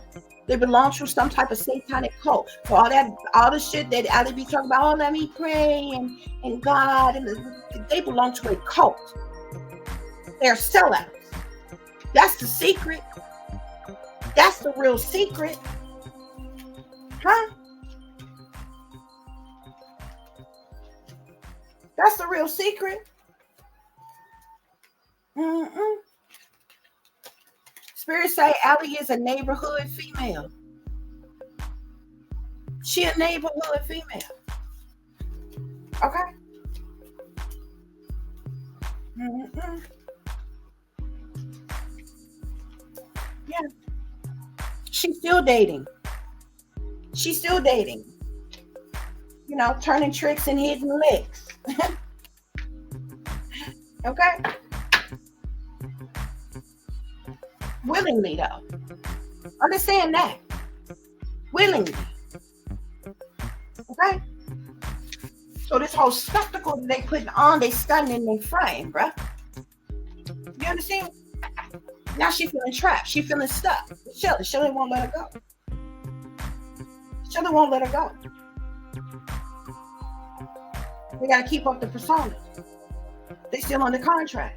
They gotta get their money. Yeah, but there was some type of motel surveillance of Allie as a child, and when she was missing at the time, okay, which is the reason why the celebrity pimp had to, basically cut her off, let her go, or whatever. But he paid Shelly, like they was getting money. They was getting money back then. Shelly was down with it. But when the pimp cut her off or whatever, like, they like wanted some type of revenge. They wanted some type of get back or whatever, but they sold out. Okay. And they in contract. I don't know if it's still him that they are in contract with to like spin these other stories, tell these lies and keep his name out of it and cover it up or whatever. But they under contract, they under collaboration with somebody, or either this spirit is speaking to the contract and collaboration that they did have before all the shit went down. Yeah, look, keeping you a secret. He was keeping his involvement, his dealings with Allie a secret. The pimp was, okay. But when there started to be some type of gossip and the authorities began to look at things, there was evidence that was burned, okay. But Allie was promiscuous. Sleeps around, a hot free for all, sleeps with your man. Okay? And the truth and clarity came out about this, and it caused some type of conflict as to who she was dealing with. Okay? Yeah, sex shop. Okay? Yeah. But there was betrayal. There was some type of betrayal that took place. Betrayal, deceit, backstabbing, traitor type of energy, okay? Not to be trusted type of energy here, okay? I don't feel like Shelly is to be trusted. Shelly is using Allie, okay? But there was some type of betrayal, okay? Yeah, a situation's about to explode, shit's about to pop up in flames here, okay? And that's all. That's because of all the shit that Allie and Shelly got going on. In the spectacle that they put in on. Okay. Yeah, there was some type of investigating that went on about the pimp. Evidence was burnt, and Allie was basically tossed to the side like trash. She's kind of thrown away. He got rid of it, tossed her out and shit like that or whatever. That's why she felt some type of way, felt betrayed, because she was having these private relationships with this pimp, and the prostitute, they had their thing going, okay? Shelly asked to keep her promise, keep her end of the bargain. She was getting paid to go along with the setup, okay? Like I said, it's some shit that's about to explode with them. Some shit is about to pop off and hit the plans with them, okay? Because something that got destroyed, shattered, broken, fucked up, okay? Yeah, because they've been putting on a show. They've been putting on a show. Okay? And then they're going to try to come with some type of fake apology, but they still wearing a fucking mask. Okay? They're going to try to come with some type of fake apology and try to set the record straight because they've been putting on a show. They actually been fucking lying and they fucking each other, bruh. We do drugs together and Allie is still a prostitute. That's how it's getting down. That's how it's going down. They've just been putting on a show, trying to get a big payout from fucking celebrities. So I guess they can run off into the sunset together, live happily ever after with riches or wealth or something like that. I don't know how they thought it was gonna go exactly, but that's what Spirit telling me. That's what Spirit telling me. Yeah, threatened here, embarrassed appearances. So her pimp in the past, you know, when she was 15, he began to get threatened in some type of way, maybe threatened with this investigation or whatever, you know, to be embarrassed, you know, his parents being attacked. Okay, this masculine individual. So there was evidence that was burned, and he basically tossed her to the side here. Okay, look, lockbox energy, closed in, trapped, frustrated here. Okay, so this is when Allie got to feeling some type of way. Okay,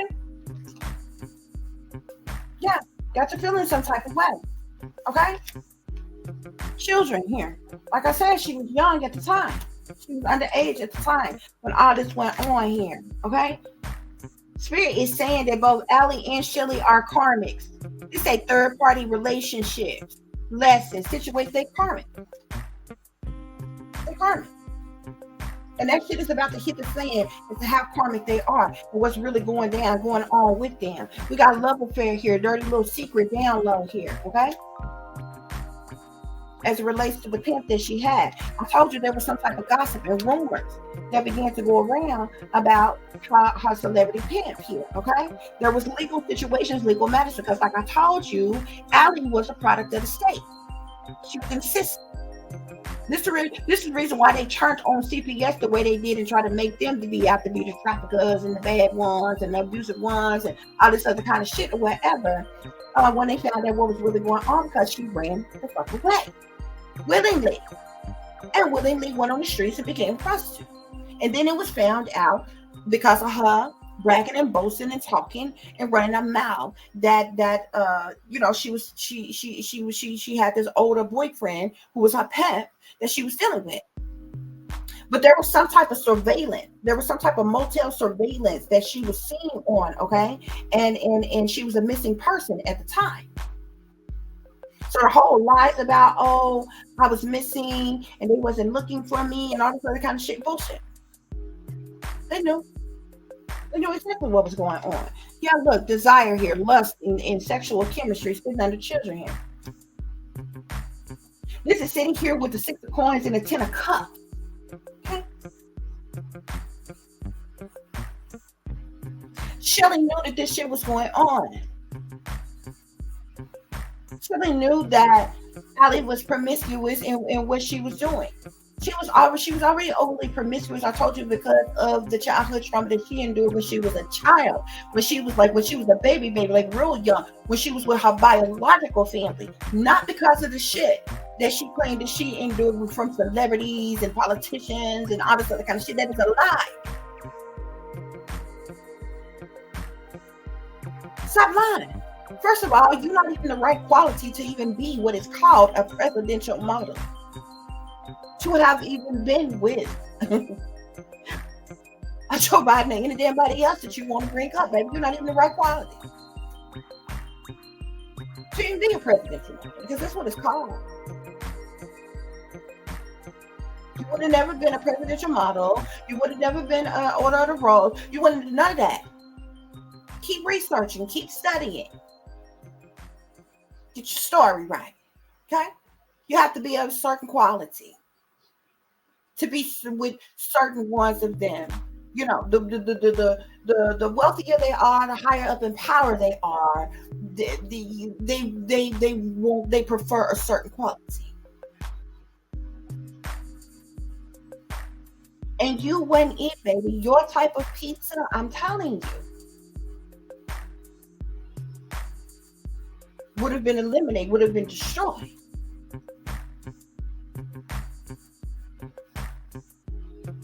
Almost as soon as it was confiscated. As far in and deep in the situation that you claim to have been, but you could have been. Could have been. Okay. Wasn't no ping pong pizza parties for you, and you know it.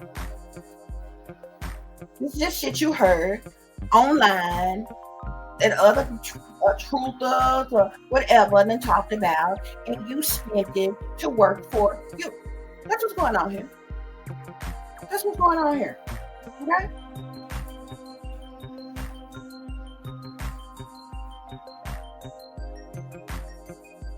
That's what's going on here.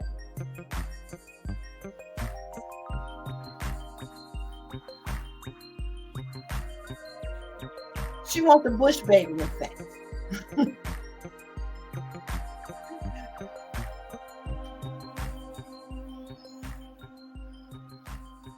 That's what's going on here. So we got trash. Yet again. She was discarded. Thrown out. Okay? That's why they got mad. This is why they been in this devil energy. This is the reason why they in the devil 7 of Swords energy. Because they karmic. And because of this trash card here, because she was discarded.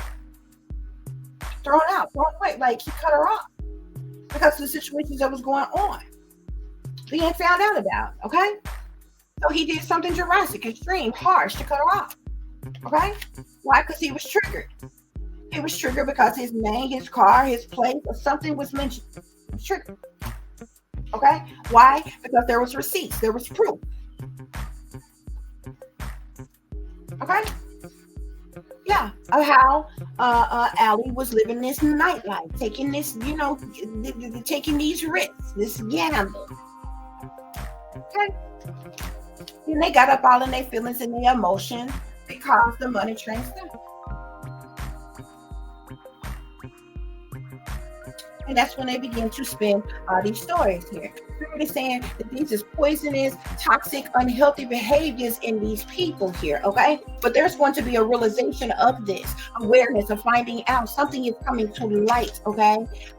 Pertaining to the history of the situation, the past, and what happened, okay? But there was some type of, we got on the table here, I told you there was some type of offer, proposition, proposal, commitment with the family, okay, for this whole come together as thing that was going on back then, okay? That's what was happening, y'all. That's the situation. That's what's going on. Okay. So I was going to show you some other clips, y'all, of this situation. That's the reading. That's what I got, honey, from this situation. I was going to show you all some other clips pertaining to Allie. In this situation here. Hold on, guys.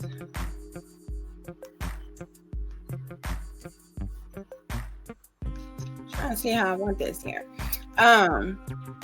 So we might look at a couple more clips and we're gonna wrap this reading up, y'all. But yeah, honey, that's what's going on.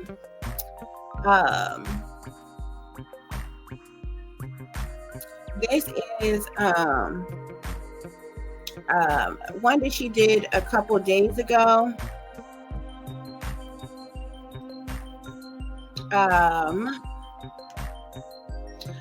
Elite Essence collection posted this. I'm saying, I'm just trying to help y'all understand. You stay with me. I'm trying to help you understand. Repeat that. Because I'm not saying this is what happened. This is some, I hate all that gullible as laughing, okay? Like, you can't tell me that you dealing with traumatic experiences and situations like these and you just giggling and laughing and like you having a good, calm, lovely conversation with somebody. You know what I'm saying? Like, it's fucking weird, okay? No real victim act like this, okay? But we're gonna look into this, okay? And listen to this, guys.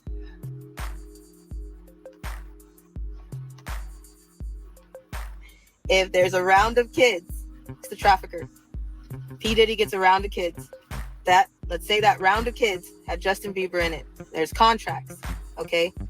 There's contracts for codes within that person. So they can take a remote and turn that person off. Britney Spears, when they want to. Lindsay Lohan when they want to, Amanda Bynes when they want to. Okay, so let's say there's a contract for Justin Bieber. And real quick, guys, the only reason why she just named off those, if you notice, all those people that she just named off were all child stars. Okay, they started off and they've been in the industry since they were children. Okay, every last one of them that she's named, we have all publicly seen have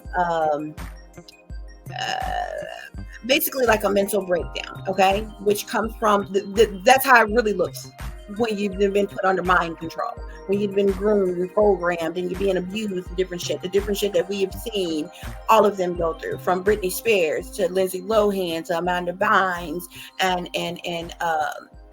your Orlando Browns and your all these people. These were all child stars. Okay, Justin Bieber, you know what I'm saying? You know how he is. I really hate. I hate all of it, but I really hate how they did Bieber, like for real. They publicly passed that boy around in front of everybody, and everybody just act like it was wrong, like it didn't matter. And it was so fucked up because they passed them around the black people and then they passed them to the white folks and passed them around them. And then it got real sickening when they even put him in company of supposedly Christian individuals, wealthy, mega pastoral Christian ass individuals who was also using and abusing and grooming them and different shit like that or whatever. And then, when they got him reback programmed and shit like that, that's when he, things settled down. He got married and all this other kind of shit or whatever. But you remember there was a whole spectacle where, they was like, oh, Bieber is acting out. He's doing this. He's panning buckets. He's, whatever. He fighting his programming. He was trying to get out of it's a shame the way they get this is what I'm telling you. It's not like the shit that they're talking about don't actually exist. This motherfucker just ain't never went through it. Okay? Now it's one thing when you want to speak about some shit. Generally, I speak about this type of shit to you all generally all the time. What I'm not gonna do is sit up here and tell you that I'm saying, tell somebody else's story and make it seem like it's my damn story and I was there and that's how it happened and it went on with me. What went on with me, I can tell you. You know what I'm saying? To a certain degree of what I remember. Okay? Because I was actually put under mind control and different shit like that or whatever. I ain't gonna sit up here and lie to you and make it seem like that I remember everything. There's a whole lot, since my awakening that I've become aware of and different things. But it was only so much before my awakening. There was only so much that like it was bits and pieces of this or that or the other or whatever that was like, trigger moments that I can remember and shit like that or whatever. But so like the way real mind control grow and people who have really been on the programming and different shit, like fuck that. I never sit up on here and be like, oh yeah, you know what I'm saying? And this how it be. You have these people that randomly come out and they be like they these celebrities' kids. If it ain't that, you have some random ass fucking individual come out and be like, oh my god, this celebrity, they drugged me, they raped me, they did me, and all this other kind of stuff that you hear coming out or whatever. And then you have the situations like this is just like super duper explosive. Like I said, I'm not telling you it ain't no sneaky freaking creepy shit that's going on, okay, all over the world, above ground and underground, because it is. But I'm calling bullshit because I not exactly know that this person wasn't the fuck there. You're speaking on other people in their situation and what's happening. If that's the case, that's cool. If you want to speak up, be an advocate for people who are being used and abused, for people who are being mistreated and shit like that, or whatever, for the trafficking victims and then they goes missing yearly, whatever, say that. Don't make yourself make it seem like that you endured, that you was there. Matter of factly, all of these things. Like, look, anytime people go through things all the time, but anytime it's like just over the top of shit. You know what I'm saying? Like a person that make it seem like their entire life, everybody that they ever came into contact with, abused them, raped them, mistreated them, and all this other kind of shit. They are fucking lying. Because it don't go like that. It don't go like that. And the ones of them that like it has happened, the ones of them where it has gone like that, they didn't live to tell about it. You ain't seen them, you ain't heard from them, you don't know them, because they was that deep in. And they didn't make it the fuck out. And the ones of them who have the real fucking victims, they wholeheartedly can tell you their story without being prompted and pride. They tell their stories. It's heartfelt. You see the feelings, the emotions, the everything in behind of what they saying, what they endured, what they went through. They're not laughing about it. It's not a laughing matter. You know what I'm saying? And you know, none of that shit like that. You know, when you are really dealing with somebody, looking at somebody in the face of somebody that is sharing, expressing an experience with you, honestly, truthfully, you understand? Because this is, and it don't have to be over the top thing, extremely gruesome. First of all, your average, your regular real victims, rather, okay, once they have gotten to the place where like they have healed or had counseling or is able to speak, especially publicly, let alone individually with someone, but especially publicly amongst a lot of people about what happened to them, they're going to tell you surface level shit. They're not going to get into overly gross, disgusting detail. Oh, this person crapped on them and they had to eat it. Oh, this person urinated on them. You know what I'm saying? It's going to be, I was this age, staying at this place or at this place. I was around such and such, and around age such and such, this person began to touch me, and this person began to be abusive towards me. And one day when my family member left to go to work, that's when this person, you know, brutally assaulted. You know what I'm saying? They're not going to go down into the low down, dirty, scrounging, messy, gruesome detail. They're using that as a shock effect to ooh and ah you. So you oh my God, what? She had to have been there. How you know that? Come on, bro. Come on, bro.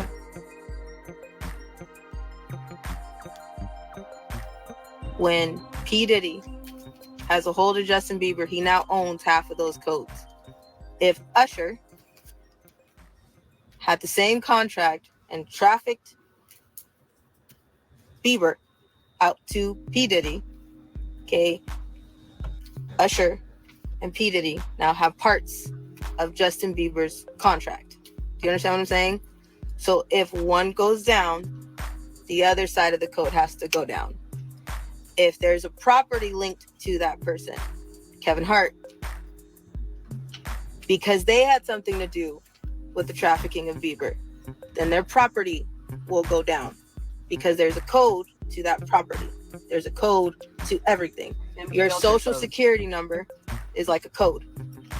Okay? But depending on the level of MK Ultra, people have auctions for the codes on that person. So they can use a remote to them like a TV and shut them down, turn it up, use somebody else, change it whenever they feel like it. This is all information that can be researched. Bookmark it. Trust me. Trust me, bookmark it. Okay? I know it's probably not gonna make sense right now, but bookmark it.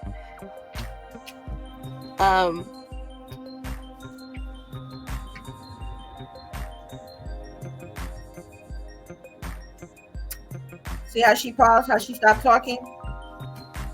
She don't know what else to say. Now watch what happens. Now she looked to her. You see how she stopped? You see how she stopped talking? She paused, and then she looks immediately to Shelly, and Shelly jumps in right away. She don't know what else. Allie don't know what else to say. That's as much as the script that she could remember. She do it every time. Pay attention. used. But to get MK Ultra to take hold the way it needs to be, it has to involve satanic ritual abuse, extreme trauma, humiliation, just evil on a level you can't imagine. Pause real quick. Ask yourself, how does Shelly know this? How does she know as much information as she knows? Okay. Now ask yourself, as a parent, okay, say a parent of, say, an adopted child. If you adopt that child, if you adopt that child out of the system, that child may come with like a brief description of information to that said parent of, say, maybe what that child may have endured. Anything else that child has told you, hey, yeah, Uncle such and such touched me, yeah, the babysitter harmed me, yeah, it'll be like that.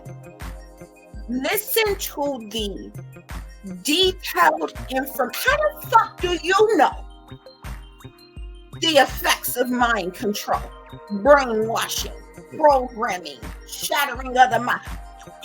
Did you go through it? Because you're talking about things like, see, anybody can learn something.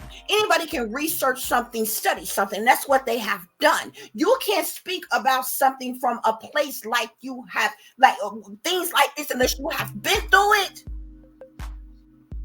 It's either you have been through it or you have studied it. How does Shelly is able to jump in when Allie can't speak anymore and just verbatim, just running off this information? Oh yeah, this comes from trauma-based mind control, and yeah, it comes from extreme satanic ritual abuse, and yeah, where are you getting this information from? How do you know this? Because as a parent, you wouldn't have no other information other than what this child that you took in has told you happened to them. But at the same time, you did use the word for government, didn't you? You was odd from the jump, huh? Yeah. See how cover go way deeper.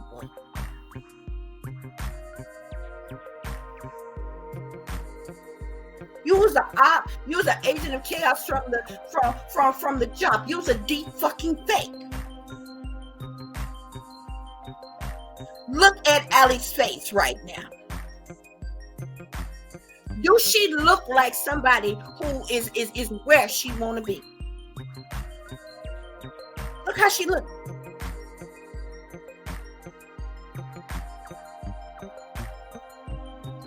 The girl is being controlled.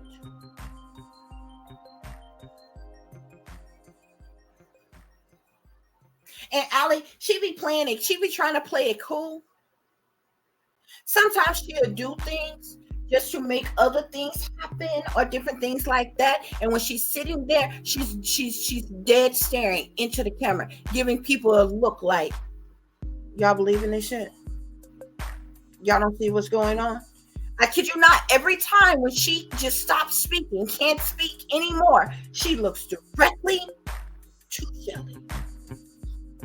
Shelly is her handler, her programmer,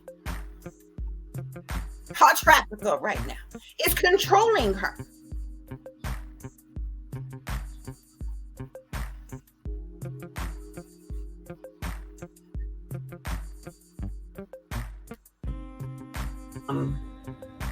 I don't care what you all think about Trump. I'm not sure what I think about Trump, but he is telling you the truth on a lot of things. You guys just don't understand what he's saying. And that's another thing too. They always venture off topic. If you listen to all the interviews that they have ever done when they're speaking, y'all, they always end up talking about political stuff, talking about politicians, talking about how they clones and how they looking this way and that way and all this other kind of, what does that have to do with the abuses that you said you supposed to, that's the topic. Y'all jump all off into political shit and other shit that don't have nothing to do. Why are y'all tying all this together? Because that's the script. That is the script that they have been given. It's the role that they are playing. It's the agenda that they are pushing.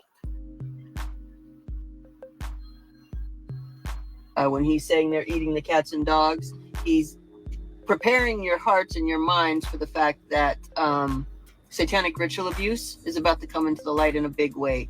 Voodoo is about to come into the light in a big way. Cannibalism is about to come into the light in a... And that's a matter of fact. That's a matter of fact. That's the truth. That is the truth. But this is all information that one can obtain from researching and studying these things. Look at how many people is running around here doing black magic and voodoo on us right now. Look at the social engineering that's going on. There is mass mind control that is going on a surface level. Okay? The illegally funded government operations. We can talk about a whole lot of shit. But we're going to talk about it generally. Okay? Targeted individuals are real. And all this other shit that they, shady, shicey ass shit that they got going on. But what I'm telling you, this is researchable information. You only can speak about these things from a point of either one, research, or either two, experience. And I'm telling you, Shelly sitting up here telling you these things like she matter of factly done been through these shit, this shit herself. The average person don't know about all these things that's being talked about.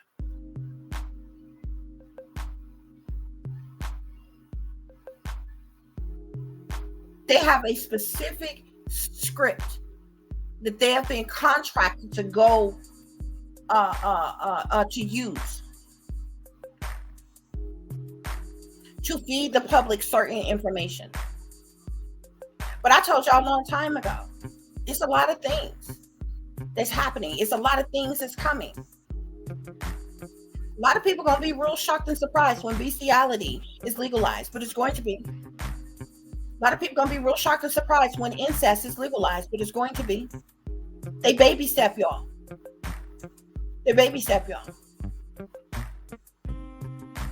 Okay? Just how long it took for them to legalize, gay rights and, homosexual marriage and different things like that or whatever. Guess what? It's people in the world that's going to be like, we're people too.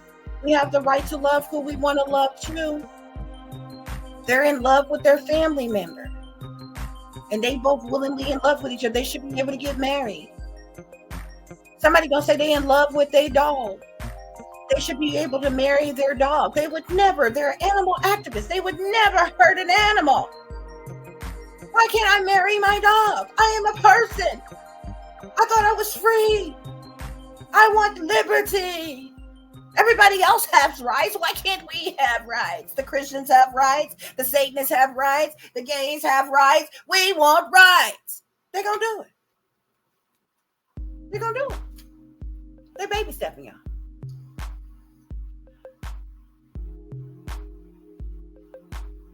I told y'all this shit in poems that I wrote a long time ago. This is how I started being targeted. So that's why I told y'all in the beginning, I'm not telling you the shit that they actually speak about. It's matter of factly true shit that goes on. But how they're spinning it is that Allie went through all these things in only the 1 year time that she allegedly was missing, and that was between 15 and 16. You ain't experienced all that shit in 1 year.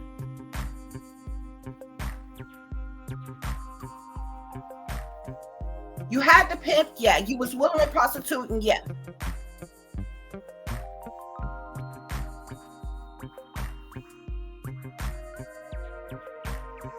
All this other shit is shit that y'all doing. That shit was covered up with the pimp, your celebrity pimp.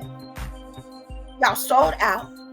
In collaboration and contracts with other people to spend this other information on other people. This is how people like Ali and Shelly, people like Jaguar, people like all these other people are speaking out about things before they happen. And then when they happen, like the Diddy situation, it's like, I told you. There's a reason why Jag is on her I told you so campaign tour right now. I told you so. Y'all gonna learn to listen to me. I told you. Nobody be believing me. You being fed fucking information, bruh. Diddy don't have no damn dealings with you. You being fed secondhand gossip by your handler. Okay? To say all this shit. And if you notice, all of these people with what I call the Jag effect, you ever notice the same celebrity names are circulating? They mention the same fucking people. Same celebrities. Now, I was appalled, frankly, when they said, when this one here mentioned Denzel Washington, I was like, oh, wow. I missed the family, man.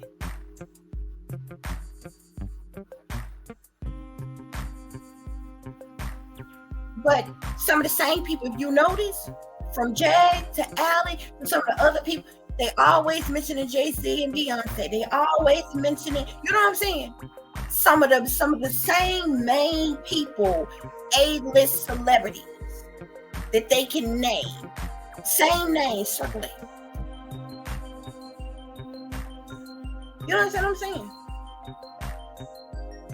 And I told y'all, a lot of times when smear campaigns and different things go on or whatever, a lot of times you don't hear shit about a nobody, especially like how they do it with politicians. You don't know shit about that damn politician other than what they have on the surface, who they work for, what they stand for, you know, what politics they stand for, whatever. But it's never until they run for a higher position, then all of a sudden this wicked ass smear campaign is out about them. And all kind of holes fall out the sky. They come all out the woodwork. They come all out the bushes and everything. Oh, yeah, you know, I slept with such and such a long time ago. And they always be motherfuckers who like porn stars, sex workers, pro hoes, different shit like this or whatever. Why are you speaking now? They've been paid to. That's how they go. That's how them smear campaigns the fuck up. Y'all see it all the time. Y'all never heard anything so degrading other than what you felt about Donald Trump on the surface of him as a person. You didn't hear anything about him or his wife or his family like that or whatever, other than, you know, like regular business stuff they had going on or whatever, like that or whatever. Everybody was appalled. This man was running for president. All of a sudden, some tape. Because he was mixing and mingling with people that he thought was friends, that he thought was cool, was recording him, and then you sat on that motherfucking tape until what? He ran for a high position, and all of a sudden the whole world heard, oh, when you're rich, they'll let you do anything. Grab him by the pussy. Oh, yeah? And everybody was appalled. He didn't say he grabs bitches by the pussy. Y'all missed the whole thing. Technically, he didn't lie. It's from pro hoes to gold diggers, throw themselves at what the people all the fucking time. Everywhere they go, the people be on tour, where they go, the hotels they at, their games, their shows, all kind of shit. They make themselves present and motherfucking known. They be trying to get backstage, they be trying to get on the tour bus, they be all open because they gold diggers. And shit like that or whatever. They will let you. Some of them. Do whatever. That's all that man said. They took that, they ran with, oh my God, he's a womanizing ass freak. He's grabbing bitches by the pussy. But you don't even look at the person. You know, that shit come out and without it coming out as to who the person was, who recorded that shit and held on to it all them fucking years. Because if you look back in past history, Trump used to be asked all the time would he ever run for president. He was like, he was never interested in running for president. He didn't want to run for president. And then all of a sudden, he did. You understand what I'm saying? And then here go. It's the same thing with R. Kelly. Same thing with R. Kelly. You can say what you want to say about R. Kelly, but I feel like the whoever the person who held onto the motherfucking VH tapes for all them goddamn years should have been charged the same just to fuck like him, bitch, because you was in possession of motherfucking porn that you waited until the high ups was ready to set him up, and all of a sudden, and then it wasn't one take. It was one take came out one goddamn year. That was the first goddamn time. And remember the bitch that was supposed to be on there that he was supposed to be paying the fuck on, that bitch turned around and not only was at every court, they turned around and was back to fuck with him. So she wanted to be the fuck with him. Okay? Years and years and years to fuck later, here come a second tape. How come you didn't really sex tape with the first tape when they go together? This is stupid. Don't mean the shit don't happen. I ain't telling you that. I wouldn't tell you that. I wasn't there. I don't know. I ain't gonna put myself in a position to be like, oh yeah, that motherfucker, you know, they spent that shit however they spent that shit. You understand what I'm saying? But the point I'm making is, you know what I'm saying? People be setting up shit at particular points in time. Look how they did Cosby. Cosby was a fucking senior citizen. Plenty of people knew him all his fucking life. Cosby was always America's fucking dad. Okay? You had all these people come out the woodwork against fucking Cosby or whatever. And hey, it is what it is. I'm not going to take nothing from the women to say they didn't experience what they experienced. It was quite funny when they came out the way they did, which I know that they was paid to come out when they did, to set Cosby up like that. Okay? And the main thing was said, oh, he would give women this, that, and the other to drug them, and then, you know, how they wait with them and shit like that or whatever, when nobody thought about the fact this was about Quaaludes. Nobody thought about the fact they buried Hugh Hefner in the motherfucking ass like he was a goddamn king. Okay? Like he was a fucking king. There was a Playboy bunny that wrote a tell-all book and was talking about how Hugh Hefner used to pass out. It was a requirement in the Playboy mansion. Used to pass out fucking Quaaludes like they was goddamn Skittles. Nobody ever heard any damn thing about a Quaalude or Spanish fucking fly, though. So all these goddamn years later, and they wrote a shit out about Cosby.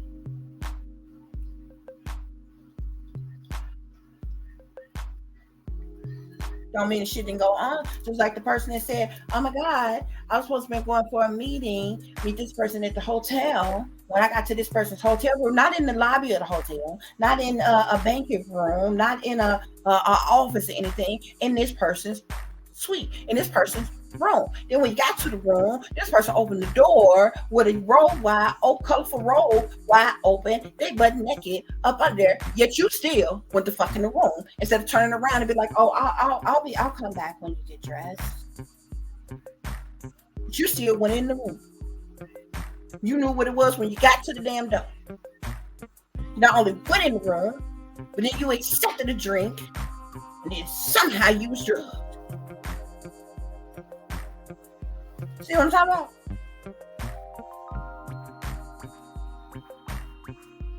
People got to find themselves somebody to play with. Because see, the people who love drama and love, man, you'll take this shit, you'll run with it. You know what I'm saying? Regurgitate it, keep it going or whatever. But nobody with any common sense really kind of break shit down. What the hell be being said when it be being said and shit.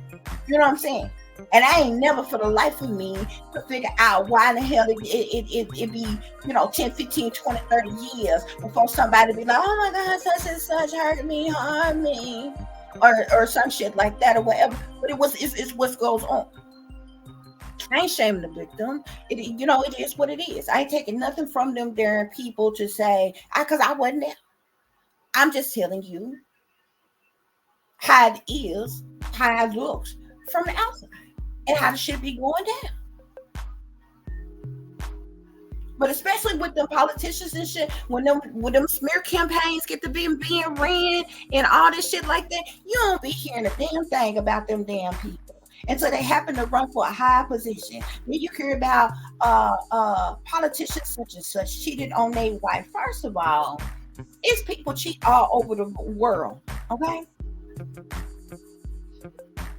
All over the world. Cheating on somebody is not a fucking crime, but they make it a public fucking spectacle if you are a government official. That is between a man and a wife. And what they want to do in their marriage, according to what's going on in their damn marriage. But you put this person on blast, you make their family look like a fool, you disrespect the person's wife, and all this other kind of goddamn shit, instead of personally handling the situation. If there is a situation, no, you wait till they run for a higher position, and then now there's this big fucking public spectacle that's going on. That is set up, that is staged on purpose. This type of stuff go on all the time. Anyway, I said all this to say, just look at Allie's face. Look at her body language. This is not somebody who is comfortable, who feels safe, who's where she wants to be. She is clearly uncomfortable. She's clearly unhappy. And the person that she is with is controlling her. Every time Allie don't know what else to say, or stop speaking, she looks directly at Shelly, and Shelly jumps right in, busting off all this. How the fuck do you know? Did you experience this? Or did you learn about all this while you was working for the damn government? Are you a part of these type of things? Because Allie's sitting up here with this look on her goddamn face like she's talking about exactly what she's doing to me. That's how she's looking right now. This is not the fuck okay. And I'm not saying this because Shelly is a white. I wouldn't give a damn what color she is. I'm not saying this because that woman is white. I would say the same thing if she was African American. I would say the same thing if she was of any other race and this was going on. It has absolutely nothing to do with her race. I'm not a racist person in the least bit. Trust and believe me, I've been fucked over by more of my own people who look just like me than I have white people. I've told y'all before. So this ain't about a black or white thing for me. I'm not saying this because this woman is Caucasian. I'm saying this because it is what the fuck it is. I wouldn't give a damn if she was sitting over there orange. With green stripes or some shit. I don't care what color she is.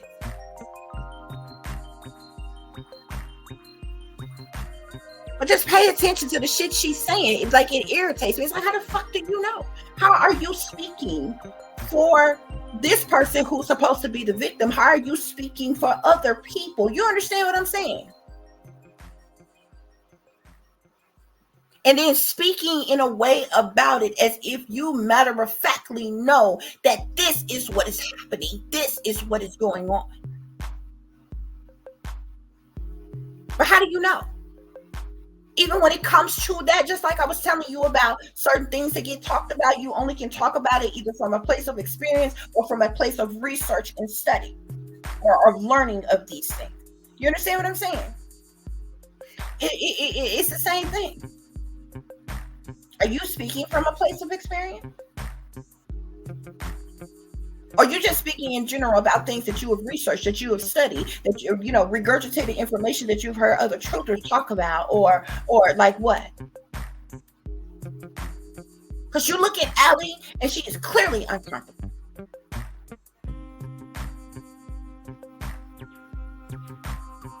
She's clearly uncomfortable. A big way. All of those things link to MK Ultra, and it all links to trafficking. Once you have MK Ultra in place, and once you've used satanic ritual abuse to link into the MK Ultra and to program the children. You hear when she said it all links to trafficking. You see how Allie looked directly into the camera, and then she looked over with her eyes to Shelly, and then she tilted her head towards her a little bit. She's subliminally telling you that is what Shelly is doing to her. She is trafficking her. so you can use them as sex slaves or Delta assassins or whatever it is you want them to do. You see how she looked over there? You see how she's looking to the right of her? Or how it looks on the screen here. See how she's looking with her eyes over there when she said sex slaves and different things like that. This is what Allie is. This is what she's going through now. Shirley is keeping that girl hostage. She's refusing, because I'm telling you, that was the first thing I asked. I'm like, why is a 30-year-old woman not living her life the way she wants to live her life? Having friends, having fun, going out to eat, going to the movies, going bowling, working, have an apartment, dating who she wants to date. Shit 30-year-olds do.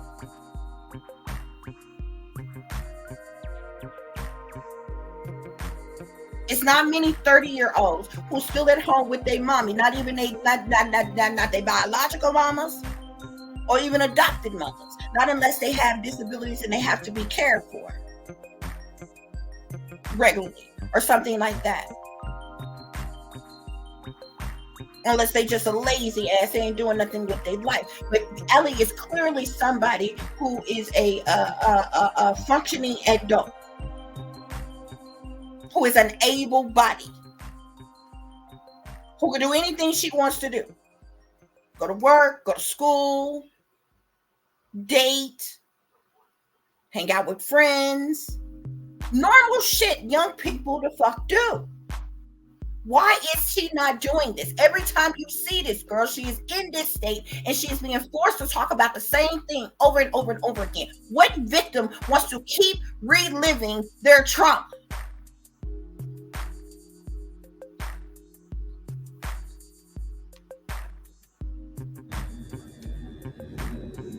Then the trafficking and all those things come into play. But you have to have the base and the foundation first. I've been a party favor at a few parties. You see how she kicks in automatically and starts back talking? After a certain point of being traumatized, after a certain point of realizing that nobody loved me for me and just for what I could do, or whatever the fact that it was, what people thought about me when I was a little kid, I was naive like that. You understand what I'm saying? So after a certain point, I didn't give a damn who did what. I just wanted to be seen. And I know that a lot of people can say, yeah, there's times where a point in your life where you're just like, I just want somebody to give a damn. I just want somebody to see me, and I just want somebody to love me. Okay? So I was there a lot because I've been abused a lot.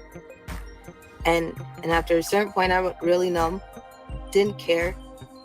A lot of people that were with me called me a traitor because they felt like I just left. I'd be mad at me too, because I stopped giving a shit about anything. I didn't care. It all just didn't care. It all didn't care. When I was out, it didn't. I was a lot, but I'm not healed. Okay, I'm still angry. I'm still really hurt. And we're still not getting anywhere. If you want to. So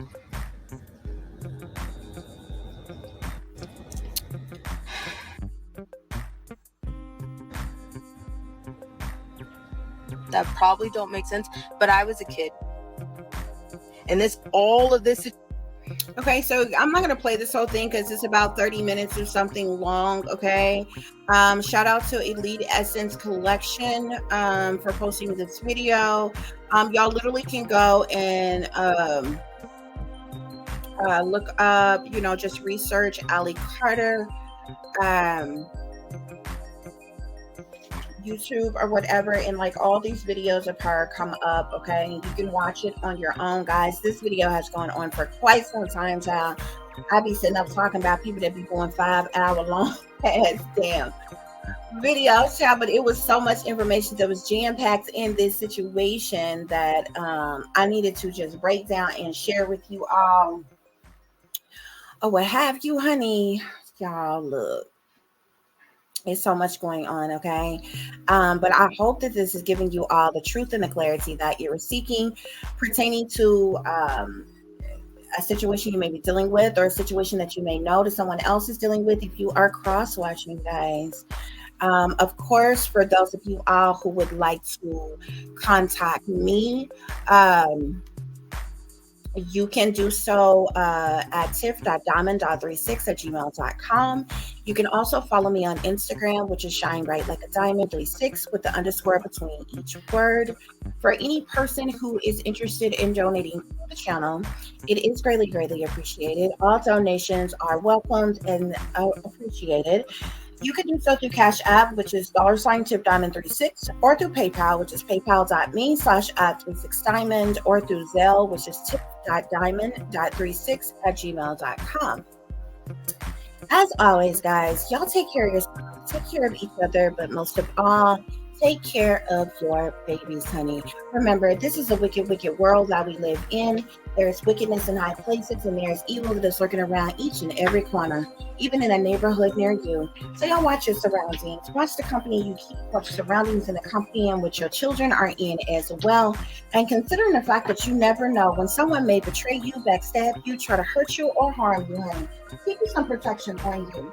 Y'all stay awake, stay aware, stay vigilant, and stay prepared, because if you stay ready, you ain't got to get ready, baby.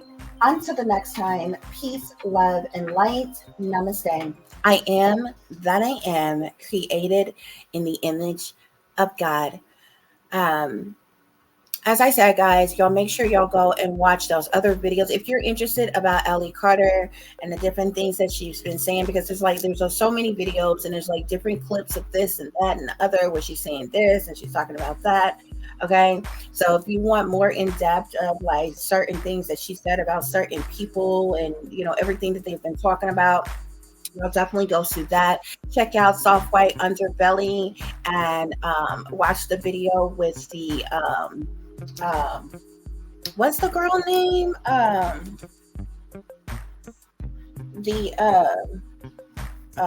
Tania, prostitute girl who is also claimed that she went to a Diddy party and seen some things. Okay, check out her daughter for sure, because because this girl needs to be safe. Somebody needs to help that Nova girl before something tragically happens to her. Okay, but yeah, okay. Till the next time, guys. Peace.